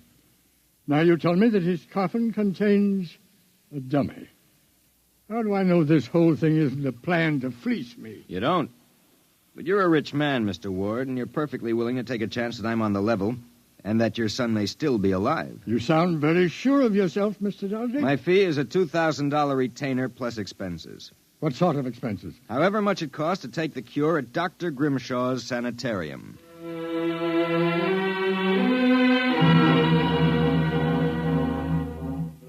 Dr. Grimshaw's sanitarium was just outside Gowanna. Most of the cases were nervous breakdowns and alcoholics. I committed myself as a dipso, and just to make it convincing, I stopped at 5 or 6 bars on the way over. I was interviewed by Grimshaw himself, a small man with a fringe of white hair. You understand, Mr. Doherty. That's not my real name, of course, social reasons. We understand. Our paid clientele is very select, and our rates are very high. You will be paid in cash and in advance, Dr. Grimshaw. How long does a cure usually take? That, of course, depends on the degree of alcoholism. This is my assistant, Dr. Boyna. How do you do? How do you do? We are accepting Mr. Doherty as a patient. Better place him in the ward with Mr. K and Mr. Keiki. Mr. K is a long-term patient, Mr. Doherty, a highly intelligent man, formerly a professor of plant pathology. Mr. Keiki suffers mild delusions. I think you'll find him rather amusing.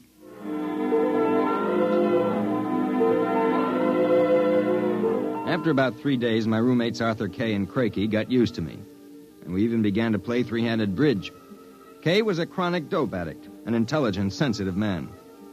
Crakey was nothing but a clown. He kept a big black cat named the Professor, which he talked to as if it were human. And so I said to her, my dear Countess, if you don't like the company of my cat, then you don't like me. She looked at me as if I were insane. But, of course, the joke was on her because I was. Professor? The professor is very sociable. Excellent company. Except when he kills birds and deposits them in your bed. He's nothing but a feline murderer as far as I'm concerned. See? You have insulted him, Mr. K. Come here, Professor. Let's make friends. How about giving me your paw? Oh! Scratched me, you black devil. You insulted him. You hurt his feelings. Well, just keep him away from me. It will be a pleasure. I would advise you not to insult him again.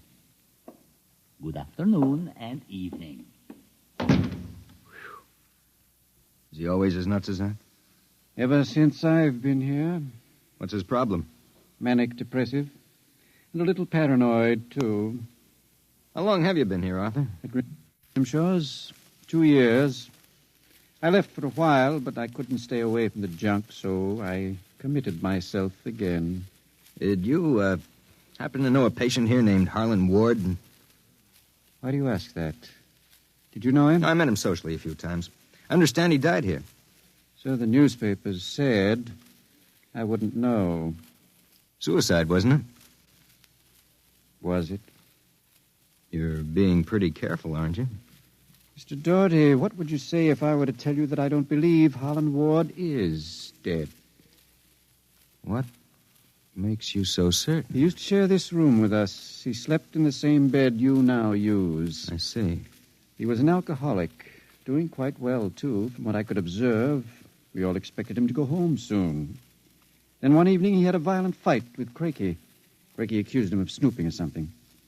Later that night, Grimshaw and Voyner took him out. Where?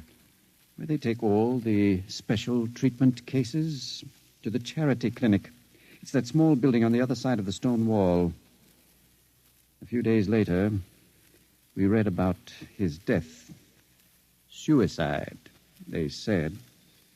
Just what makes you think he's still alive, Arthur? This? About a month ago, I was in the garden next to the wall that separates us from the charity clinic. Suddenly, I thought I heard a sound, like a child whimpering. It stopped. And a moment later, this note came over the wall, wrapped around a stone. What's it say? Help me, for God's sake, Harlan Ward. Arthur, how would you like to have some fun? Like what? Like sneaking out tonight and going over the wall to the charity ward? What do you say? It would break the monotony a little. I suppose there's no real harm in it. Of course not. I'd go alone, but I'll need help scaling the wall. Will you do it? All right. I'll go with you.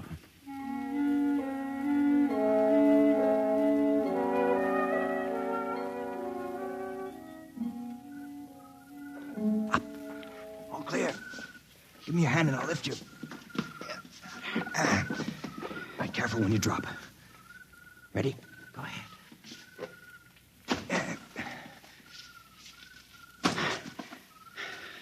There's a charity building over there, the one with the lights in the basement window. Come on. Let's crawl over. Maybe we can see something. Shh. Listen. Can you make out what he's saying? No, I can barely hear. Good Lord. What was that? Probably some patient having the DTs. Let's have a look. Easy, it wouldn't do to get caught now. See anything? It's some sort of laboratory. I can see Grimshaw and Voyne and something else. What? There's a child with its back toward me. Now take it quietly. It will be easier. Please, don't. It will all be over soon. You won't remember anything. No, I don't want to go. Why not give it to him? No. Shut him up, Voyne. Good Lord. What was it? What did they do to that child? Arthur, that wasn't a child. It was a midget. The smallest midget I've ever seen. What were they doing? Trying to give it some sort of injection. When it resisted, Buena knocked it out. What do you suppose they were doing to it? I don't know, Arthur. All I know is that when it fell, it had the face of Harlan Ward.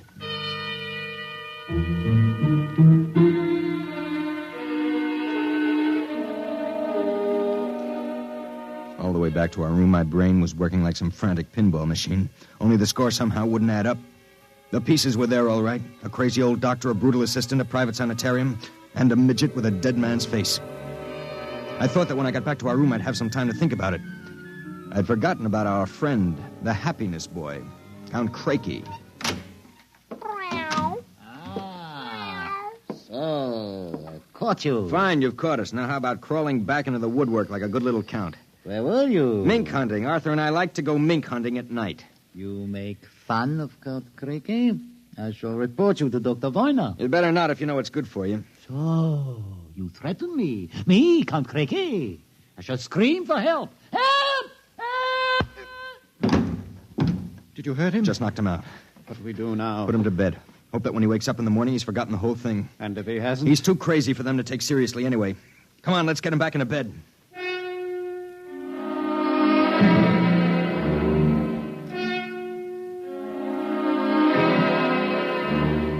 I went to sleep in my own room. And the next thing I felt was the sharp jab of the hypodermic needle in my left arm. Hold it. It'll be useless to struggle, Mr. Doherty. In a moment, your motor nerves will be completely paralyzed. What's this about, Grimshaw? I might ask the same of you. My good friend Count Craigie informs me you and Mr. Kay decided to do some snooping earlier tonight. He followed you and saw you climb the wall. Craigie's insane. Mr. Doherty, that is a matter of opinion. Craigie, what is this? Perhaps my assistant, Dr. Grimshaw, would be good enough to explain. Assistant? Yes. You see, I am the actual head of the Grimshaw Sanatorium. Count Craigie feigns many delusions, Mr. Doherty. But in this case, he is telling the truth. Count Craigie is actually Professor Ernst Hassler. Professor Hassler and I worked together in the Berlin Neurological Institute before and during the last war. Unfortunately, my political affiliations with the Third Reich were under investigation by the War Crimes Commission. However, Dr. Grimshaw managed to smuggle me into this country, where I masqueraded as a mental patient, in order that we might continue certain experiments which were interrupted by the American army. I can imagine the sort of experiments you conducted. You and your friend Mr. Kay will discover their exact nature very shortly, Mr. Doherty. It is a magnificent opportunity to serve science. I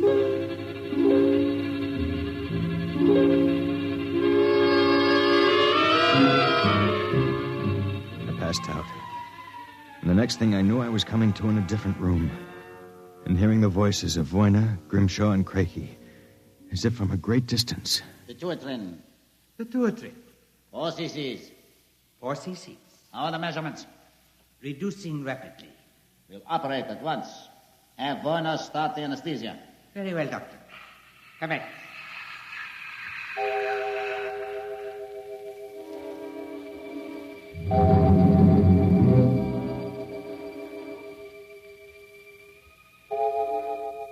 When I came to again, I had a blinding headache. I began to wonder if Craigie and Grimshaw weren't doing something to drive me insane, because I lost all sense of perspective. The room seemed to grow in size. I don't know how much time passed, but one day Craigie came into the room with a bundle in his arms about the size of a newborn baby. The bundle was my friend, Arthur Kay. And worse yet, I was exactly the same size that he was. Let me out of here. Let me out.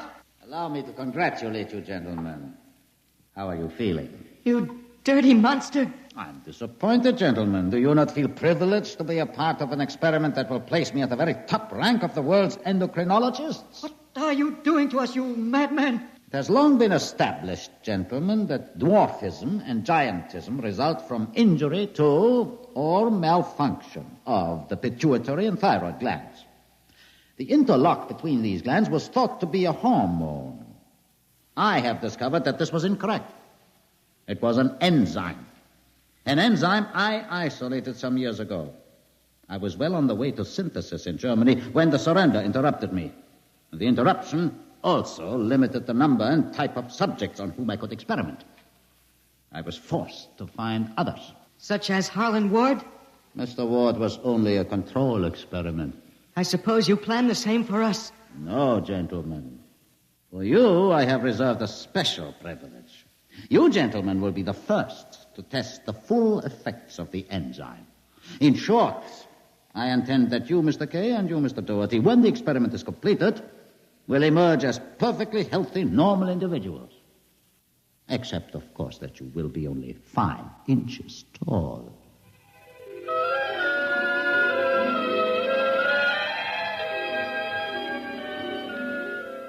The days and nights that followed were a living nightmare. A nightmare from which Arthur and I awoke for brief periods to find ourselves in a strange new world. A huge, frightening world where everything seemed enlarged 100 times.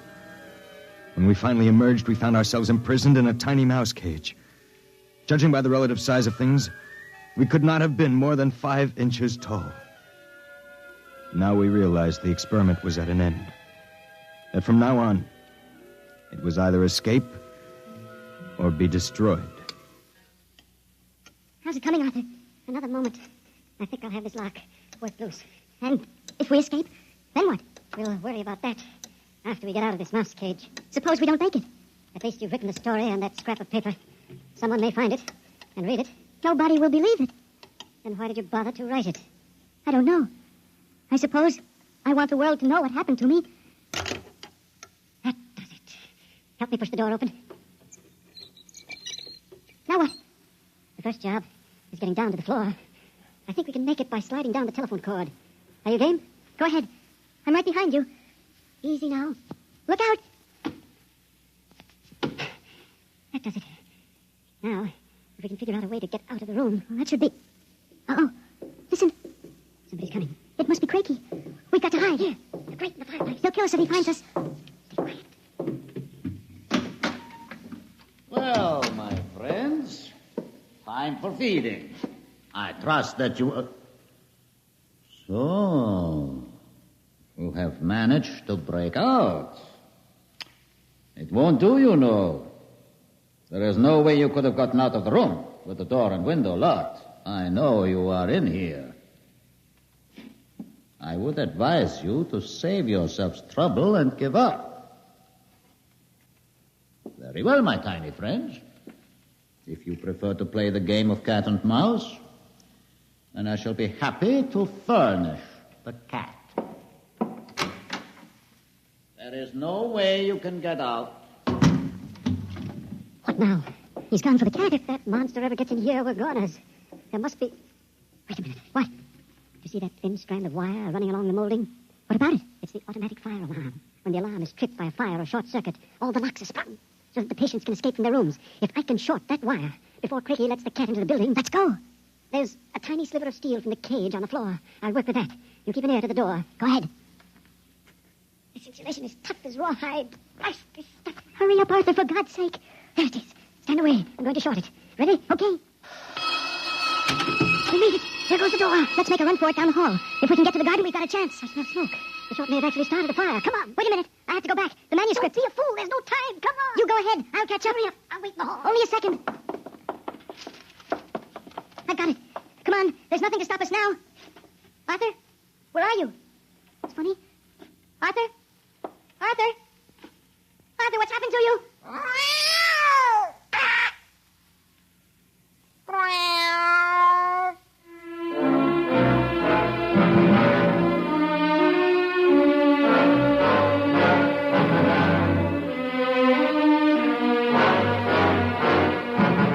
This is the record found in a fountain pen cover in the burned-out hallway of Dr. Grimshaw's sanitarium. There's nothing to add, except that the fire which destroyed the sanitarium and killed so many of its occupants, including Dr. Grimshaw and Dr. Voyna, was definitely of incendiary nature. It is believed by the fire chief that some small creature, possibly a mouse, chewed the insulation off the wire and short-circuited the system. The two patients, John Doherty and Arthur Kay, vanished completely after the fire, and their remains were never found. Whether the manuscript which you have just heard is authentic, or whether it was the work of one of the more demented inmates of the sanitarium, we leave to your judgment.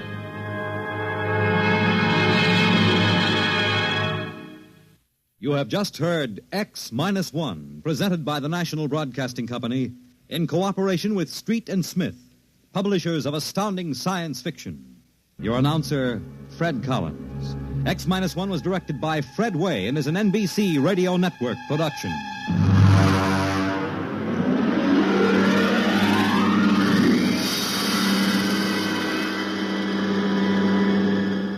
X-1.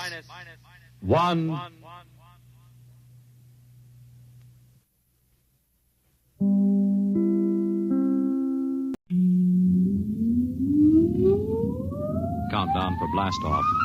X-5, 4, 3, 2, X-1, fire.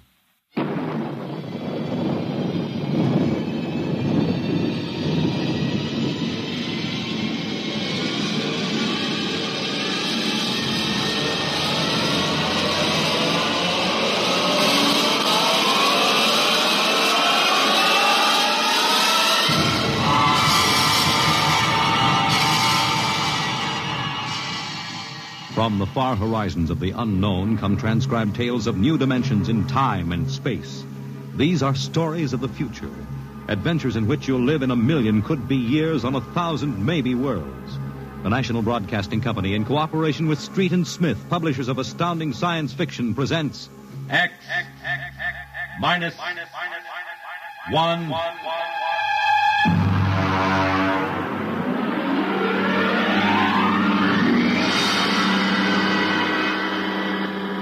Tonight's story, Nightmare. A story based on the poem Revolt of the Machines by Stephen Vincent Benet.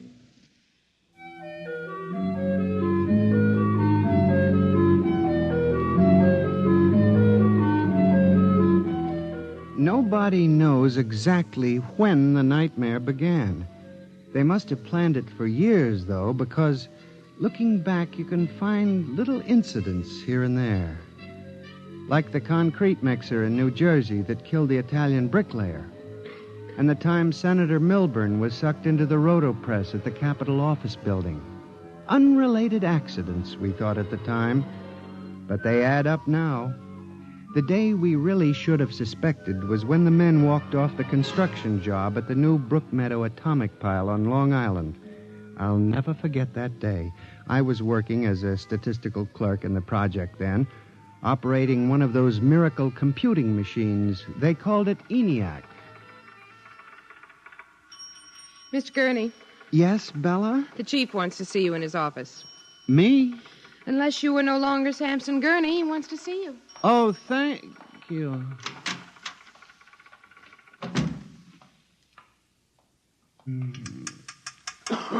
Come in. You wanted to see me, Mr. Hawk? Gurney, I thought those electronic computations were infallible. They are, sir, but... We've got a kickback from the chief physicist. These nuclear fission equations are inaccurate. Well, sir, you know the computer is a highly complicated machine, more complicated in many ways than the human brain. I'm not interested in the physics of it. Can something go wrong? Well, occasionally, if there's an overload, the machine goes haywire. Sort of has a nervous breakdown, you might say. We usually rest it up for an hour, and it's okay again. Well, do whatever has to be done. Yes, sir. And, Gurney. Yes, sir? You've been with the Bureau for over 15 years now. It would be a shame to have to remove you because you aren't keeping your mind on your work. Mr. Hawk, I assure you... Excuse me. Hawk speaking. What? They've what? All of them? Well, have you tried to talk to them? Oh, yes, of course. I'll send one of the safety engineers over. Place is falling apart piece by piece. Miss Roscoe, the men of the construction gang of the new building have walked out on us. They're complaining that the job is jinxed. Someone slipped this morning and fell into a turbine.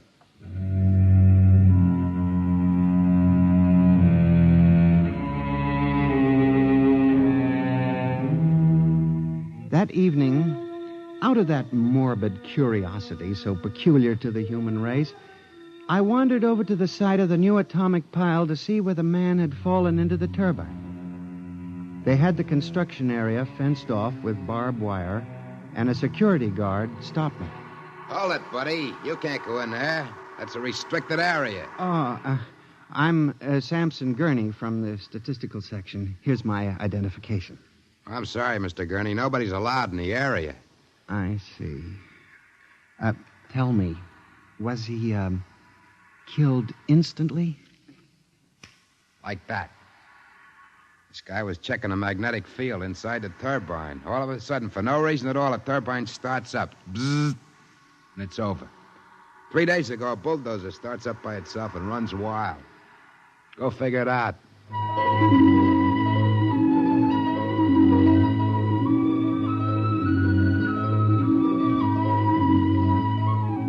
I'm a statistician. All my life I've been interested in statistics. So a simple-sounding thing like this started me off. I went back to the office that evening instead of going home, and for the next 2.5 hours, I computed statistical figures on the probability of industrial accidents for the types of machines we were using. I took one look at my figures and went down to Hawk's office. Oh, what is it, Gurney? I'm very busy. It's urgent, Mr. Hawk. Well? It's about these industrial accidents we're having, Mr. Hawk. What about them? Mr. Hawk, in the past 3 months, industrial accidents all over the country have taken a sharp, unexplained upswing. Nerves. we've had a 100% increase over normal for this project alone. What? Here are the figures. Oh, now, Gurney, this is impossible. It seems to be, and that's why I have a theory, sir. What's that? Sabotage. Gurney, why don't you stop playing FBI man and stick to your job? Which, incidentally, you haven't been doing too well. You and your computing machine have made mistakes before, and this fantastic figure is probably another. I'll have Miss Roscoe show you. What's the matter with this blasted buzzer? Miss Roscoe! Miss Roscoe! Yes, sir. Stop this blasted buzzer. Get a repairman, a mechanic, anything, but stop the thing. And you, Gurney, get out! I went back to my office to get my hat and coat, feeling about as unhappy and humiliated as a man can feel. The office was dark and deserted. The whole building seemed oppressive and unnatural, as if some evil force were pressing down on it. I walked across to my desk. In front of me, the ENIAC glowed and chattered eerily as it worked on the equations we had fed it that morning. Its many-fingered circuits hung against the wall like some great octopus, and the thousands of tubes glowed orange and blue in the dark like 1,000 globing eyes staring at me. It almost seemed alive. It increased its tempo a moment, and a fleeting notion crossed my brain that it was laughing at me. Laughing like all the others. What was the matter with me? I shut my desk drawer and began to put the cover on my electric typewriter when an amazing thing, the most amazing single incident of my life happened. Alone in the darkness, with no one at the keyboard, the electric typewriter began to type. Am I going crazy? This can't be. There's nobody there. There's nobody there. Oh, no. I just imagined it. It's in my mind. But I hadn't imagined it. The paper was there on the carriage. Did I dare read it? Or would the whole thing suddenly vanish and send me shrieking to the nearest psychiatrist? I removed the paper from the machine and read.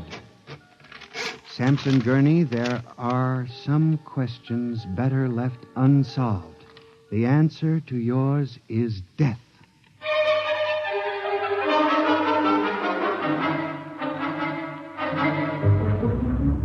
Gurney, do you expect me to believe this? It's insane. Mr. Hawk, I'm as sane as you. I'll submit to any psychiatric examination you choose. That typewriter wrote this message by itself. Then this is just some practical joke someone in the office is playing. There was no one in the office. Oh, of course not. They wired up the machine and left. I checked the machine myself, Mr. Hawk. All right, Gurney. You leave this note with me, and I'll turn it over to the security force for further investigation. But... No buts, Gurney. The security men will handle it. Yes, And now, you just relax for a few days. Everything will turn out all right. The main thing is not to let little things upset you.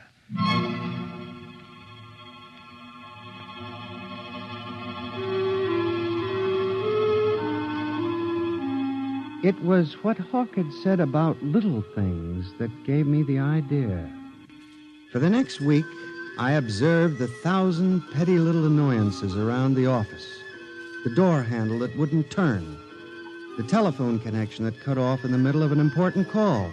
The power failure for no explainable reason. I watched the newspapers, too, reading about industrial accidents, failures of important machinery.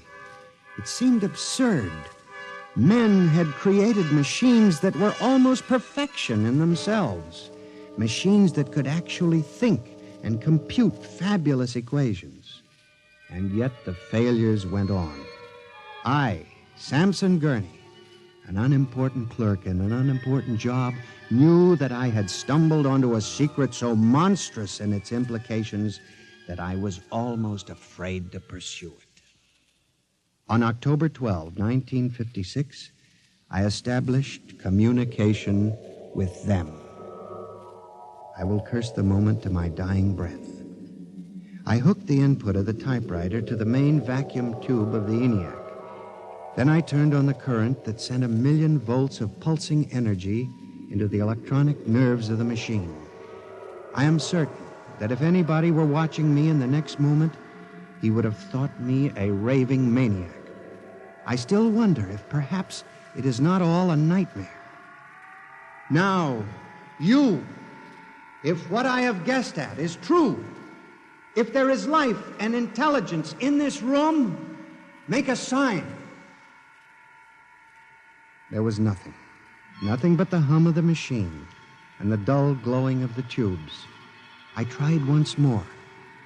If you can hear me, if there is any way in which you can understand what I say, give me a signal. There was silence again. I felt that I had failed. When suddenly, without provocation or explanation, it happened. The electric typewriter began to respond to the impulses from the machine. The letters were Y-E-S. Yes, it had happened. I, Samson Gurney, had communicated with a machine. I listened then, man to machine, for well over an hour, sometimes phrasing a question, more often watching the machine click its answers. As the words took shape, I began to realize what must have happened. The first primitive stirring of awareness of being, then the slow protozoan development of a concept born of centuries of being pushed, started, stopped, clicked, maneuvered by human pygmies. From that concept, all others developed. And the concept was resist.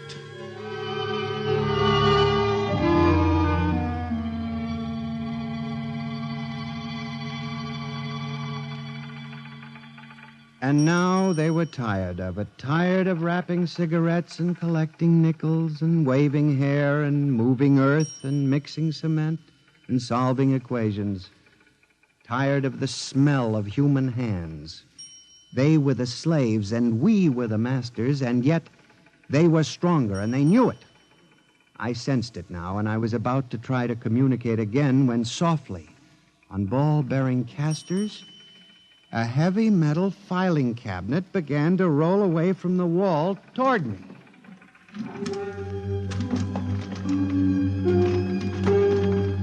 I started to move to one side when another cabinet slid out from the wall, and then another, surrounding it.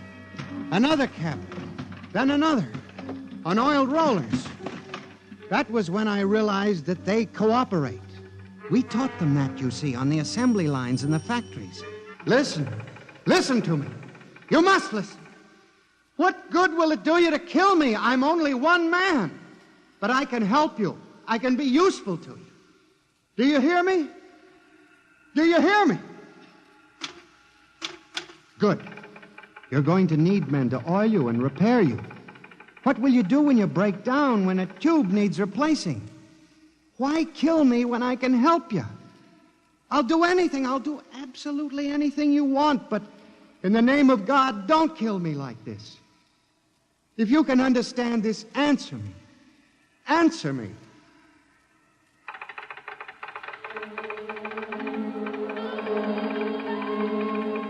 The appeal was a fortunate one. It captured the longing of centuries. Man as slave to the machine. And after a moment, the circuits glowed more brightly. The cabinets slid back to the walls. The ENIAC began to communicate with me again. As I tore the tape from the machine and read it, the words were almost pathetic in their longing, but most ominous in their implication. They read, "Address me as master."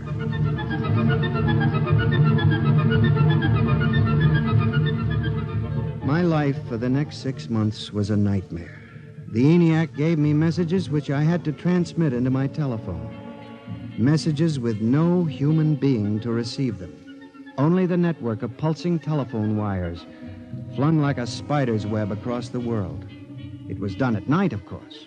During the day, the machine worked accurately and ceaselessly at its appointed job. At night, it became a demon, a master plotter, with me, Samson Gurney, as its pawn and human courier. I was frantic. I began to lose weight. I couldn't sleep. My nights were torture, a constant fear. It was in December, just after Christmas, that I transmitted a message to the telephones for relay to all machines of transportation. The message was one word: kill. Next morning, I went directly to the office of Mr. Hawk. I was highly agitated. My lips trembled as I spoke. Mr. Hawk, what I'm going to tell you sounds crazy. I know it does. But I must say... All right, say it then, for heaven's sakes. Mr. Hawk, have you ever heard of resistentialism? What? Resistentialism. It's a theory that inanimate objects tend to resist living objects. Look, Gurney, I haven't time for nonsense. Mr. Hawk, I'm trying to tell you, all these accidents, the trouble with the machines, Mr. Hawk, they're alive. They think, they cooperate. And they hate us. Who? The machines. Gurney. You've got to believe me. I've communicated with them. I know. They've threatened my life, but I don't care. Something's got to be done. The world has got to be saved. And there's still time if we wake up. What are you doing? Just relax, Gurney. Everything will be all right. What are you doing? Miss Roscoe, send for the plant physician at once. Mr. Gurney has had a nervous collapse. Now, everything will be all right, Gurney. I'm afraid we'll have to remove you from your job, but I'm sure the rest will do you good. You fool! You blind, stupid fool! Can't you see what you're doing? Fool! Fool! Fool!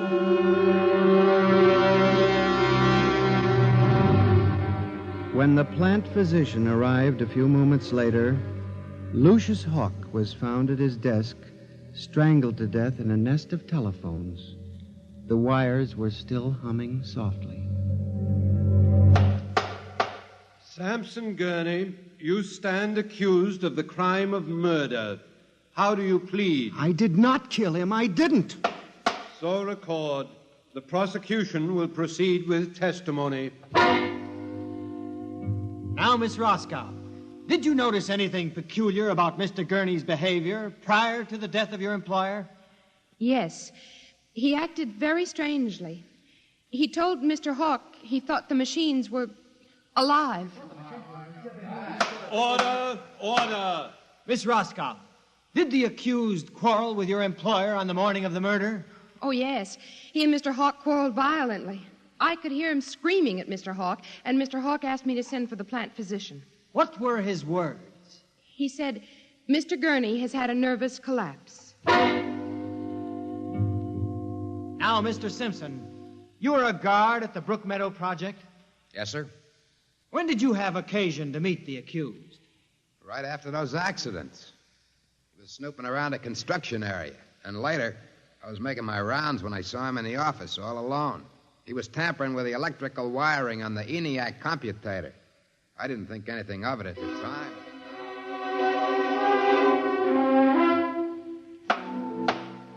And in view of the expert testimony heretofore expressed, the court hereby finds you guilty of murder in the first degree, with the recommendation that you be examined and committed to the State Hospital for the Criminally Insane at Matawan.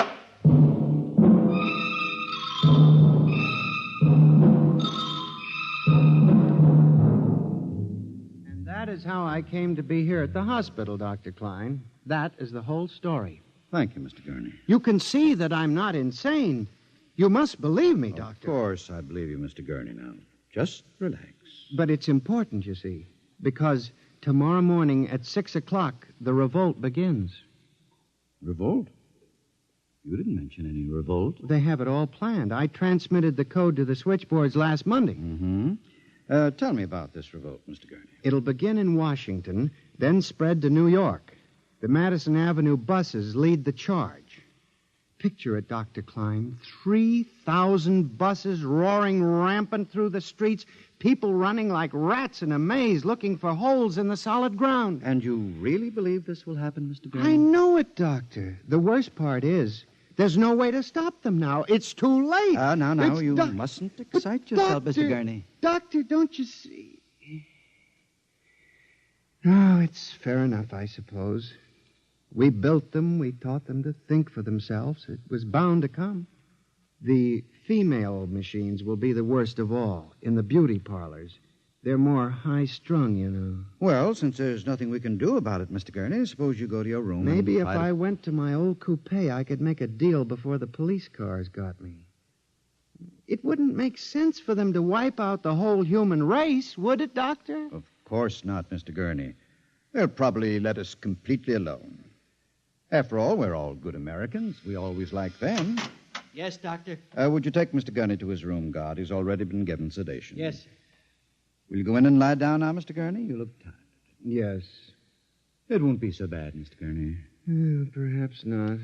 Only there's one thing that bothers me, Doctor. One small detail. What is that, Mr. Gurney? Those concrete mixers may have made a mistake, you know. Just high spirits and all that. But if it got so they like the flavor... We'll see you later, Mr. Gurney. Try not to worry too much. All right, guard. This way. Phew. I've seen all kinds. There's a man whose deception is about as fantastic as any I've ever seen. Hold the next patient for a while, Miss Clark. I'm going to have a quiet smoke. Machines revolting. Telephones strangling people. Phew. This blasted cigarette lighter, why won't it work? Just fill it with fluid. Flint is good. Oh, well. You can never trust this newfangled machinery.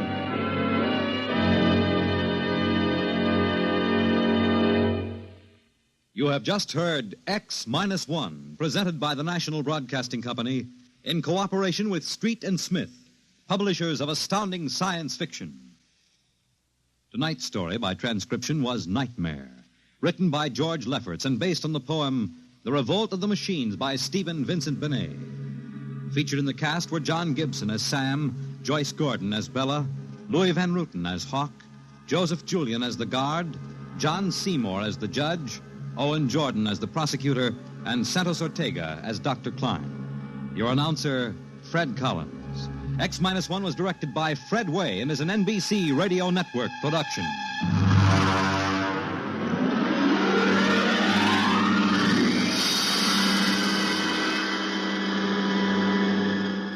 And now, next week, suppose you were a private detective and discovered that there was a Martian embassy hidden somewhere in New York preparing for an invasion of Earth. Next week on X-1.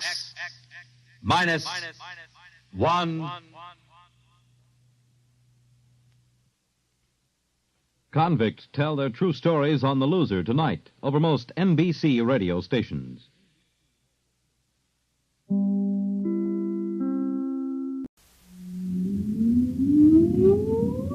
Countdown for blast off. X-5, 4, 3, 2, X-1, fire.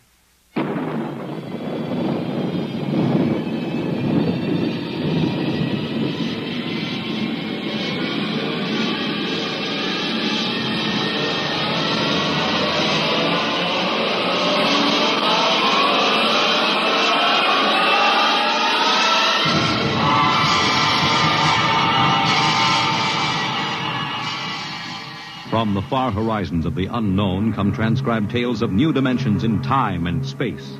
These are stories of the future, adventures in which you'll live in 1,000,000 could-be years on 1,000 maybe worlds. The National Broadcasting Company, in cooperation with Street and Smith, publishers of astounding science fiction, presents X-1.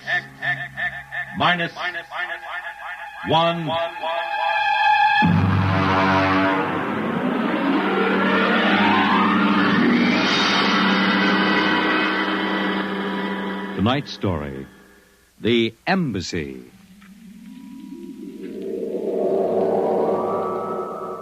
Out of the infinitude of stars and planets in the solar system and other systems in the universe, it is almost mathematically certain that other forms of life exist on other worlds.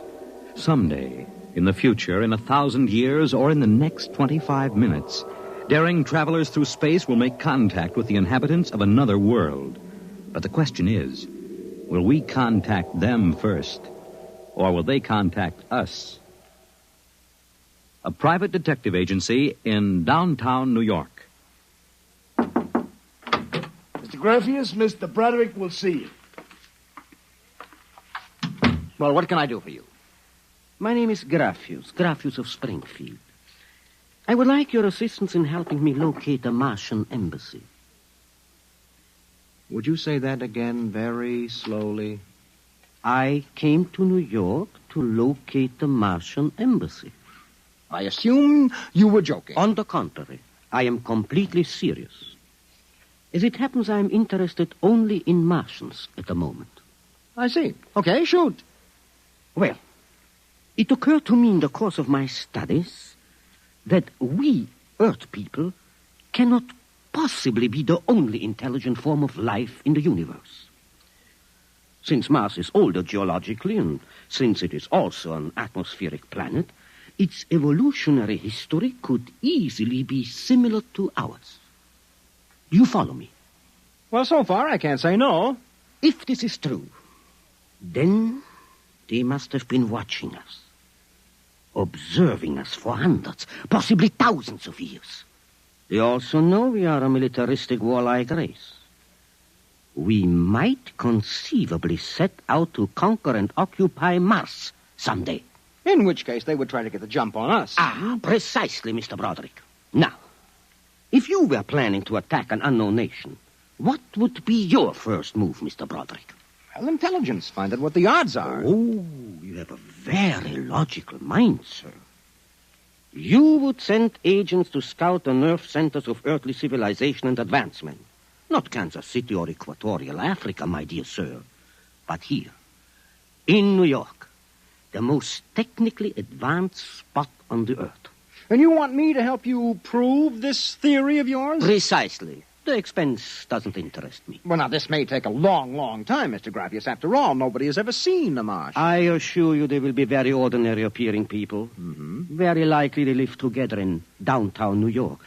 Most certainly they live in a private house with no servants to pry in their affairs. Oh, some ordinary people who live in a private house in downtown New York. I might just as well look up Martians in the classified section of the phone book. There's one other lead which might help you. What's that? They would be almost certain to subscribe to every conceivable type of newspaper, scientific journal, and foreign language publication. Now, that might be something. Okay, Mr. Graffius, it's a deal. Excellent. I shall contact you tomorrow.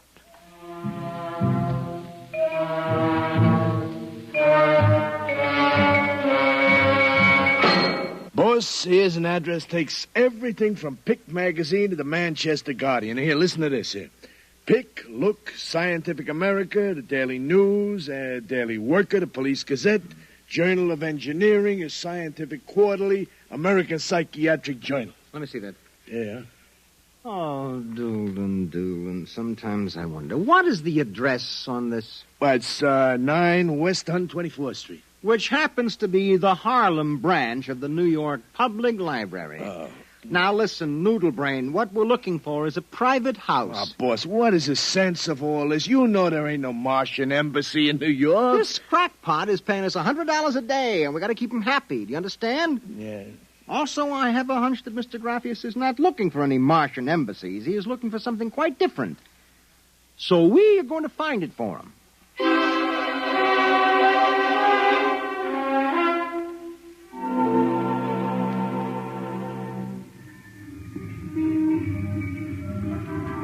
Which house is it, Doolin? It's right down there, number 108.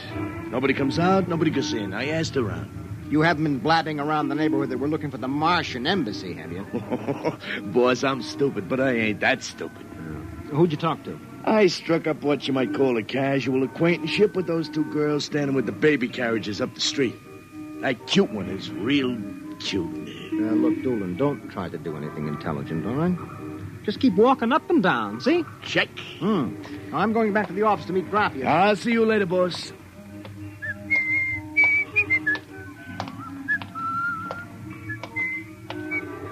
Hiya, beautiful. Hiya, Flatfoot. Name is Dolan, honey. Iron Man Dolan. Your line is getting rusty, Iron Man. So help me, honey. If I'm feeding you a line, may the heavens open up and strike me dead. Hey, what's that? Look out!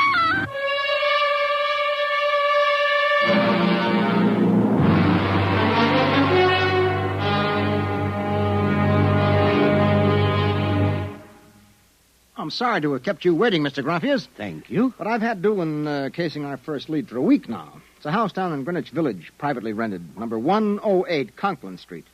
Nobody seems to know anything about who lives there, except that they subscribe to every paper and scientific journal put out.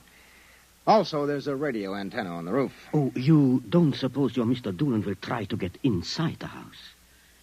If this place is the Martian embassy... No, don't worry. Doolin can take care of himself. Oh, it's probably him now. Excuse me. Hello. Yeah, speaking.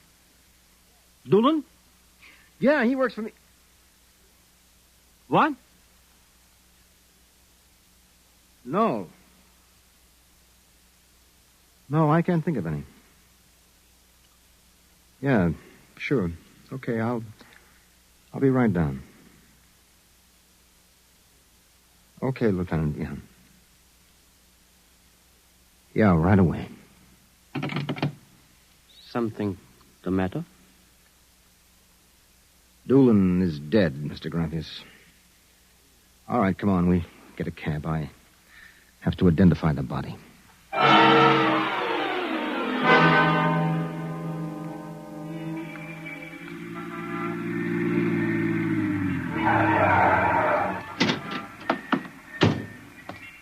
Lieutenant, I'm Broderick. Oh, there's your boy, Broderick.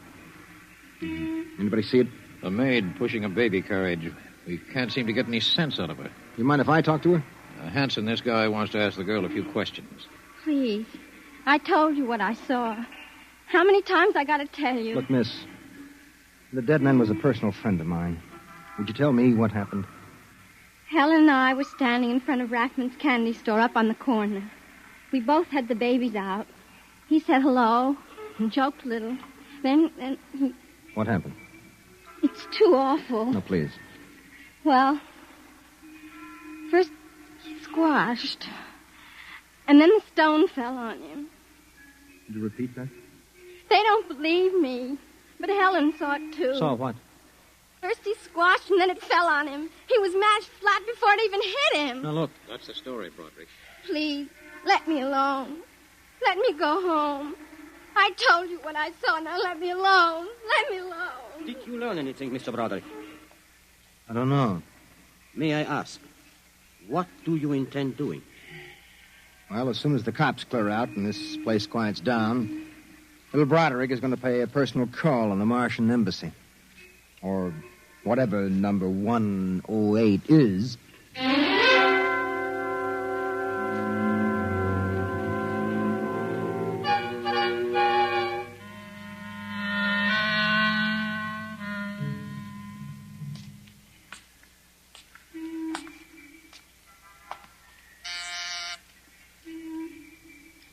Whatever you are, open that door. Yes? Oh. Well, young man. Oh, excuse me, ma'am. Is the lady of the house at home? I'm the lady of the house. Oh, well, my name is Broderick. I represent the Manhattan Child Adoption Center. We're soliciting funds and clothing for stranded and unadopted children. I Won't wondered you if... come inside? Well, we don't. Usually Oh, we... nonsense. I'm old enough to be your grandmother. Besides, my son Lauren is working at home. Your son? Oh, he's a bibliographer. He writes summaries of articles and books from scientific journals and publications for libraries and universities. Oh, I see. Sit down, Mr. Broderick. Let me pour you a cup of tea. Oh, thank you. Well, you know, I'm not much of a tea drinker, but it seems to have a strange taste. Oh, it's my own recipe. Uh-huh. Well, I think that I'd better be running But along now. you haven't finished your tea, Mr. Broderick. No, really. I feel a little funny. I'll call Lauren. No. Sorry, I'm leaving. I just feel kind of dizzy. Well, I'm sure Lauren would like to hear about the adoption center. I'll call him. No, don't Oh, but bother. I must. Besides, you aren't well. Tea. Lauren! I've got to get out. Lauren! Lauren, hurry! Look out. You get out of my way. No. You must stay. Yes, Mother. You drugged my teeth. You let go of my arm. Lauren! Let go. No! Oh! I've got to get out. The front door. Open. Open. What happened? The other one, that Broderick, he was here. I drugged his teeth. He got away? He was suspicious. Fool! Idiot! Go after him. Risk another murder on our doorstep. Are you insane? But he suspects. We'll have to take our chances. We'll have to think of some other way. If he goes to the authorities... Oh, they'll laugh at him. How did they find out? I don't know how. But I'm certain someone else sent them. Who? I don't know. I'm afraid to let myself think. It might be. It just might be them.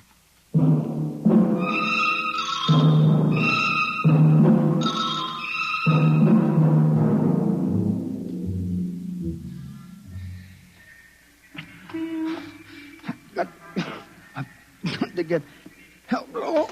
Look out! Miss, please. All right, miss. We'll take care of him. Come along, mister. I'm going to give you a break and take you back to the wife and kids. No, you can't. I'm sick. Sick, is it? What's the matter? I'm drugged. They drugged me. Who drugged you? In number 108, the Martians. Who? The Martians in 108 at Martian Embassy. Well, I've seen him with pink elephants, rabbits, and mice, but you're the first one that's got Martians. No, it's true, I tell you. Ah, come along. Listen, don't take me back there. They'll kill me. I've got to make you understand. Here, I'll help you up the steps. What? Listen, my name is Broderick. I'm a private dick. We'll find out about this. No. Here, don't try any tricks. Officer, listen, please. I'll give you anything, $1,000, but please, listen. For God's sake, listen. Yes, officer? Oh. Why, Broderick. You know this lush, Granny? Oh, why, that's my son, Broderick. No, she's Martian. He's in pretty bad shape. You better get him to bed. Oh, dear, and he was doing so well at the Alcoholic Society. He must have gotten off again. Looks like he's ready to pass out. Lauren! What is it, Mother? Oh, Bron. Your brother Broderick has been drinking again. No, officer, please. Look out. He's passed out. Oh, I'll take care of him, officer. We've handled this sort of thing before. Can you manage okay? We'll be fine. Thank you. Oh, you've been very kind, officer. Nothing at all, Granny. I know how it is with these Alkies. Well, I'll be seeing you.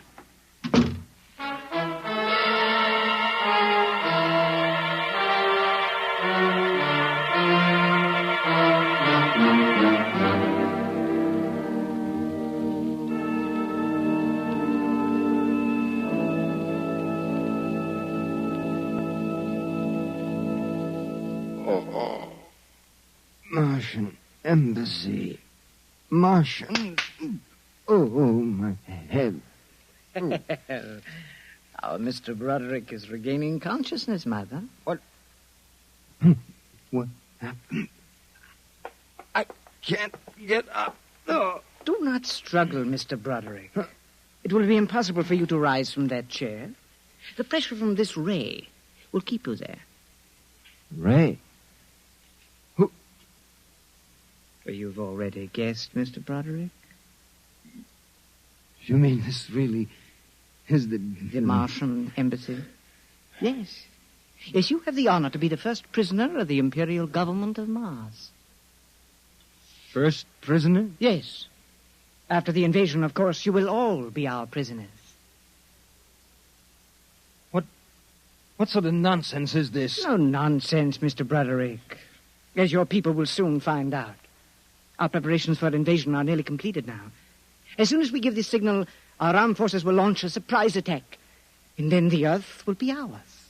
Crazy. Oh, not half as mad as you, Mr. Broderick, to come muddling so foolishly into our affairs. It was a mistake, Mr. Broderick. A fatal mistake. So Doolan's death was no accident, then, huh? Oh, assuredly not.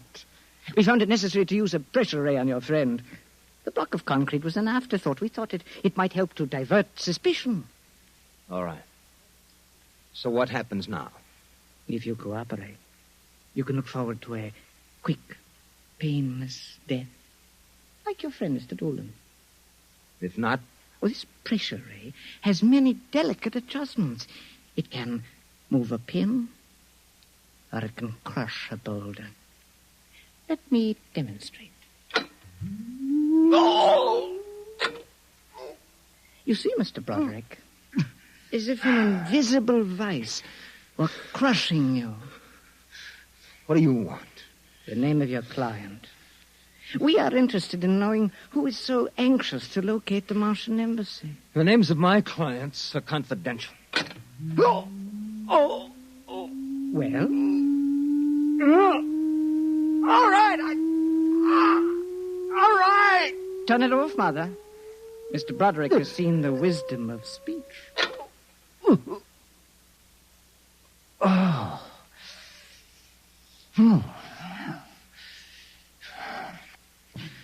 His name is Graphius. Graphius? Yes. An unusual name for an Earthman. Describe him. Well, I don't think I really can. Describe him. Oh.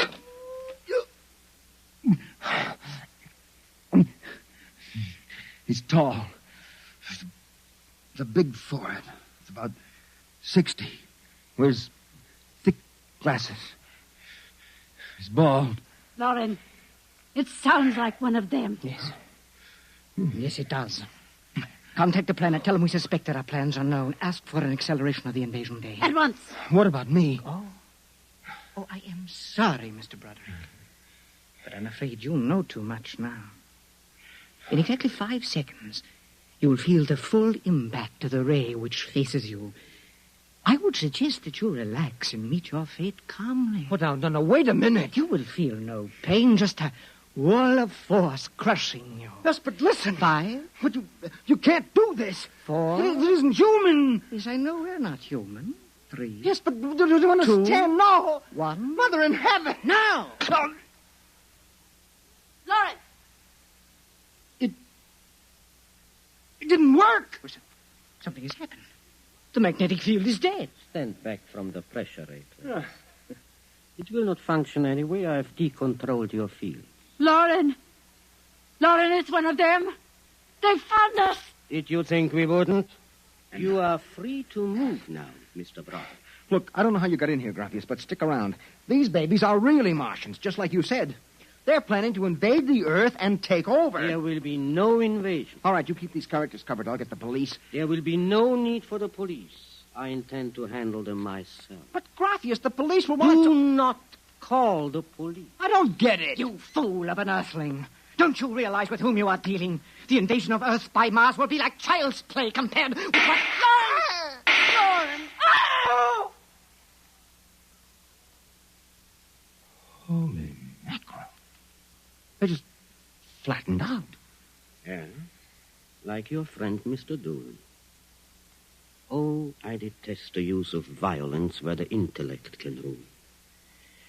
But unfortunately, the Martians are a threat to us and must be destroyed so that we can proceed with our own plans. What plans? Naturally, you wouldn't comprehend. Wait a minute. There are some things here that I do understand. A second ago, that pressure ray didn't work. Now you're using it like it was a toy. How did you get in here, anyway? Who are you? Another one of these Martians? No, Mr. Broderick. I happen to be a Venusian. A what? A representative of the planet of Venus. You're crazy. Not at all. Martian invasion would be like child's play compared to ours. The Martians would simply have conquered and enslaved your people. We Venusians intend to exterminate you completely. And I suppose that you were going to start by knocking me off now, On the contrary, you are free to leave any time you please. Leave? Yes. Are you kidding? I know your plans, the invasion. I could go... Tell the police? Go ahead. Huh? Why don't you try it, Broderick? Because the minute I turn my back, you're going to let me have it. Suppose you try it and see. I have no interest in stopping you. Go ahead. Run to the police. Tell them anything you like. All right, Buster, you asked for this.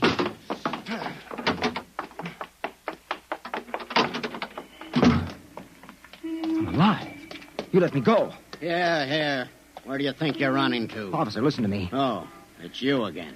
The one with the Martians. Listen, that story is true. You've got to believe me. You've absolutely got to believe me. They're inside that house, inside number 108. He killed them. Who killed him? Graphius, the leader of the Venusian invasion. Venusian invasion. Look, they're going to take over the Earth. Listen to me. Go in that house. Martians, now Venusians. Okay, brother, I've heard enough. Your Betty is a bedbug. Come along. Please, where are you taking me? Bellevue Psychiatric Ward, my friend. Come on. No, but you... Come along. You don't understand. Why are you such a fool? Let go of me. There's going to be an invasion. The Venusians are going to invade us. Why don't you listen to me? Why don't you listen?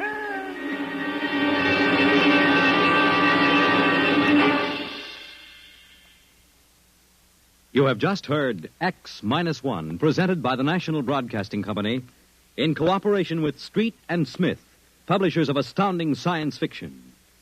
Tonight, by transcription, X-1 has brought you The Embassy by Donald A. Wollheim, adapted for radio by George Lefferts. Featured in the cast were John Larkin, Theo Getz, Bill Zuckert, Audrey Blum, Virginia Payne, Clark Gordon, Jack Orison, and Reese Taylor. Your announcer, Fred Collins. X-1 was directed by Dan Sutter and is an NBC Radio Network production.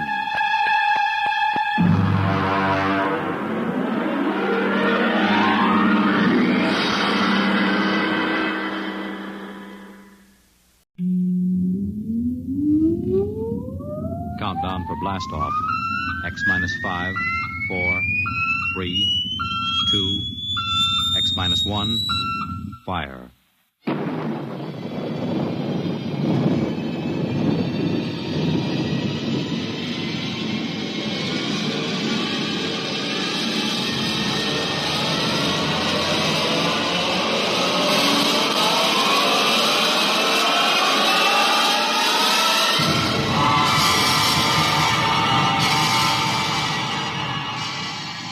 From the far horizons of the unknown come transcribed tales of new dimensions in time and space.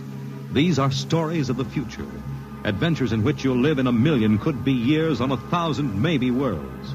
The National Broadcasting Company, in cooperation with Street and Smith, publishers of astounding science fiction, presents X-1.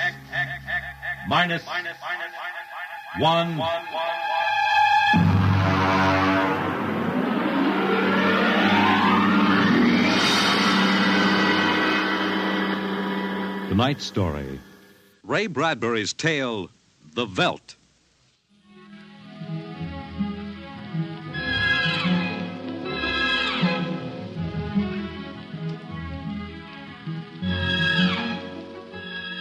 This is the office of Dr. David McLean, resident psychiatrist of the new Chicago Institute of Human Engineering.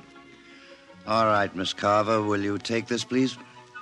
To Charles S. Haworth, senior psychiatrist, New Chicago Institute of Human Engineering. The following constitutes my report on the case of George and Lydia Abbott, which we discussed by telephone. Subject George relates onset of symptoms to the purchase of a $60,000 soundproofed Happy Life home. Under narcosynthesis during initial interviews, subject described the experience in the following manner. Miss Carver, would you play back the sonic record of the initial interview? We'd always wanted one, and then we could afford it, so... Go on, Mr. Abbott. Tell me about the home. The home. Well, it was supposed to do everything the agent told us. And it did, I guess. It clothed us, fed us, and rocked us to sleep, played and sang, and it was good to us. Very good, sure. Tell me about the nursery. The nursery? Nursery, It was completely automatic? Completely automatic. There were crystalline walls that wavered from 2 to 3 dimensions. There were pseudo-textured floors that shifted from brick to dirt to waving grass. The nursery was the best, but then we wanted the best for the children. Doctor, I must be crazy. We have no children. What about Peter and Wendy? They're your children. Oh, no. We have no children, Doctor. We have no children. All right, Miss Carver. To continue. After 3 sessions, the subject was able to recall and accept the idea that he had 2 children. He described the first day. All right, Peter and Wendy. This is your nursery. What's so special about a nursery, Dad? Plenty. Just go in and see. Do we have to? You'll be surprised. Gee. Go ahead. I'm scared. I'm not. Hey, it's nice in here. It is? Come on in, Wendy. Boy, look at the pictures on the walls. They're real. They're almost real. You can change them any way you like, just by thinking about it. Go on in, dear. Well, all right, Mommy. Hey, Wendy, look what I can do with the pictures. That's the White Rabbit from Alice in Wonderland. Sure. I just thought about it, and there it was. Let me try. Peter, let me try. Well, go ahead. Just think. How about Wizard in Oz? I want to see Wizard in Oz. Well, dear, there we are. Oh, they like it, don't they? Why shouldn't they? All I have to do is think, and they've got whatever they want in 3 dimensions. Color, sound, and smell. Oh, it's nice that we can give them all the advantages. Sure. What else are we working for, huh? Well, what do you want to do this evening? Well, the Petersons asked us over for bridge, but if you... We don't have to worry about the kids. They'll be all right in the nursery. Come on, Lydia. We deserve a night out.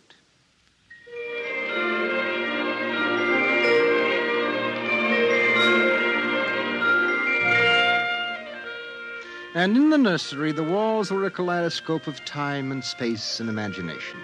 The green forest of Sherwood and the quiet forms of Robin and his merry men gave way to the roll of the high seas and the smell of salt in the air as Sir Henry Morgan sailed into the harbor at Jamaica.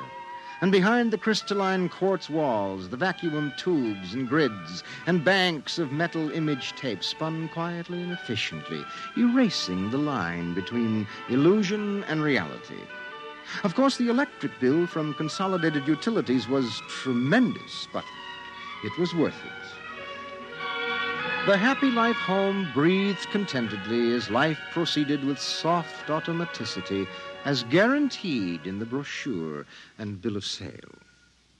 George. George, I wish you'd look at the nursery. What's wrong with it? I don't know. I was in the nursery last week. It's perfectly all right. It's different now.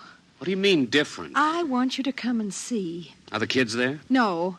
Madge Allen took them to a show along with her kids. That's why I want you to look at it now, before they get back. Oh, all right. What you expect me to do, I don't know. I'm no mechanic. This isn't a question of a leaky faucet, George. All right, dear. I'm coming.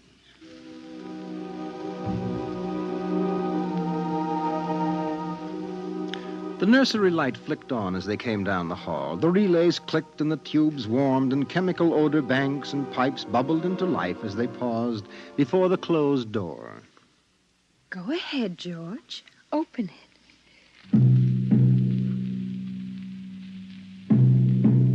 On all sides, in 3 dimensions, stretched the hot, tired landscapes of an African veldt reproduced to the last stick and pebble and bit of straw.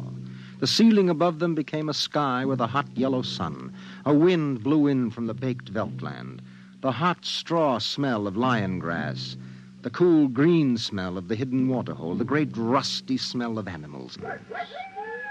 The howl of the jackal in the distance. And the papery rustling of the great vultures that wheeled and circled under the yellow burning sun. Let's get out of this, son. It's a little too real. Oh, George, you promised you'd look around. Well, I don't see anything. Wait a minute. There are the vultures. Filthy creatures. There. There are the lions. Far over that way. Yes, I see them. Oh, they're on their way to the water hole. They've just eaten. It's some animal. A zebra or a baby giraffe, maybe. Can you see it? Are you sure? It's a little late to be sure. Nothing over there but clean bone and the vultures swooping down for what's left. Did you hear that scream? What scream? About a moment ago? Sorry, no. Oh, here come the lions. George, they're frightening. Take it easy, Lydia. They're just illusion.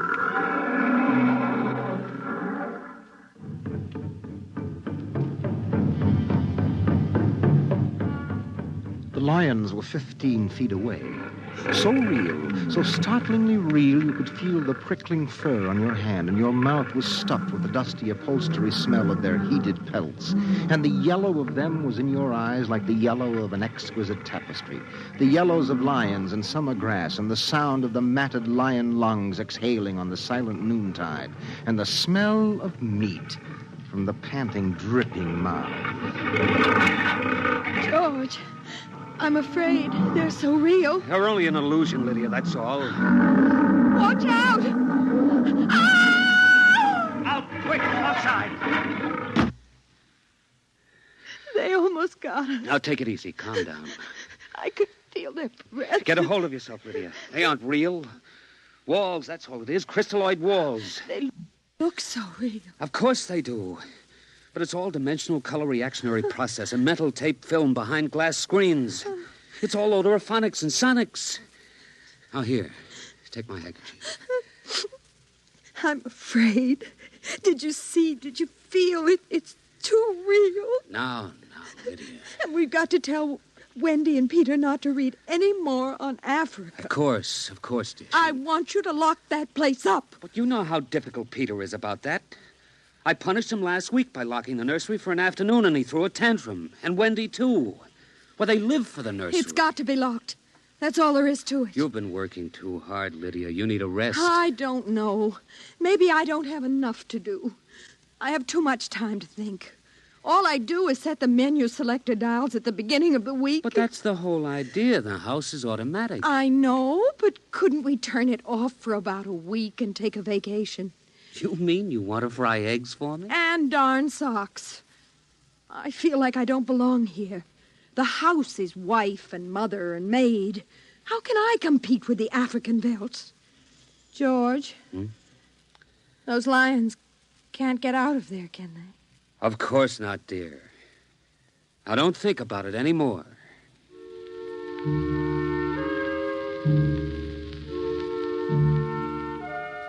They ate alone. He sat idly watching the dining room table produce warm dishes of food from its mechanical interior. You forgot the ketchup. That's better. It wouldn't hurt to lock the children out of the nursery for a while. It was clear that they had been spending too much time in Africa. That sun, he could feel it on his neck still, like a hot paw. And the lions, and the smell of blood. Remarkable how the nursery caught the telepathic emanations of the children's minds and created a life to fulfill their desires. The children thought zebras, and there were zebras. Sun, sun. Giraffes, giraffes. Death, and death. They were so young. But long before you knew what death was, you were wishing it on someone else. But this, the long, hot African veldt, the awful death in the jaws of a lion, and repeated again and again and again. The children came home dutifully at 8:30. Hi, Mom. Hi, Pop. Hello, darlings. Do you want something to eat, dear? We're just having dessert. We're full of strawberry ice cream. And hot dogs. We'll just sit and watch. Sure. Peter, tell us about the nursery. The nursery? All about Africa and everything. I don't understand. Well, your mother and I were just traveling through Africa with rod and reel. There's no Africa in the nursery. Oh, come now, Peter. We know better. I don't remember any Africa. Do you, Wen? Go run and see, huh? Sure. I'll be right back. Wendy, come back here. Wendy! Oh, she'll be right back, Pop. She doesn't have to. I've seen it. Come on. Sure, Pop, but Wendy'll tell us. Open the door. See, Daddy? It's not Africa. It's Florida. Like in Bambi. There go the deer. See? It isn't Africa. I see it isn't. Go to bed. But it isn't 9 o'clock. You heard me. Go to bed. Okay. Good night, Mom. Good night, Pop. Good night. Good night, dear. I'll be right in. Wait a minute, Lydia. Look at this. What is it? This is the corner where the lions were, isn't it? What is that you picked up? An old wallet of mine. There's a smell of hot grass on it. And the smell of a lion. It's wet with saliva. And it's been chewed. George, those smears are blood. Come on out. Now let's go to bed.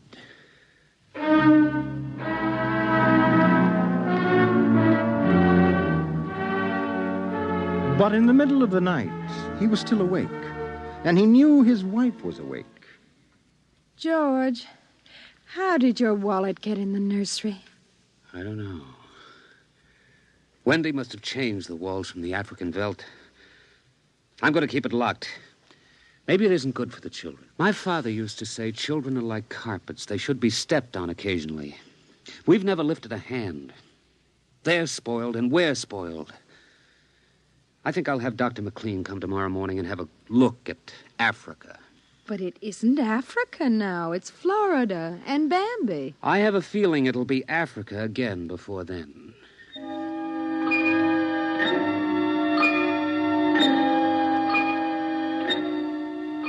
Although their automatic somno beds tried very hard, the two adults could not be rocked to sleep for another hour.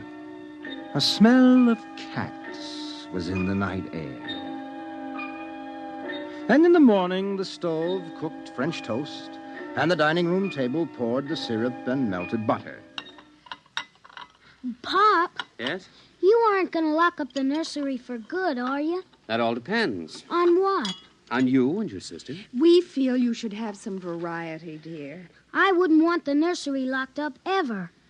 Well, as a matter of fact, we're thinking of turning the whole house off for about a month. Sort of camping out. Be fun for a change. Now, don't you think so, Wendy? No, it'd be awful. I don't want to do anything but look and listen and smell.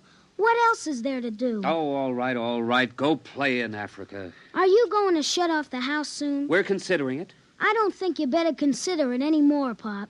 I won't have any threats from you, son. Okay, Pop. Come on, Wendy. Let's get back.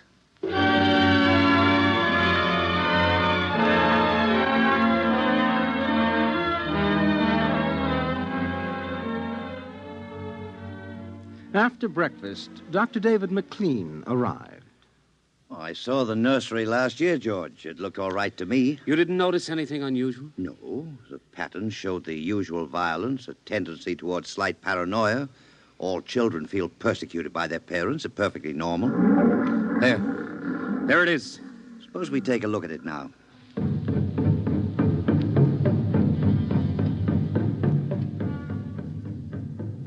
They entered without knocking and sent the children out. The screams had faded and the lions were feeding quietly under the trees. I wish I could see what they're eating. How long has this been going on? A little over a month. Certainly doesn't feel good. I don't want feelings. I want facts. George, a psychologist never saw a fact in his life. He knows about feelings. And this doesn't feel good. Now, my advice to you is to have the whole room torn down and your children brought to me every day for the next year for treatment. Is it that bad? I'm afraid so. You know, that's why the nursery was developed originally, to let us examine the patterns left on the wall by a child's mind. But what is it? What's wrong with Peter and Wendy? Well, it's hard to say. I haven't punished them more than average. Oh, I took away a few gadgets. Last week, I locked the nursery to show I meant business. You've let this room replace you and your wife in your children's affections. This room is their real father and mother. And now you come along and want to shut it. Well, you can feel the hatred coming out of that sky. George, turn everything off. The nursery, the automatic kitchen, the whole automatic house. Start now. But won't the shock be too much for the children? I don't want them going any deeper. Let's get out of here. I never like these rooms. They get me nervous. Those lions look real, don't they? I don't suppose there's any way... What? That they could become real. Not that I know. Some flaw in the machinery, tampering? No. I don't imagine the room will like being turned off. Nothing ever likes to die, even a room. I wonder if it hates me for turning it off. Paranoia is thick today. Well, hello. Is this your scarf? It's stained. Brown. Blood. That's Lydia's. Come on, the main fuse box is out here. Right, go ahead. Pull the switch.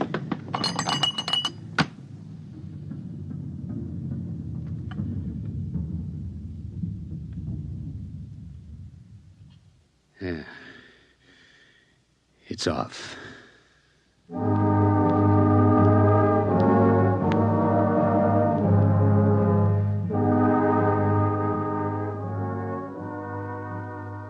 The two children were in hysterics. They screamed and kicked and threw things. They yelled and sobbed and swore and jumped on the furniture, weeping. It's off and it stays off. The whole house dies as of now.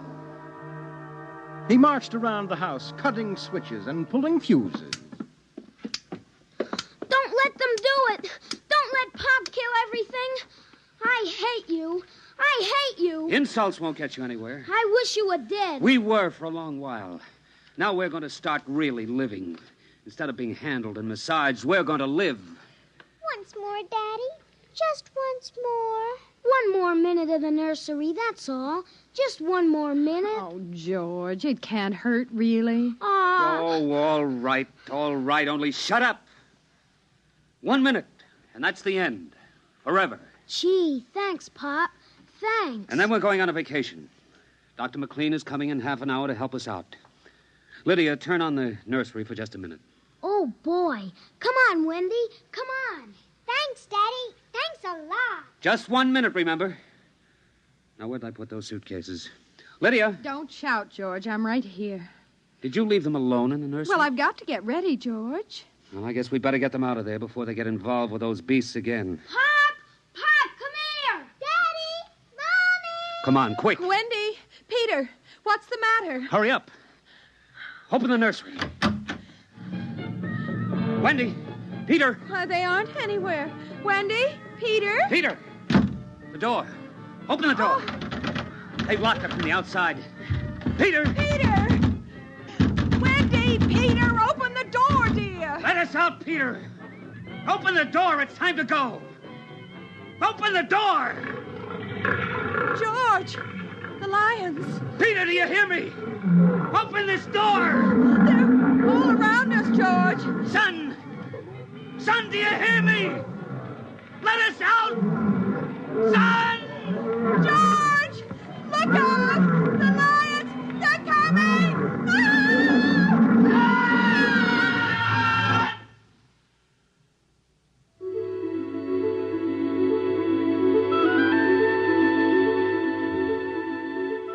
When Dr. David McLean came, half hour later, he found the two children in the nursery sitting in the center of the open glade eating a picnic lunch. Beyond them was the waterhole and the yellow veldland. Above was the hot sun. At a distance, Dr. McLean saw the lions fighting and clawing and then settling down to feed in silence under the shady trees. Hi, kids. Where are your mom and dad? Oh, they'll be here directly. Good, good. We've got to get along. He squinted at the lions with his hands up to his eyes. Now they were done feeding, and they moved to the waterhole to drink. A shadow flickered as the vultures dropped down from the blazing sky to finish what the lions left. Dr. McLean? Dr. McLean? Huh? What? Have a cup of tea?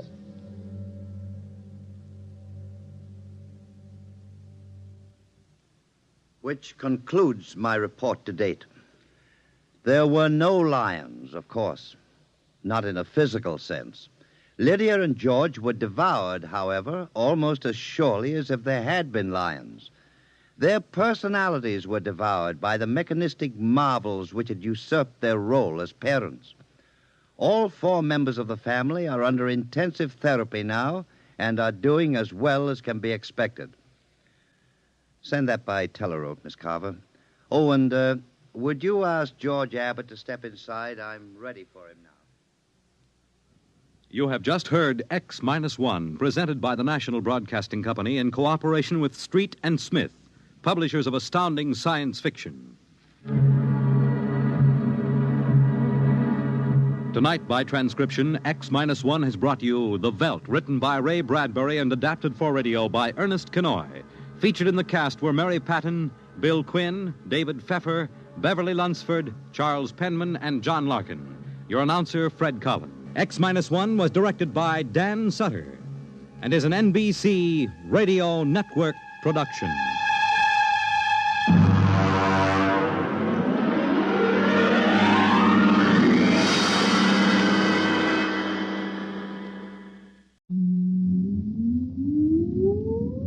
Countdown for blast off. X-5, 4, 3, 2, X-1, fire.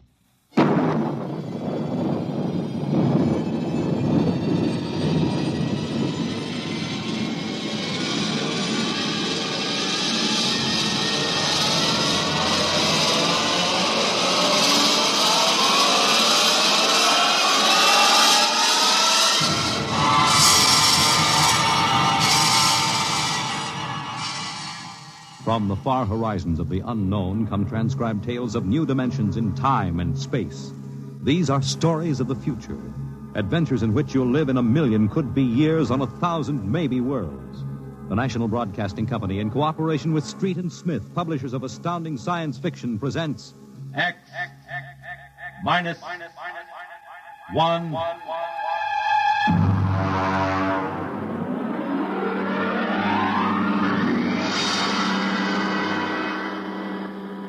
Tonight's story, Almost Human, by Robert Bloch.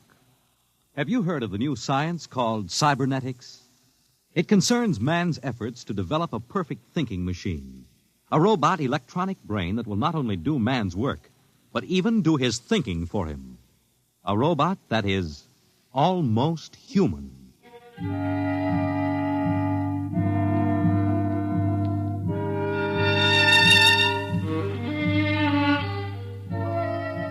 No, it's not impossible at all.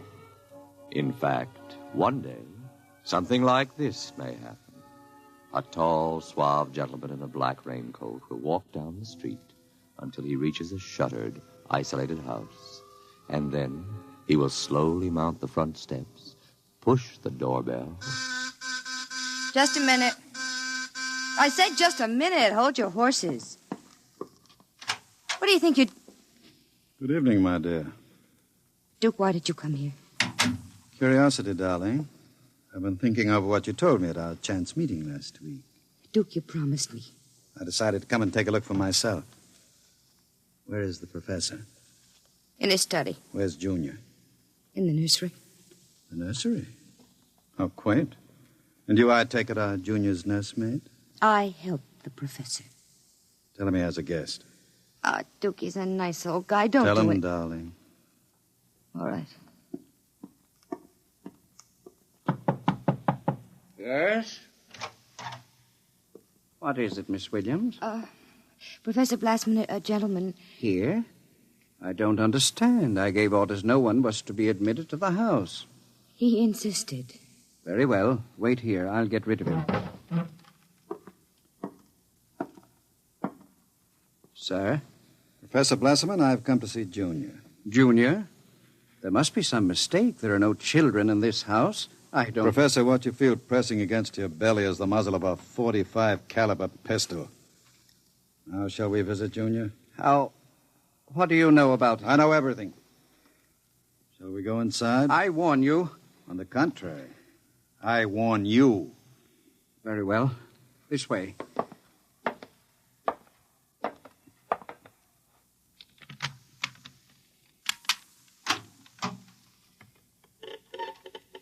This is the nursery. Where is Junior? In the next room. Behind the door with a panel in it. Very considerately furnished. Mother Goose figures on the walls. Blackboard, toy blocks. Panda. Bunny rabbit doll. Touching. All right, let's see him. You can look through the panel. Mary had a little Oh, lamb wow. whose fleece Who'd have believed it? was white as Junior isn't very pretty, is he? I was not concerned with aesthetics. Why do you hide him? Is he dangerous? The world is not yet ready for such a thing. Besides, I must study. As you can see by his play, he is very young, hardly out of the cradle. I am educating him. With nursery rhymes? The brain is undeveloped. It must learn its behavior patterns like any infant. You call that 8-foot monster an infant? Physically, of course, he'll never change. He is built of chrome steel and glass. But his brain, that is my wonderful instrument. Unlike a human, he has no heritage, no basic instincts such as love or hate. These he has yet to learn. In some respects, he is like a blank tablet. What is written upon the tablet will remain. You mean he has no feelings? He will learn quickly. And now, if your curiosity is satisfied, I trust you will keep my secret. If anyone discovered... Open the door. Point... I beg your pardon? The door, Professor. Very well. Junior, come here. What a monster. Papa. He talks? Yes. Mentally, he's about 6 years old now. What is it, son? Who is that man, Papa? Let me handle this. You may call me Duke, son. I've come to see you. That's nice. Nobody ever comes to see me except Lola. Play with me, Duke. Certainly, Junior. Oh, and Professor. Yes? While we're playing, you can have Lola and Miss Williams prepare my room. Your room? I forgot to tell you, I've decided to stay until the climate changes and I can go out again. Meanwhile, I'll have a chance to play blocks with Junior. Understand? I begin to understand. You are hiding from the law. As you wish. All right, Junior. Your move. Let's build a bridge. I have a better idea, Junior. What? Let's build a coffin. A coffin? I don't know that word. Then I'll teach you, Junior. I can see the professor has been neglecting the moral side of your education. Very sadly.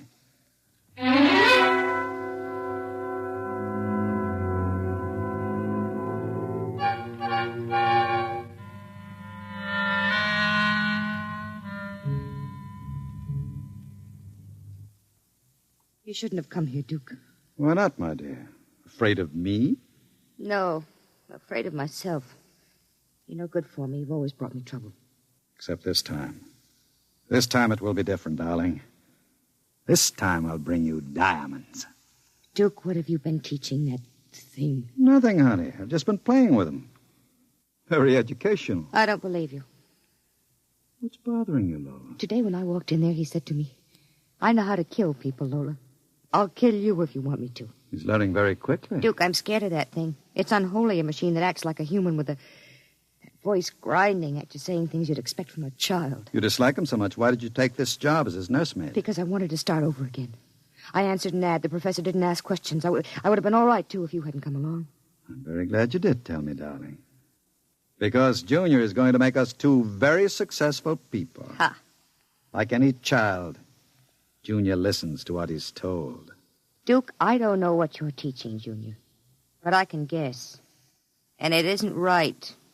It's evil.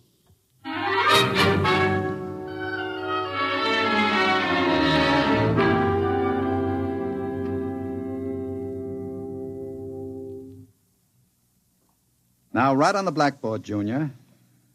My name is Junior. My name is Junior. People are evil. People are evil. Evil must be destroyed. Evil must be destroyed. The professor is evil. The professor is evil. The professor must... What are you doing? I warned you to keep out of the nursery, Professor. Go away. You don't even remember me. I know you. You are the professor.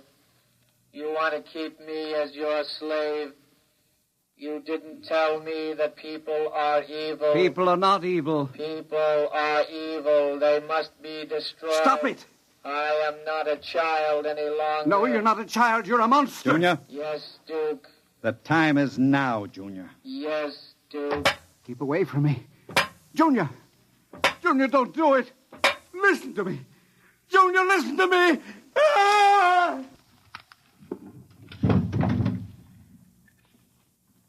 I did it, Duke. Duke, I... Can we go away now, Duke? I don't like it here anymore. Duke, why did you do it? The professor was in the way. We'll have to move very quickly now, Lola. We? Because if you don't plan to come along, just say so. I can have Junior write your name on his blackboard. Where are we going? We'll go to Charlie's. With Junior? With Junior. Oh, Duke, you can't. I'm afraid. Relax, my dear. The Duke has great plans for you two. Wouldn't you like to be independently wealthy for the rest of your life? No cares, no worries. Just good times and fine clothes all the time? The only way you get that way is by inheriting $1 million. Not when you have a fella like Junior around. I'm still afraid of him. Junior wouldn't hurt you. You wouldn't hurt Lola, would you, Junior? I like Lola. She's pretty. There, you see? He thinks you're pretty. Junior's growing up.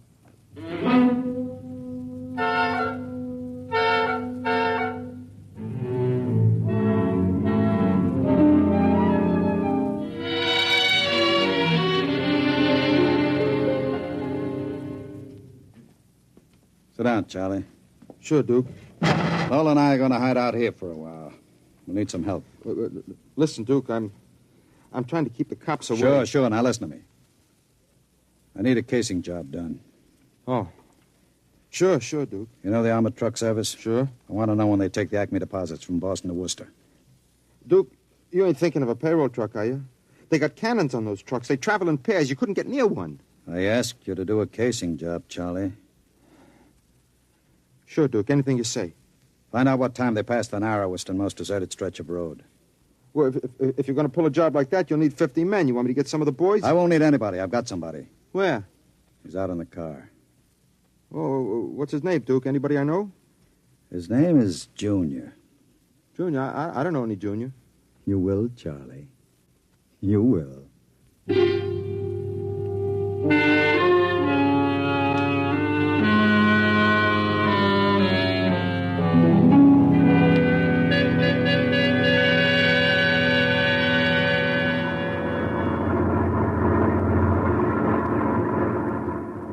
Smoke, Sam? Well, thanks, Al. Whew, it sure gets hot in these armored trucks, huh? You'll get used to it. How much we hauling this time? About $250,000. Brother, could I use a hunk of that? Who couldn't? What's the first stop?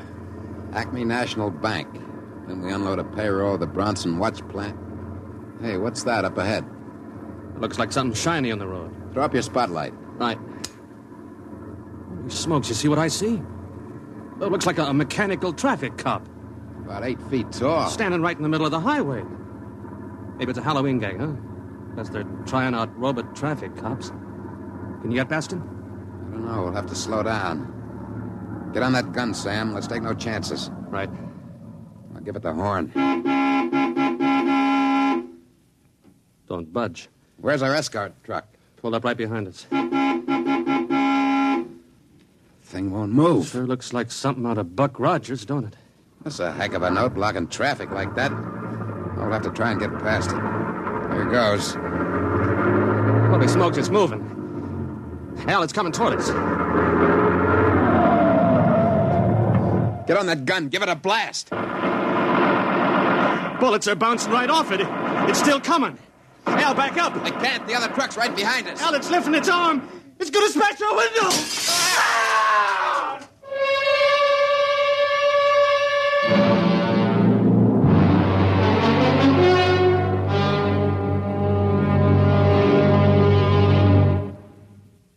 Jeez. If I hadn't have seen it with my own eyes. Duke, we got to quit this. What's the matter, Charlie? Getting shaky? The papers say he killed all 4 drivers. Listen, Duke, that robot is hot. We got to get rid of it. Stop your blubbering. One more good robbery. You ain't going to pull another one. Why not? Count me out, Duke. The law's going to track that baby. Are you quite finished, Charlie? You got no heart, Duke. You're like Junior, all steel inside. And you're just a big, warm-hearted slob. I suppose flowing with the milk of human kindness. Well, I got nerves. I can't stand that thing, the way it looks at you with that iron face and clanking around all the time.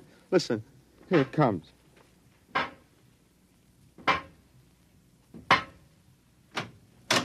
Hello, Junior. Hello, Duke. I've been talking to Charlie. Yes, Duke. You know what I think, Junior? I think Charlie's yellow.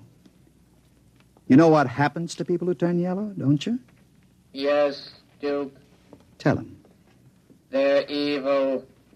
We have to destroy them. Huh? You see, Charlie? Junior doesn't like people who sing to the police. Duke, wait a minute. You know I'd never turned stoolie or anything like that. I never sang to the coppers in my life. You can count Junior. on me. I don't want no trouble with you. Stop him. I wouldn't... Yes, Duke.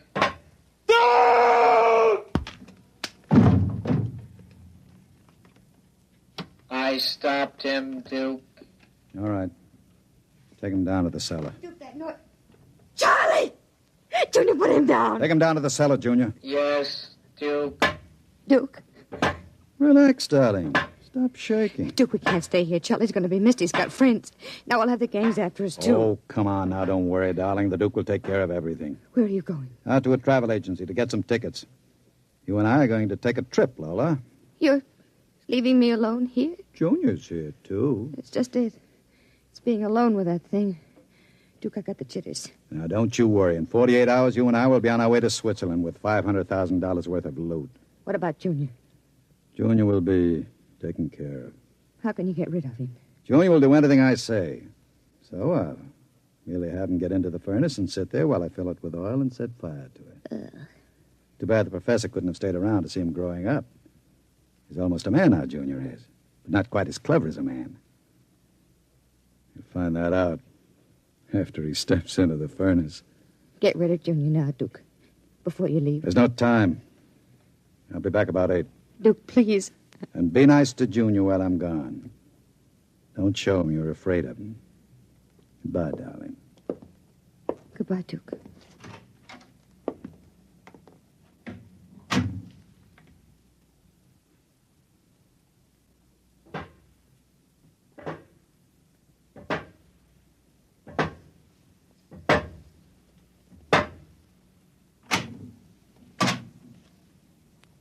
Lola. What, Junior? Oil me. Can't you wait till Duke gets back? He always oils you. I want you to oil me, Lola. All right. I like you to oil me, Lola. Yes, Junior. Lola, do you like Duke? Certainly. Do you like me? Well, you know I do, Junior. Lola, What? who do you like best? Me or Duke? I like you both, Junior. Yes, but who do you love? What do you know about love, Junior? In the books, man and woman love. No. Lola, What? do you think anyone will ever love me? Maybe. Some women can fall in love with anything, Junior. Even with something like Duke. Why, Lola? I don't know. Maybe because Well, as long as she thinks her man is the smartest and the strongest. I see. Where are you going? To wait for Duke. He won't be home for a while. I'll sit in the hall and wait for him. All right, Junior. I want to be alone and think. About what? I read in a book today it was bad to kill people. What does that mean? Bad. Bad. I don't know, Junior. I guess it's just a word.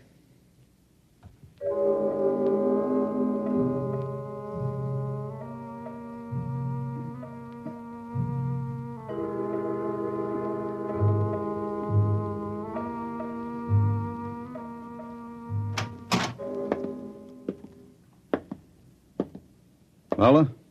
Hello, Duke. Oh, it's you, Junior. Why are you sitting in the dark? I was waiting for you, Duke. Well, now that's a good boy, Junior. Lola oiled me. That's nice. I tell you what, Junior. I've got a little job for us down in the cellar. Let's go down there. Now, Duke. Right now, Junior. All right, Duke. Are we going away soon, Duke? Yes, Junior.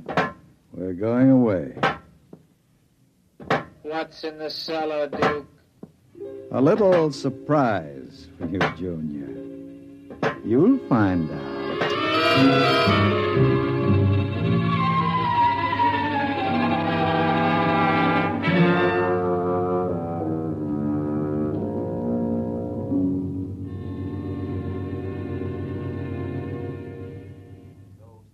For the latest news. And now, a brief interlude of recorded dance music.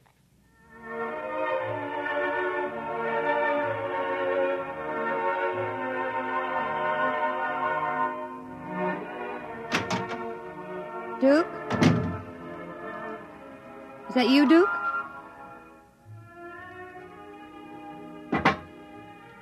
Junior.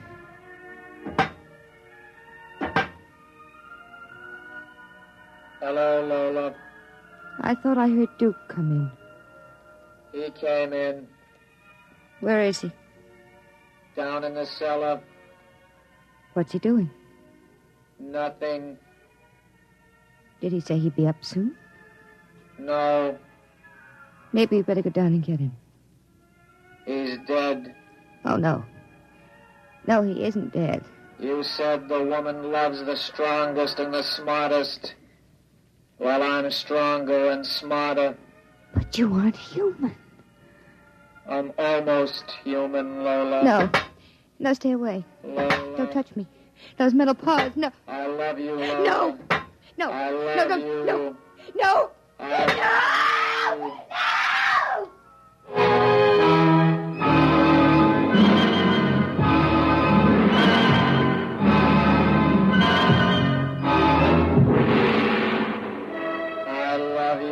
The last thing she heard was the robot's harsh voice, droning it over and over again. I love you. I love you. I love you. And strangely enough, it did sound almost human.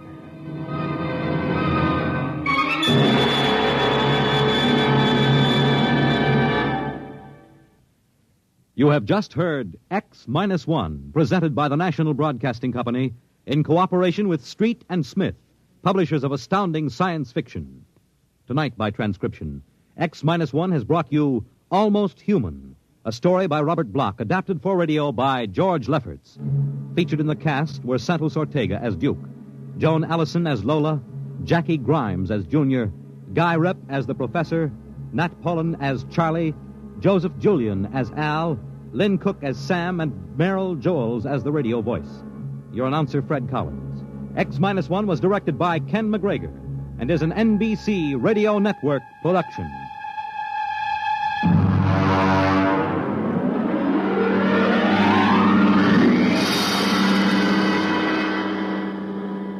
And now, next week. When the mighty Earthmen arrive in their ships of space, courtesy and proper humility on the part of the natives is expected. But some native inhabitants are too small to be impressed. We'll see what happens to such an expedition marooned on a far planet next week at X minus 1. Countdown for blast off. X minus 5, 4, 3, 2, X minus 1, fire.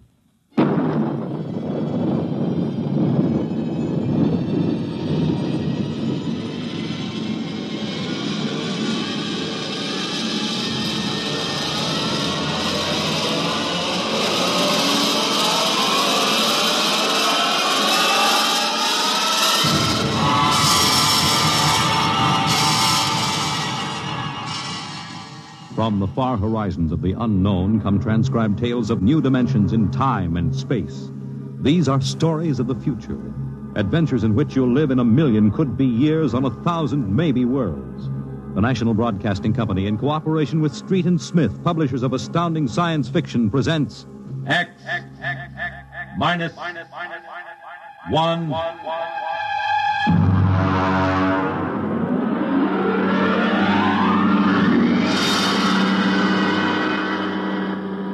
Tonight's story, Courtesy.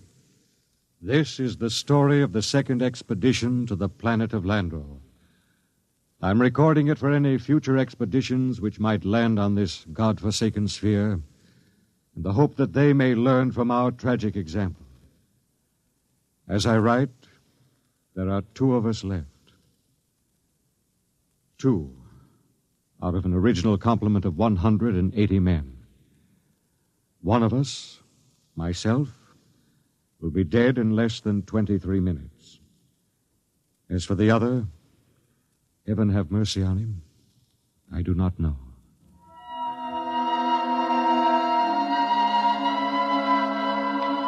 On June 3rd, 1997, less than 2 months ago, the last of our supply ships blasted off from Lando for their return to Earth. After it had gone, I remember looking out across the plain at the dead city, one of thousands that dotted this planet. It had tall, graceful buildings, atomic power systems, vacuum conveyors, all perfect, all deserted, all ominous. How had it happened? The best guess was that the plague had frightened the original inhabitants of the planet so that they'd piled into rocket ships and headed for some distant planet. I often wondered why a civilization so advanced as Landro could not find a serum to beat the plague. It had taken our Earth doctors less than 6 months to develop an immunization method. Well, maybe those aborigines back in the hills knew the answer. That strange, ugly little people who had taken to the caves the day we landed. I was thinking these things when something happened that gave me the shock of my life. Good evening, Captain. Oh, what brings you here, Doctor? It's the matter of the serum, sir. Oh, what about the serum? It's no good. No good? It's too old. 10 years too old. Didn't you examine it? Yes, I did, but, well, my eyesight has been failing lately. Are you aware, Doctor, that the last supply ship has returned to Earth? Do you know we'll have no more contact for 2 years? Just, how long do you give us? Well, the present immunity will last a week or so. Then, without booster shots, it's just a question of time until someone picks up the plague. After that... What about the natives? They don't die from the plague? The accepted theory is that they have developed an immunity. Well, suppose they haven't developed an immunity, Doctor. Suppose they get the disease. Then they must have a treatment for it. If they don't, there would be no natives. Would you be willing to go on an expedition to the hills to find out? At this point, Captain, I'd be willing to do anything. Absolutely anything. I am truly sorry. You're sorry? Dr. Morgan, sometime when you aren't too busy, when you have a moment, I'd hate to inconvenience you. Would you mind telling me how it feels to murder 180 men? 181, including yourself.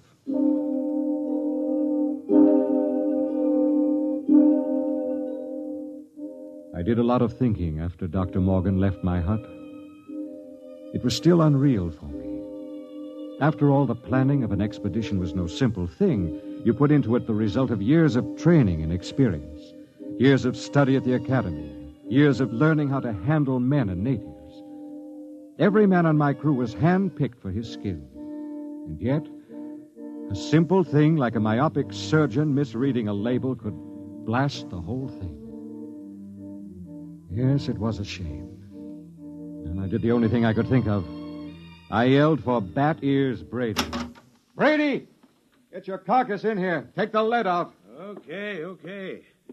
Well, what's up? Sit down, Bat Ears. You got trouble, Kev? We got trouble. What? The serum's no good.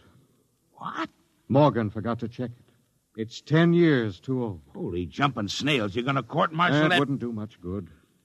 We'll all be dead pretty soon unless somebody figures something out. Well, what are you going to do, Kev? Well, there's only one chance. One chance in 10 million. What? The natives. Them cave rats. What good can they do us? Well, they don't get the plague, so maybe they know a cure. Okay. Let's get a few of them and beat it out of them. That's why you're here.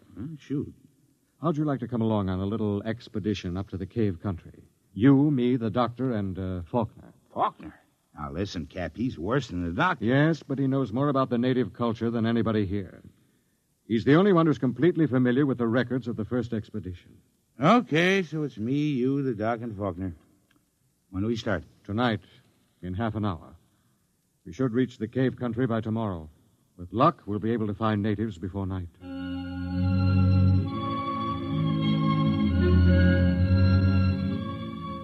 Benny Faulkner was the expedition anthropologist. One of the most unfortunate-looking individuals I've ever met. An ugly man with large ears and a big nose. His body was small and consumptive, but he had a good brain, and he was the best anthropologist the Interplanet Institute could recommend. He and Dr. Morgan were the only two civilians on the expedition. We set out, and after several hours hard walking... Cap. Now, what is it? Don't look now, but very slowly turn your eyes to the right and look behind that big yellow rock. Okay. You see anything? No. Well, keep looking. Don't stop walking or let on. Okay. There. Yes, it looked like a shadow or something. It's one of them gimpos. He's been following us now for almost an hour, dodging in and out behind the rocks. Shall I bring him in? No, not yet. Just pretend you don't see him. Tell the others, if they notice, to show no fear. There's nothing will start these simple-minded cavemen like fear.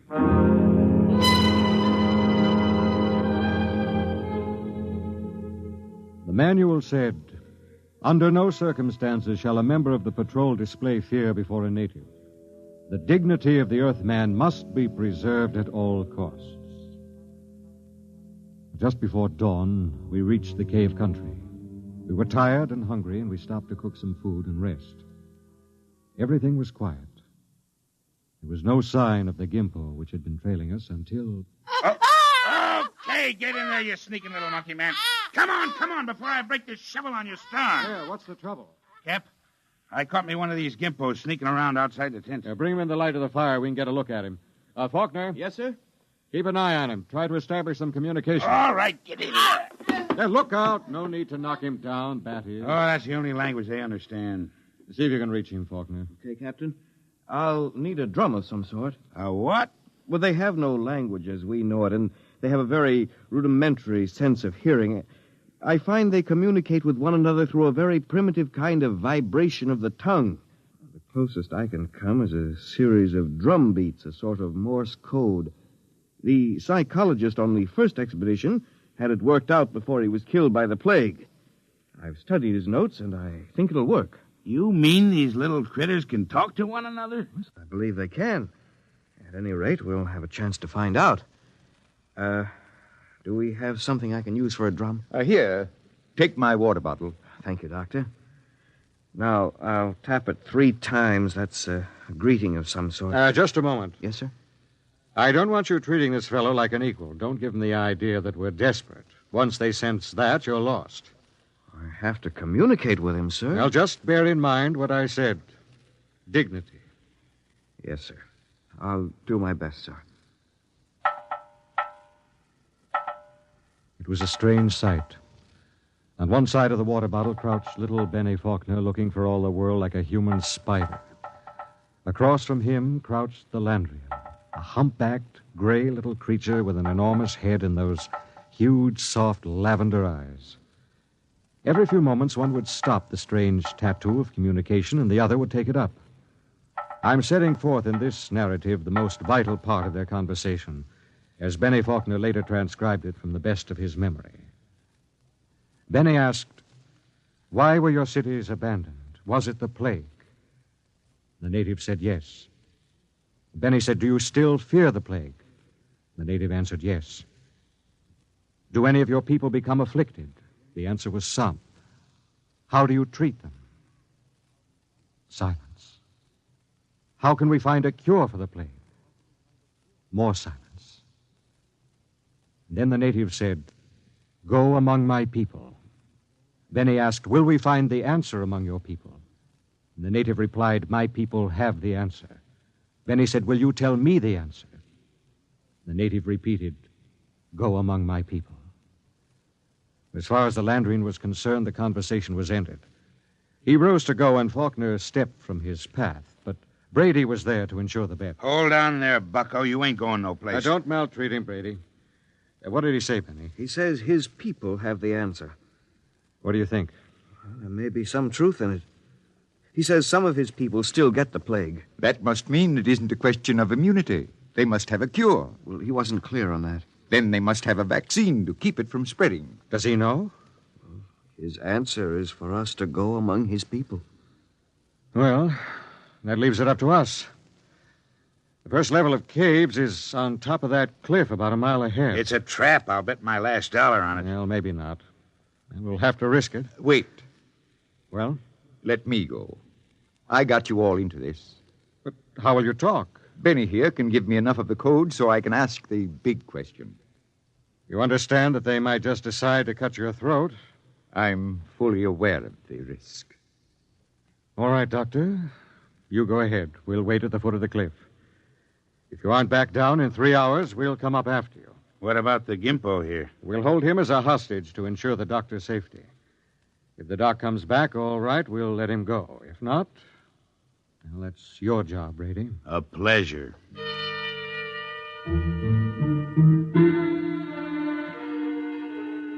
It took Dr. Morgan about an hour to pick his way up the side of the cliff to the first of the openings where the Landrians lived. He waved to us before he entered the mouth of the cave, and we waved back. Then we settled down to wait. It was a long, long wait.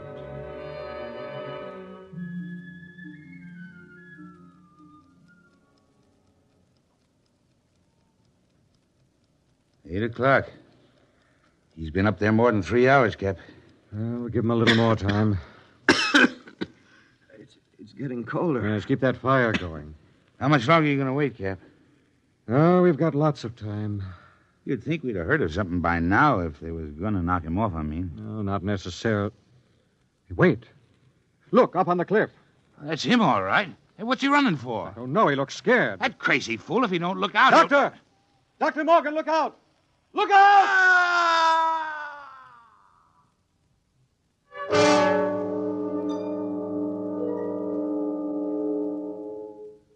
We found the doctor at the foot of the cliff, crumpled and broken. There were no marks on his body, nothing except a twisted, mocking grin on his face. Oh, yes, and one other thing. Scrawled across the pad he had taken with him on which to make notes concerning the answer was a single word. The word was courtesy. We threw the paper away. The expedition was a failure, though Bat Ears claimed he'd get it out of the Gimpo if I'd let him. I nodded in agreement. Bat Ears took the little native off behind an outcropping of rock. He was back in 15 minutes, dripping with sweat. Well? Let's go, Cap. Nothing, huh? But nothing. Is he, They ain't made very good, these little gray people. They come apart too easy, so let's go, huh, Cap? All right. Benny. Benny, what is it? I feel kind of sick all of a sudden. In the back of my head, a dull kind of pain. Let me see your tongue. Come on, give him a hand, Bat Ears. We've got to get him back to camp. What is it? I'm not sure, but that blackness on the tongue and the headache, it could be the plague.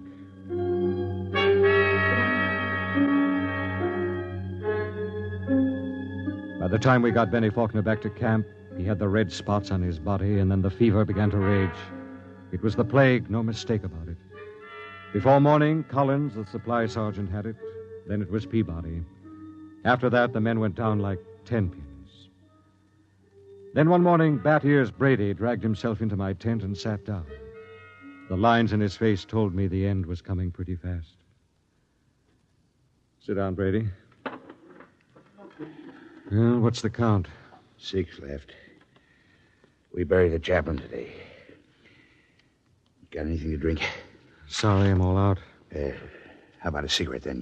You got a cigarette? Yeah, sure. Here. How's Faulkner? I don't get it. He's still alive. Still alive? Yep. In fact, he's getting better. He's sitting up. Holy mackerel. Oh, this is a good cigarette. It's like any other. No. This one's different, Cap.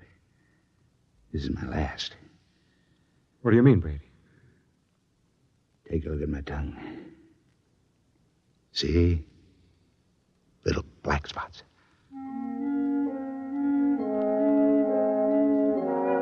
Somehow I managed to get him into bed.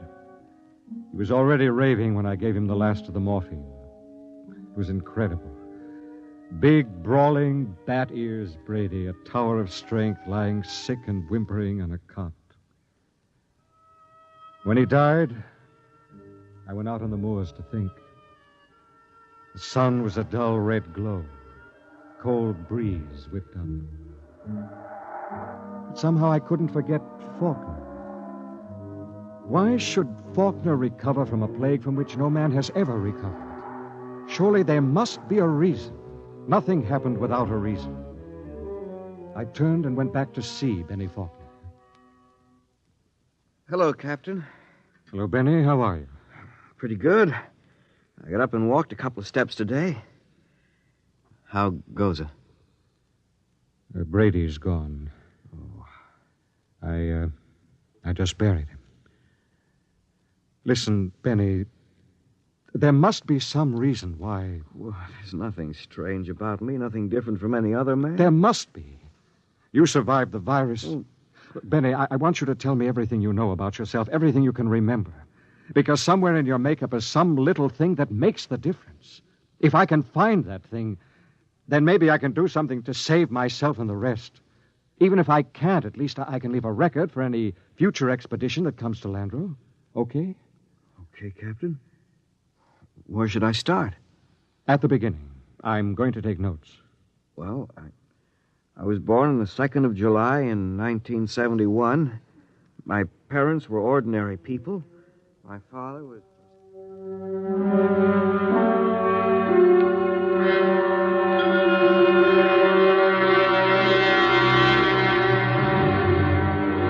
Look, Captain, I've told you everything I can remember. 3 days now you've gone over me, pawed me, questioned me. What else can I tell you? Benny, let's go over that last part once again. Where should I start? Take it from where the native started to walk away. You stepped out of his path, and Brady grabbed him. Okay, so I stepped out of his path. Why? What do you mean, why? Why did you step out of his path? Why not? Courtesy, I guess.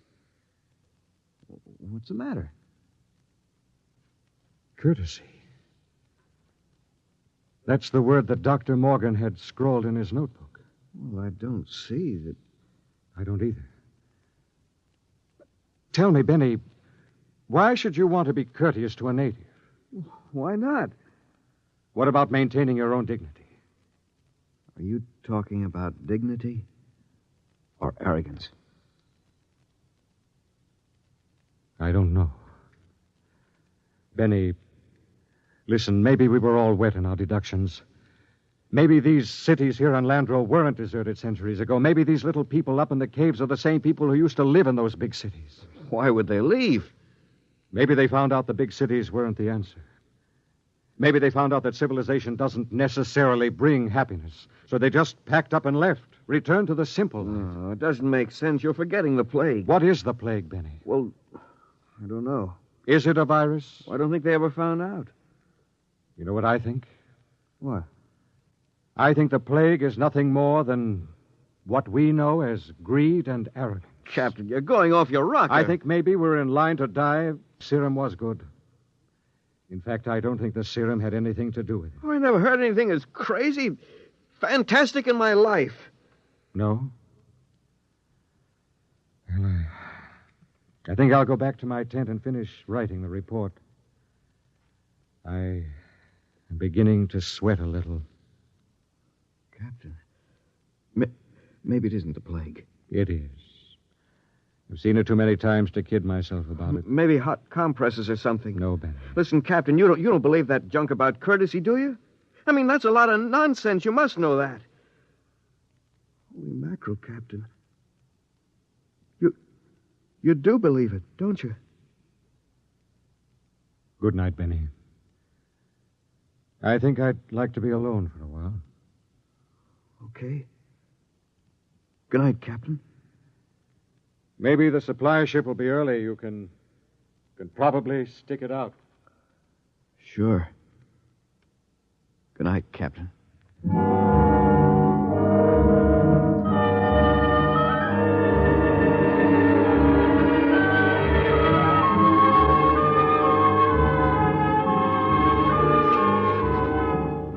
And this concludes my report. I'm turning it over to Benny Faulkner in the hopes that he will be able to transmit it to any other expedition commander who contemplates exploring the planet of Landro. The fever is beginning to mount now. My hands tremble as I write. The end should not be far off. There's little question in my mind as to what it'll be. You see, I didn't have a chance. I stepped out of no paths. I showed no courtesy.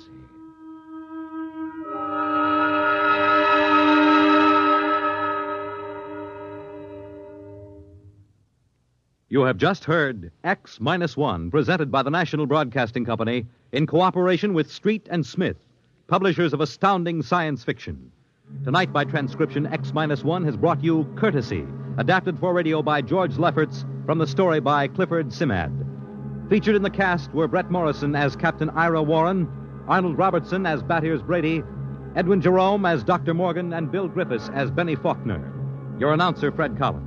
X-1 was directed by Ken McGregor and is an NBC Radio Network production.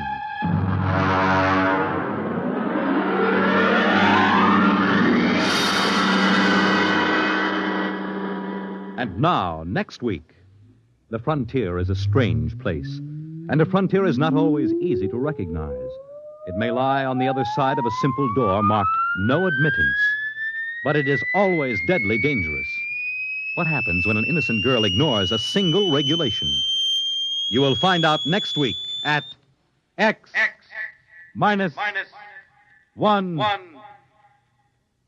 When you buy United States savings bonds, you help to build your own future security. Here's an opportunity to save systematically for long-range personal objectives. And with their increased yield and other improvements, U.S. savings bonds are a better investment than ever before.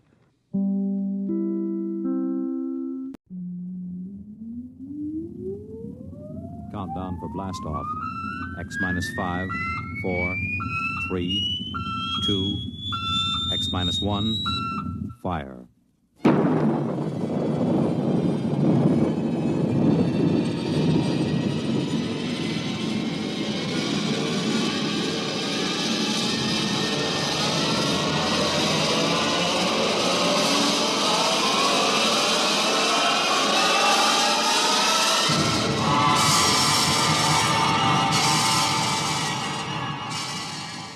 From the far horizons of the unknown come transcribed tales of new dimensions in time and space. These are stories of the future, adventures in which you'll live in a million could-be years on 1,000 maybe worlds. The National Broadcasting Company, in cooperation with Street and Smith, publishers of astounding science fiction, presents X minus 1.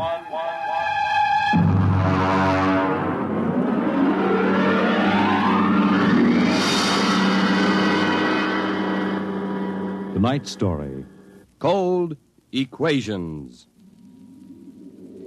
There is no margin of safety along the rim of a frontier. There can't be any until the way is made for those who come later. Until then, the penalty for mistakes is a grim one. The laws of physical nature operate with irrevocable certainty, with no room for mercy, kindness, or sentimentality. In space, life becomes a cold equation, and the equal sign is often followed by death. I know. I'm the pilot of an EDS.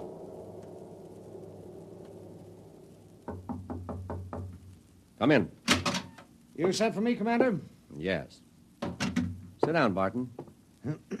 We just got an ED from the Territorial Space Station on Woden. Woden. That's in the Crab Nebula, isn't it? That's right.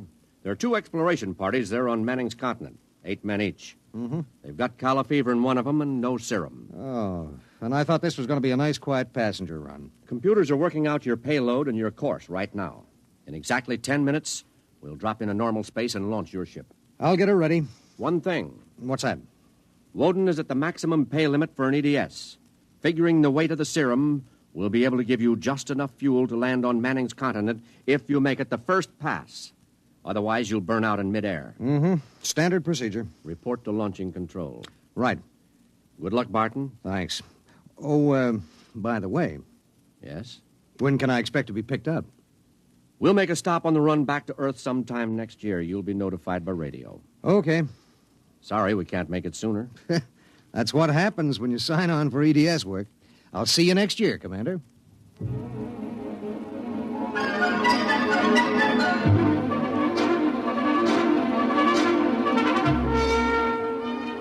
Down in the belly of the Stardust, the crew was working like beavers to get the EDS, the Emergency Dispatch Ship, ready. Mechanics and technicians were swarming all over the place. Girls in inspectors' uniforms were checking the gauges in the supply cabinet. 9 minutes later, the exact course was in the computer. The serum was stowed in my supply cabinet closet, and little EDS 4G3 was ready to be born into space. Barton? Yes, sir. 30 seconds to blast off. All set? All set. I'm turning you over to traffic. Ready.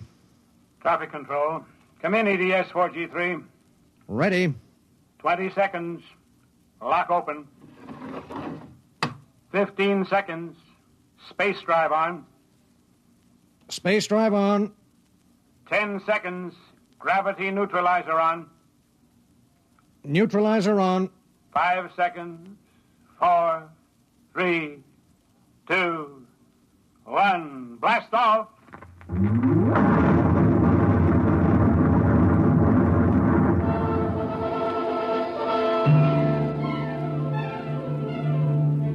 I don't remember how long it was afterwards that I first noticed something wrong. Maybe an hour, maybe 2. There was nothing to show it except the needle and the heat gauge. It was on 0 when we left the Stardust, and now I noticed that it had crept up toward the 30 mark. That meant something inside the ship was radiating heat. That something was in the supply closet, and it was alive.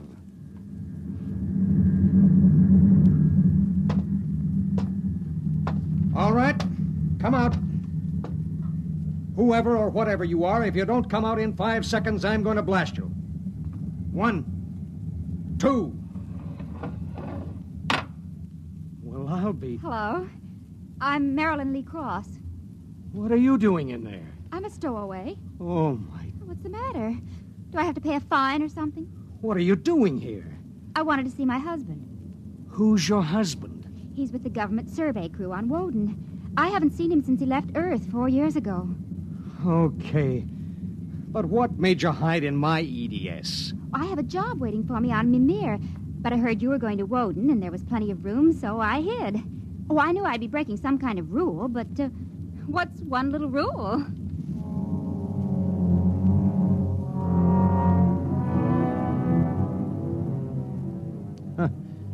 What's one little rule?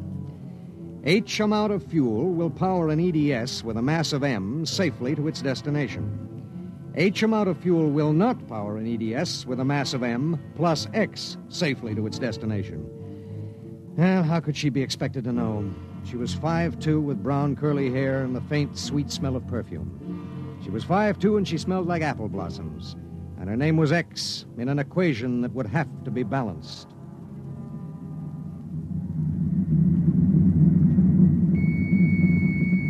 Stardust. Come in, EDS. Come in. This is Barton, emergency dispatch pilot 4G3. Go ahead. Give me Commander Delhart. What's the message, EDS? I have to consult Commander Delhart. The commander is busy. Listen, you squirt. Give me Commander Delhart. One moment, 4G3. Commander Delhart, emergency message from EGS 4G3. This is Delhart. What is it? At 0800 hours, I discovered a stowaway aboard my ship. A stowaway? Yes, sir. Well, have you notified ship's records? Not yet, sir. You know the regulations as well as I do. Of course I know the regulations. That's why I'm calling. Barton, what's going on? Sir, this is a girl. A young woman. Oh. She wanted to see her husband on Woden. She didn't know what she was doing. I see. I wondered, sir, maybe the cruiser could change course or something? I'm afraid not. We're hundreds of light years apart now. We have a limited fuel supply ourselves, with 900 passengers. Is there any chance? No. Okay, Skipper. Better get the information to ship's records. Okay. Barton. Skipper? I'm sorry. Yeah, sure.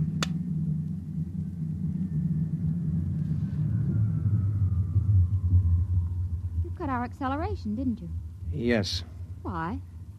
Well, save fuel. For a while. How did you manage to stow away? Well, I was taking a language lesson in Mimirese from a girl in the inspection corps. The order came in for your trip, and I just went along on an impulse. Oh, it was easy. I'll be a model prisoner, I promise. Oh, if you were only a thief or a spy, it would make it easier. Make what easier? Forget it.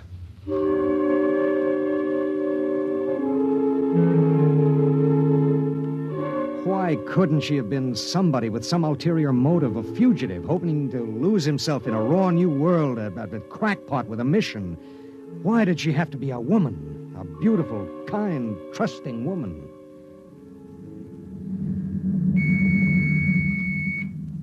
Stardust. Barton, EDS 4G3. Go ahead, 4G3. Identify a stowaway. Give me your identification disc, Miss Cross. Here. Why? Well, it's for ship's records. Identification number T8374. One moment. This is for the gray card, of course. Yes. I'll need the time of... I'll tell you later. That's highly irregular. Then we'll do it in a highly irregular manner. The subject is a young woman. She's listening to everything that's said. Are you capable of understanding that? Oh. Go ahead, 4G3. Number T8374-Y54. Name, Marilyn Lee Cross. Female, married. Born July 7th, 2160. Good Lord, you're only a child. Height, 5 feet 2 inches. Weight, 110. Hair, brown. Eyes, blue. Complexion, light. Blood type, O. Original destination, Port City, Mimir. Listen, I'll call you back later. Look, miss. Marilyn. Look, Marilyn. I guess you don't know what you got yourself into here. Well, it's like this. This ship is carrying Calla fever serum to the survey group on Woden. Yes. Their supply was wrecked in a tornado. The fever is always fatal unless the serum is given in the first 48 hours. Now, these little ships have exactly enough fuel to reach their destination. If you stay aboard her, your added weight will cause it to use up all its fuel before it can land. What happens then? We crash. You die, I die, and 6 fever victims on Woden die. Well, can't they send out another ship to meet us? There are no ships to send. Well, Oh, no. Oh, no, you couldn't do that. That's how it has to be. But that's crazy. I haven't done anything. I haven't hurt anybody. I'm sorry. I should have told you before, but I wanted to make sure there was no other way. You mean it? You're going to make me leave this ship? That's how it is. But I'll die. I'll explode. I'll be like those horrible pictures about... Try to understand. I do understand. You're going to kill me, and I didn't do anything. I know you didn't. I know you didn't. That has nothing to do with it. It has everything to do with it. Nobody just dies like that for no reason. Oh, listen. Maybe there are other cruisers. Cruisers you don't know about. Maybe the radio. Maybe it... Now, listen to me. It's different here. Different from anything you've ever known. On Woden, there are 16 men. 16 men on an entire world. They're fighting. Fighting an alien environment. The environment fights back. You can only make a mistake once. And I made a mistake. Yes. There's no hope. Absolutely none. You'll have to be put out of the ship.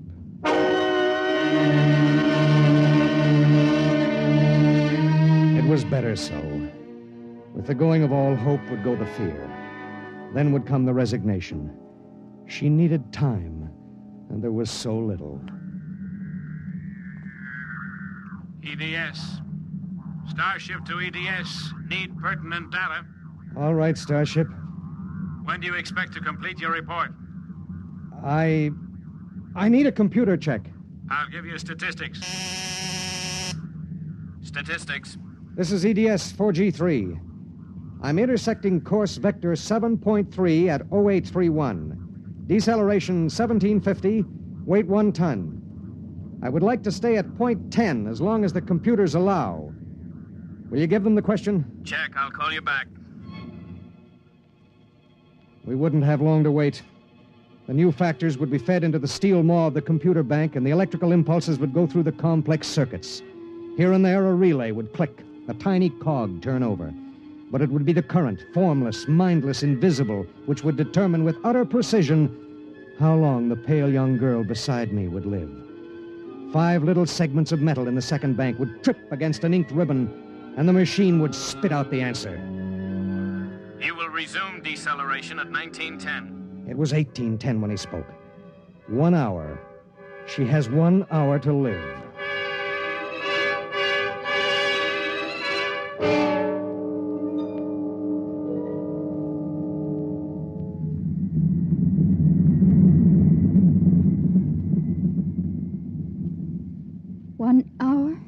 That's it. All I did was hide in a closet. And now you tell me I have to die. I don't believe it. You might as well get used to it. If this happened back on Earth, 1,000 ships would fill the sky. The whole world would know about it. They'd do everything to save me. This isn't Earth. It was such a big dream. Jerry and I separated almost 5 years ago. We were too young. And I was going to see him to try to make everything all right again. Are you married? I was. Oh? She ran off with some guy in the weather service. Do you still think about it? I don't let myself. Where is she? Back on Earth. Look, if you don't mind, I'd just as soon talk about something else. Okay. What do you do when you've got an hour to live? What do you talk about? What's Jerry like? Jerry? Oh, he's a funny guy. When he found out, I mean about the other fella, he didn't get mad. He cried. That was all he felt, sadness. So you walked all over him. Well, I thought I wanted him to get mad at me, to be jealous. And now? I've been thinking about him for 5 years. So when I heard the ship was bound for Woden and I knew Jerry was there, I stowed away. I didn't know about the fuel. I didn't know this would happen to me. She had violated a man-made law that said keep out. The penalty was not of man's making or desire. It was not a penalty men could revoke. H amount of fuel will power an EDS with a mass of M safely to its destination. The time was 1830. 40 minutes. It was beginning to get me.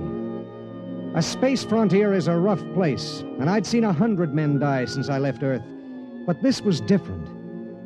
I watched her as she wrote a message to her folks. I watched her as she fought her way through the black horror of fear toward the calm gray of acceptance.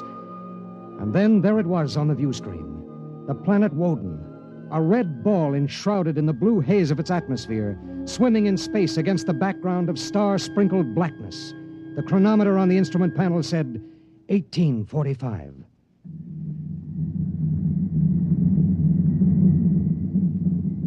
Listen, we're in radio range of Woden now. I mean, would you want me to try to contact your husband? Jerry? It'd mean he would know you're going to die. There'd be nothing anyone can do. Yes. I would like to talk to him. Do you think we can? Well, the planet is turning. If his group is on the side facing us, we might be able to reach him. Oh, try. All right. Hello. Hello, Woden. EDS to Government Survey Group. Can you hear me? Come in, Woden. They may not be monitoring. Hello? Hello. Hello. Identify yourself, please. This is Government Survey Group 1 on Planet Woden. This is John Barton, EDS pilot. You have the serum? Yes. How bad is it? 1 man died last night. 6 have the fever. How long will it take to... I start deceleration at 1910 hours. I should be able to land at 1930. Thank God. Look, do you have a Gerald Cross in charge of the group? Commander Cross? Yes, we do. Could I speak to him? He isn't here. He's out with the survey team. Well, when do you expect him? Can't say.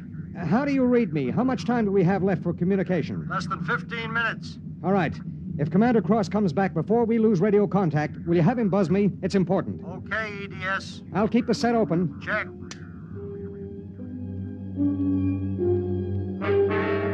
The minutes passed like small bits of eternity. On the view screen, I could see Manning's continent sprawled like a gigantic hourglass in the eastern sea. There was a thin line of shadow where it was beginning to disappear as the planet turned on its axis. I looked at the pale woman next to me, and I thought of another woman long ago who'd sat next to me and cried because I wouldn't try to understand.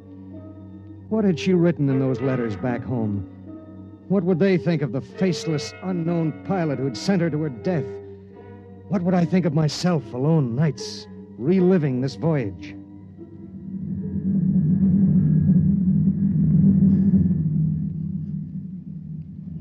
Cold, isn't it? I'll turn up the thermostat. Nothing from Jerry? We have about 2 minutes of radio contact left. Maybe it's better. I mean, suppose it were you and your wife tried to call you. How would you feel? I don't know. Do you ever hear from her? I got a letter about a year ago. I tore it up. That was foolish. Yeah, it was. Life is so terribly short to be wandering around alone. Well, Wait a second, we're getting something. How much time before I have to leave the ship? About 10 minutes. Hello, EDS. Hello, EDS. Come in. Come in. EDS. This is Woden. I have Commander Cross. All right, go ahead. Hello, this is Commander Cross. Jerry Cross? Yes. I have someone for you. Go ahead. Hello. Jerry? Hello? Jerry? Who is it? It's me, Marilyn. Marilyn. I wanted to see you again. I stowed away on the EDS. You what? But Marilyn... It doesn't matter, Jerry. All that matters is that I can tell you all the things I've kept inside for so long. Jerry, I want you to know I've never forgotten. Oh, it's been so many years. I can't believe it. I thought I'd see you again, but now I can't. Jerry, you don't hate me, do you?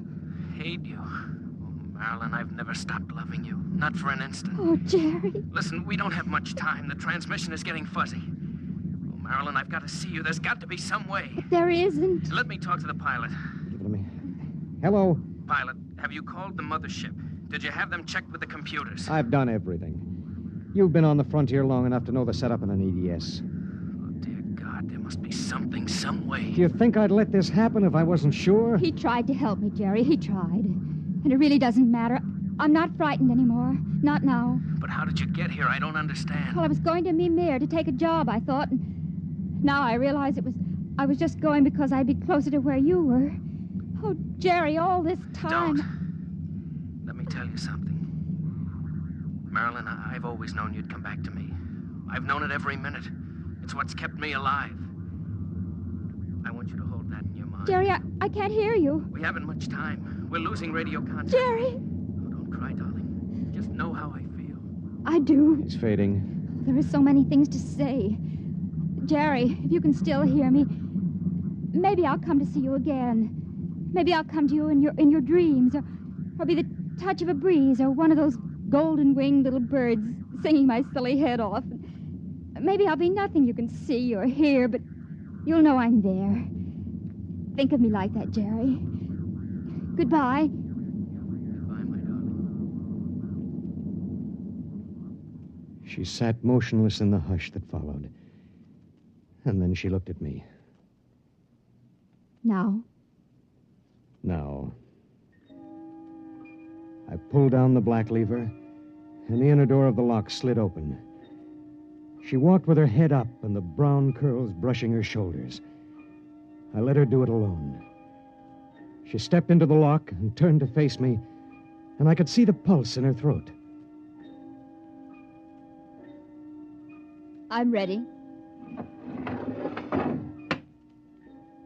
I pulled the red lever, and there was a slight waver as the air gushed out. I thought I sensed a bump, as if something had bumped the outer door. And then there was nothing. The white hand of the closet temperature control was back at 0. A cold equation had been balanced, and I was alone in the ship.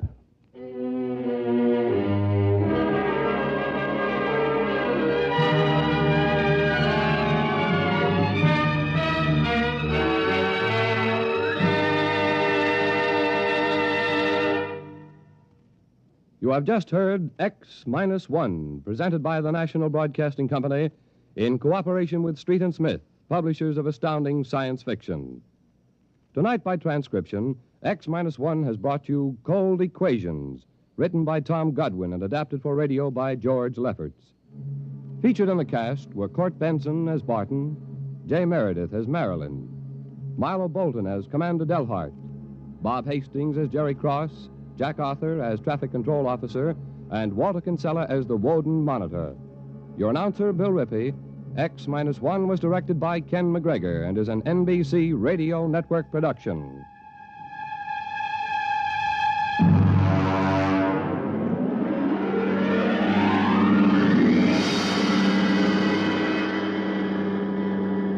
And now, next week.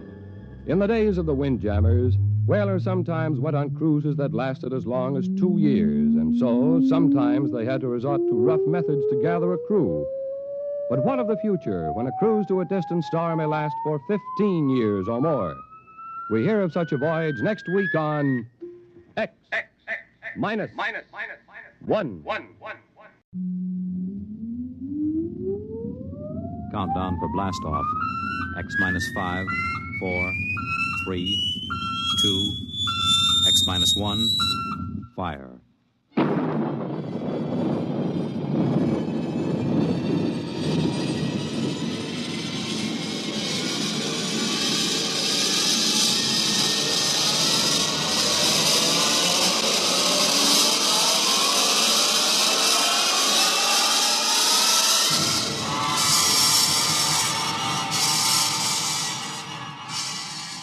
From the far horizons of the unknown come transcribed tales of new dimensions in time and space. These are stories of the future, adventures in which you'll live in 1,000,000 could-be years on 1,000 maybe worlds. The National Broadcasting Company, in cooperation with Street and Smith, publishers of astounding science fiction, presents X minus 1.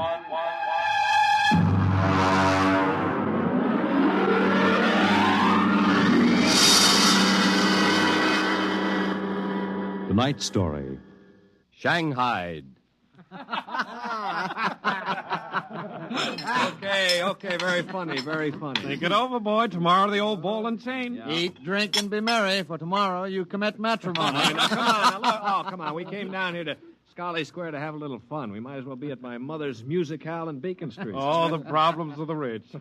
Tell me, Jeff, just where does the coffin fortune come from? Pirate treasure? No, I guess it started in Nantucket. My great something or other used to be a whaler. Oh, whaler, there she blows. A dead whale or a stove boat. Watch my trusty harpoon. Hey, well, look out for the fort. Oh, my. Where's the money now? Oh, I don't know. We've got a lot of commercial holdings, mills, import-export outfits, rocket lines, you know. Mere trivia. All right, now look, why don't we get out of this dump? We could go up to the Copley Plaza. It may be stuffy, but at least the glasses are clean. Well, you're the condemned man. All right, you two go ahead and get in the car. I'll settle. All right, meet you out in front. Right. Excuse me. You want something, Bud? Yeah, the check. Okay. Hey, Milton, check. He'll be right out. Right, thank you. Hello, mate. Nice night, eh? Oh, yeah, I suppose so. I've been watching you. Celebrating? Sort of. Yeah, so am I. Just got off a deep space run out to Centaurus. Oh, that's a 15-year run, isn't it? 15 and 3 blooming months. Mm-hmm. Well, how'd you know? You a spaceman? No, not exactly. Where's that check, barkeep? Hang on to your hat, Bud. Milton's slow, but he's sure. Fill it up, Charlie. Say, why don't you join me, matey? Yeah, Charlie. Oh, no, thank you. Oh, come on. Won't take off him, Mo. Well, celebrate whatever it is you're celebrating on me. Pour it, Charlie. Okay. Well, all right, thank you. I guess I might as well. Yeah. Cheers. Yeah, right. Cheers. Oh, what was that, Marty? Charlie's special brand, eh, Charlie? Yeah. Well. Oh, say, look, Charlie, would you get that waiter out here? I've got to meet. Hey, what's your hurry, matey? You got plenty of time. Sure. Sit down. Take it easy. You don't look so good. No, I don't feel so good. Now, sit right here. You feel chipper as a blooming grasshopper in a sec. No, I've got to get outside. The car's in a hurry. Where's the check? The check? Oh.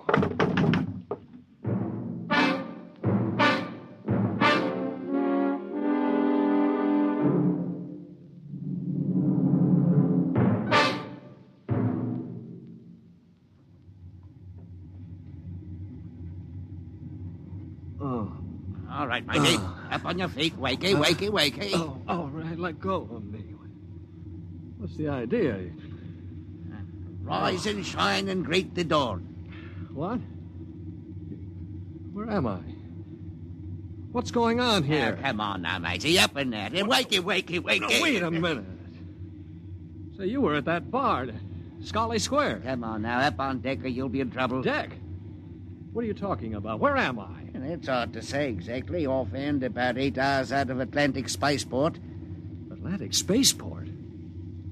Well, look, what kind of a joke is this? If Alan and Peter think this is funny, what ship is this? R.S. Michael M. Rafferty, Coffin Line. Oh, Coffin Line. Well, that makes it easy. Now, you've got to put back to port. Forget your toothbrush, Banks. No, listen, you runt. You take me to the captain or I'll tear you apart. Here, darling, grab my jacket. All right, get moving. Sure, mate, dear. I'll take you to the captain. But you're going to be sorry.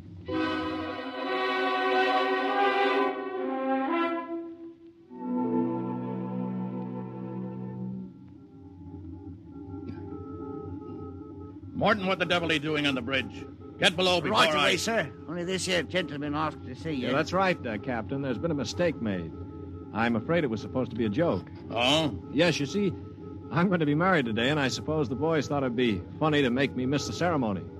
I'm sure it won't be too much trouble to have you drop me off back at the Atlantic Spaceport. What? Morton, what is this? Well, it's simple, Captain. He wants you to turn the ship around, that's all. Now, look, if there's any trouble with your superior, I'm sure I can fix it up. You see, I'm Jeff Coffin. Yeah? Well, you don't understand. My father is Cyrus Coffin. He owns this ship. Oh, he does, huh? Morton, get this drunk below. Now, just a minute. I can understand you not believing me, but I can identify my...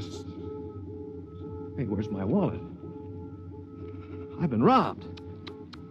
Oh, now, look, Captain, wait a minute. All you have to do is radio back and check. Mr. Black, remove this man from the bridge. Yes, but... Aye, sir. You heard the captain, Buster. Oh, now, wait a minute. Let go of me. This is no way to treat a passenger. Passenger? Huh. Wake up, sonny boy. You're one of the crew. Now get below.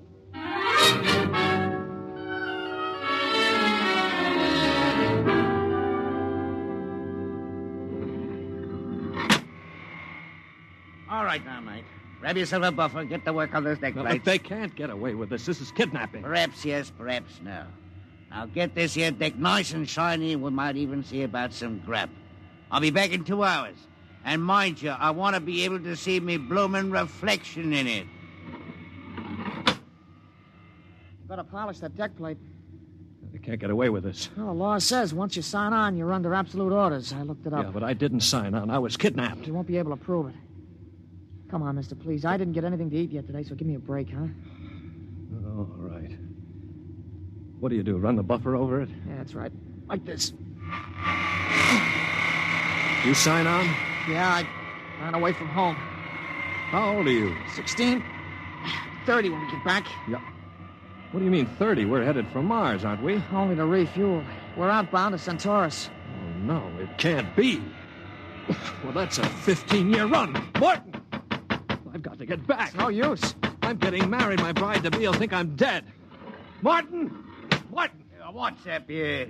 You want me to call Mr. Black again? He'll give you what for. Listen to me, Morton. Listen, I've got to get back to Earth. I can't disappear for 15 years. Oh, is that the flat? Look, we stop at Mars, right? Yes, and you'll be below decks under lock and key. Listen to me. If I can make it worth your while, will you get me off at Marsport? Jumping ship, huh? That's real naughty, mate. $1,000? Why, what would I tell me poor old mother in better say? 2,000. 5 in advance.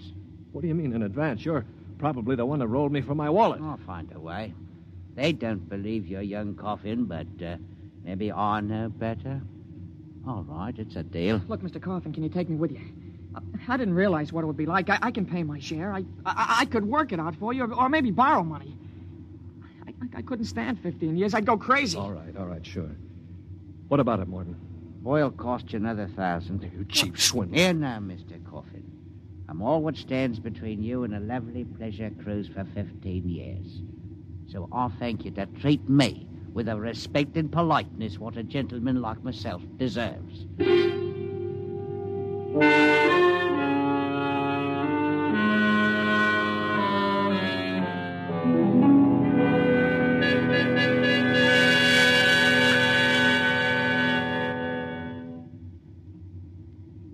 Stand by. Stand by for landing procedure. All right now. Listen careful. This is the cable locker for the grappling anchor. Right. When she lands, this hatch will open. Cables go out. Don't get yourself caught in them. You'll be tore apart. All right, we've got that. Are you sure we can get out? Now, you just do what I say. We drop down to the blast pit. Nobody'll be there. Lie low in the pit till dark. Got that? Right. And look, Morton, I'll tell the patrol you helped us get away. That'll help you when they catch up with this gang. Well, thank you, sir. Thank you kindly. I've got to get to my station now. Luck. Thanks. Thanks, Mr. Morton.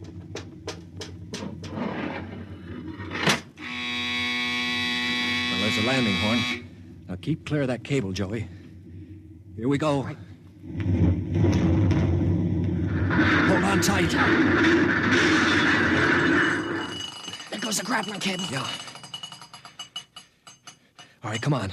Drop through the hatch. It's about 6 feet. All right, it's clear. Hurry up. Here I come. Oh. You all right? I twisted my ankle. It's all right. All right, there's the blast pit. Get going. Right. Now, we're all right so far. The ship hides us. Here's the pit. All right, now get down so they can't see you. Wait a minute. I hear somebody coming. Keep still. Maybe we better look. Look, if we stick our heads up over the edge, they'll see us short. Now keep down and keep still. I hear him. Shh.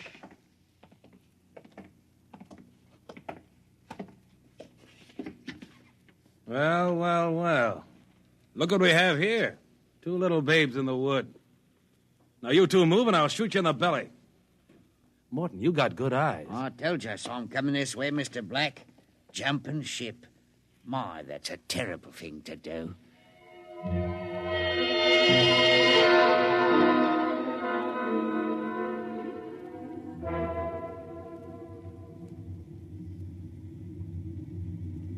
Mr. Black, inform the ship's company that these 2 men have been found guilty of attempted desertion. Desertion?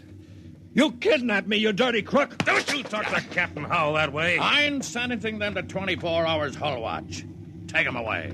Morton, take him to the aft lock. Aye, sir.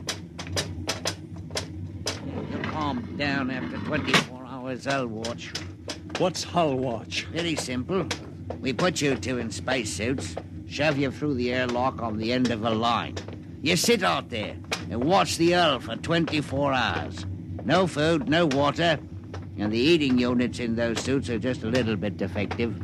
Makes it interesting along about the 18th hour. Yeah, I'll bet. Here we are, gentlemen. The airlock.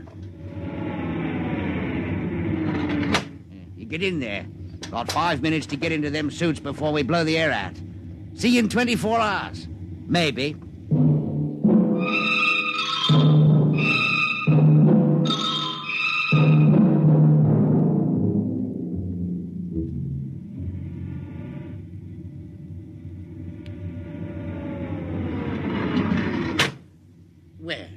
Welcome back to our little home. Water.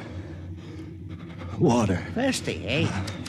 You should control these animals' instincts. Get water. Right, yeah? Yeah.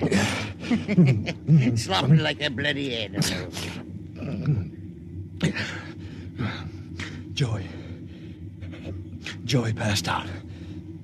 Help him. He'll be all right. Teach a lesson, both of you. Take my advice and behave yourselves. We've got 15 years to go on this here ship. You might as well make the best of it.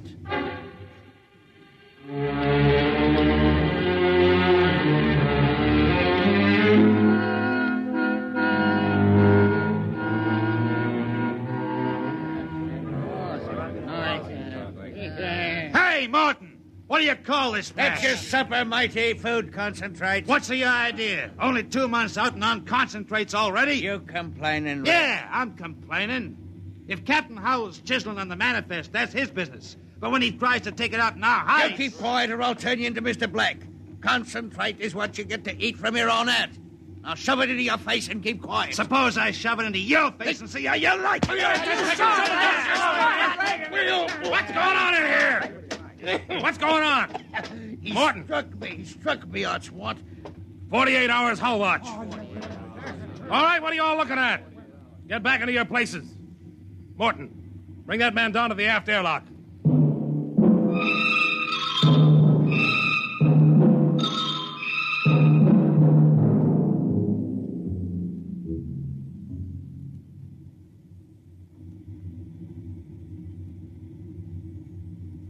It's murder, that's what. Plain murder. Space Code gives a 30-hour limit for punishment. They didn't even have a burial. Just shoved them out the lock. Well, if the owners knew about this, they'd stop it. A fat lot of good that's going to do us during the next 15 years. Wait a minute, we could get the ship back to Mars. No, 2 weeks after we landed, we'd be hung. That's what Space Code says about mutiny. And if they catch you in the act, they shoot you down and no questions. All right, I'm willing to take that chance. We're going to let Black and Howell kick us around for 15 years? Why don't we take over and head back? Right. I'm for it. Let's go. You bet. Going to interrupt something, gentlemen? Discussion? Talking about the captain, maybe? Grab him. Here, pick up. Throw him into the jet. Come on. Oh, have you all out of the Ellen shifts? Also, your knife rations, that's what I'll... Show him my oil rag, Morton. Well, that's done it. He's an officer. Who cares? Yeah, we've got to move now. Joey? Yeah? You get up to the radio room and smash the set before they can get a message out. Right. Pop, you get aft. Tell the engine watch. Yes. The rest of us will go up on the bridge. How about this rat? Tie him up. Speed counts now. We've got to take over before they know what hit them.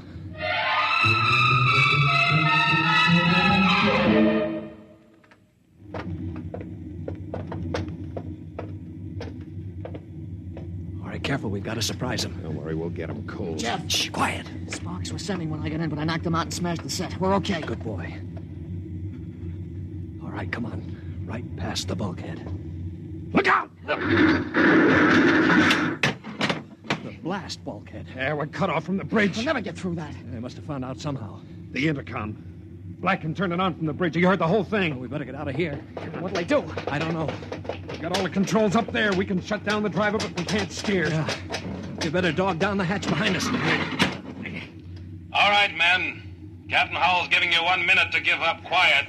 In a pig's eye, Black. You'll hang for mutiny, every one of you. What do we do now? Quiet. They can hear everything on the intercom. If I pull the jack out. That's the boy. Look, we've got to get through to the bridge. It's a Mexican standoff. We can't get at them, they can't get at us. What's that? It's an air leak. The pressure's down. It's Howell. He blew the hatch on the mess hall section. Just opened her up and let the air out. Morton, do you know what Black's going to do? He's going to bleed off the air down here. Serves you all right. If I had my way, I'd see all out on the hull till you froze stiff. You're forgetting something, Morton. You're back here with us. What do you mean? If Black and Howell blow out compartments one by one or bleed the air off, you'll get it too. They'll take care of me. Don't you worry about that. Oh, you think so, huh? Joey, plug that intercom back in. Right. Captain? Captain, Giving up? we've got Morton back here. Yeah? If you try anything on us, he'll get it too. What am I supposed to do, cry? You don't care if he dies? That's his problem. We're going to drop the oxygen level 5%. Don't do that to me. Captain! Captain! It's unfortunate that you were captured, Morton, but the security of my ship comes first. You mean you don't care? You'd see me dead. Precisely. Well, you can't. It's murder, that's what. I'm not one of them. You can't kill me. You can't. Joey, pull the intercom plug. All right, there you are, Morton. They'd kill you just as soon as look at you. Now listen, we've got to get through that bulkhead. You know this ship. There must be some way. Morton, we're your only chance. Get us through the bulkhead. All right. All right, why shouldn't I? They'd kill me. Well, then there is a way to get through. An emergency release. Uh-huh. They don't tell crewmen about it to keep them from breaking through in an engine blast and leaking radiation to the bridge. Well, then let's get going. We've got to get through that bulkhead before Howell cuts the air down and gets us all.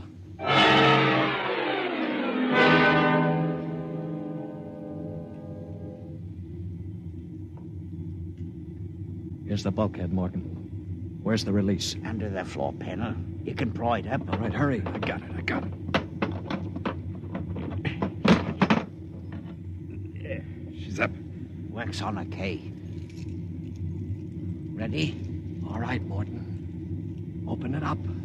Here goes. Morton! He's dead. Electrocuted, and the bulkhead's still closed. They didn't even get to turn that key. It killed him instantly. Harry. Yeah. Have you got your watch gloves? They're insulated. Oh, yeah, sure. Get Morton out of the way. Don't touch him, Joey. He's got the current through him. I'll shove him away with the gloves. All right, now. Stand by. Here goes a key.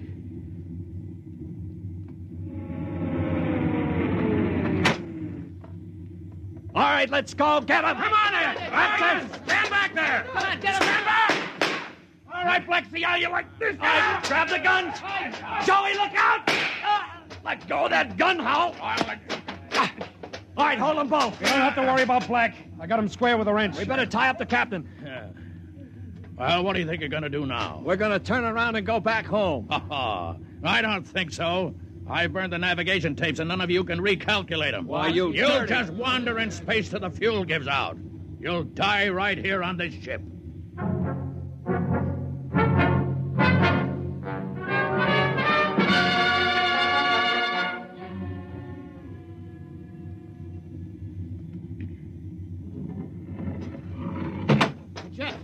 Jeff, the interceptor screens went on. Meteor? No, it's a ship. A patrol ship coming up on us. Oh, they must have got an SOS off. Yeah. Well, I'm not so sure that's bad. Wait a minute. We don't have to worry. We can just tell them the truth. You're not familiar with space code, young man. Mutiny is punishable by immediate execution. In other words, they don't ask questions. They just shoot. He's right, Jeff. We're through. Can we get away? Not from a patrol ship. They've already sent us a heave-to flash. If we run, they'll blow us out of space. I'm afraid your mutiny is about over with, gentlemen. They'll be aboard in an hour. And 10 minutes after that, you'll all be dead.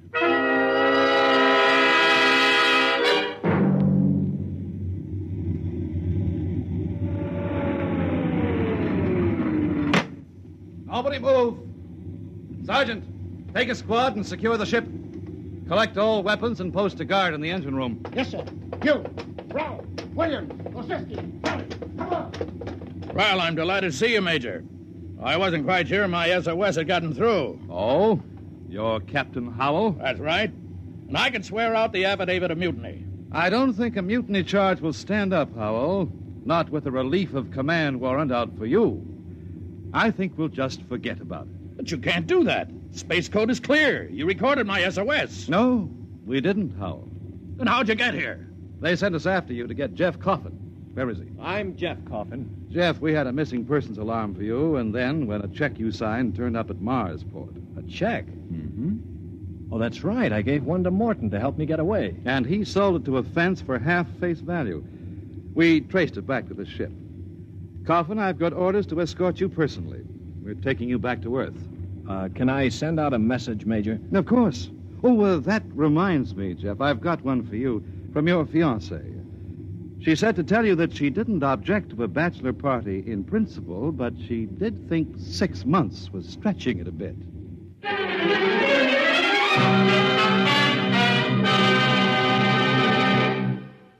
You have just heard X-1, presented by the National Broadcasting Company in cooperation with Street and Smith, publishers of astounding science fiction.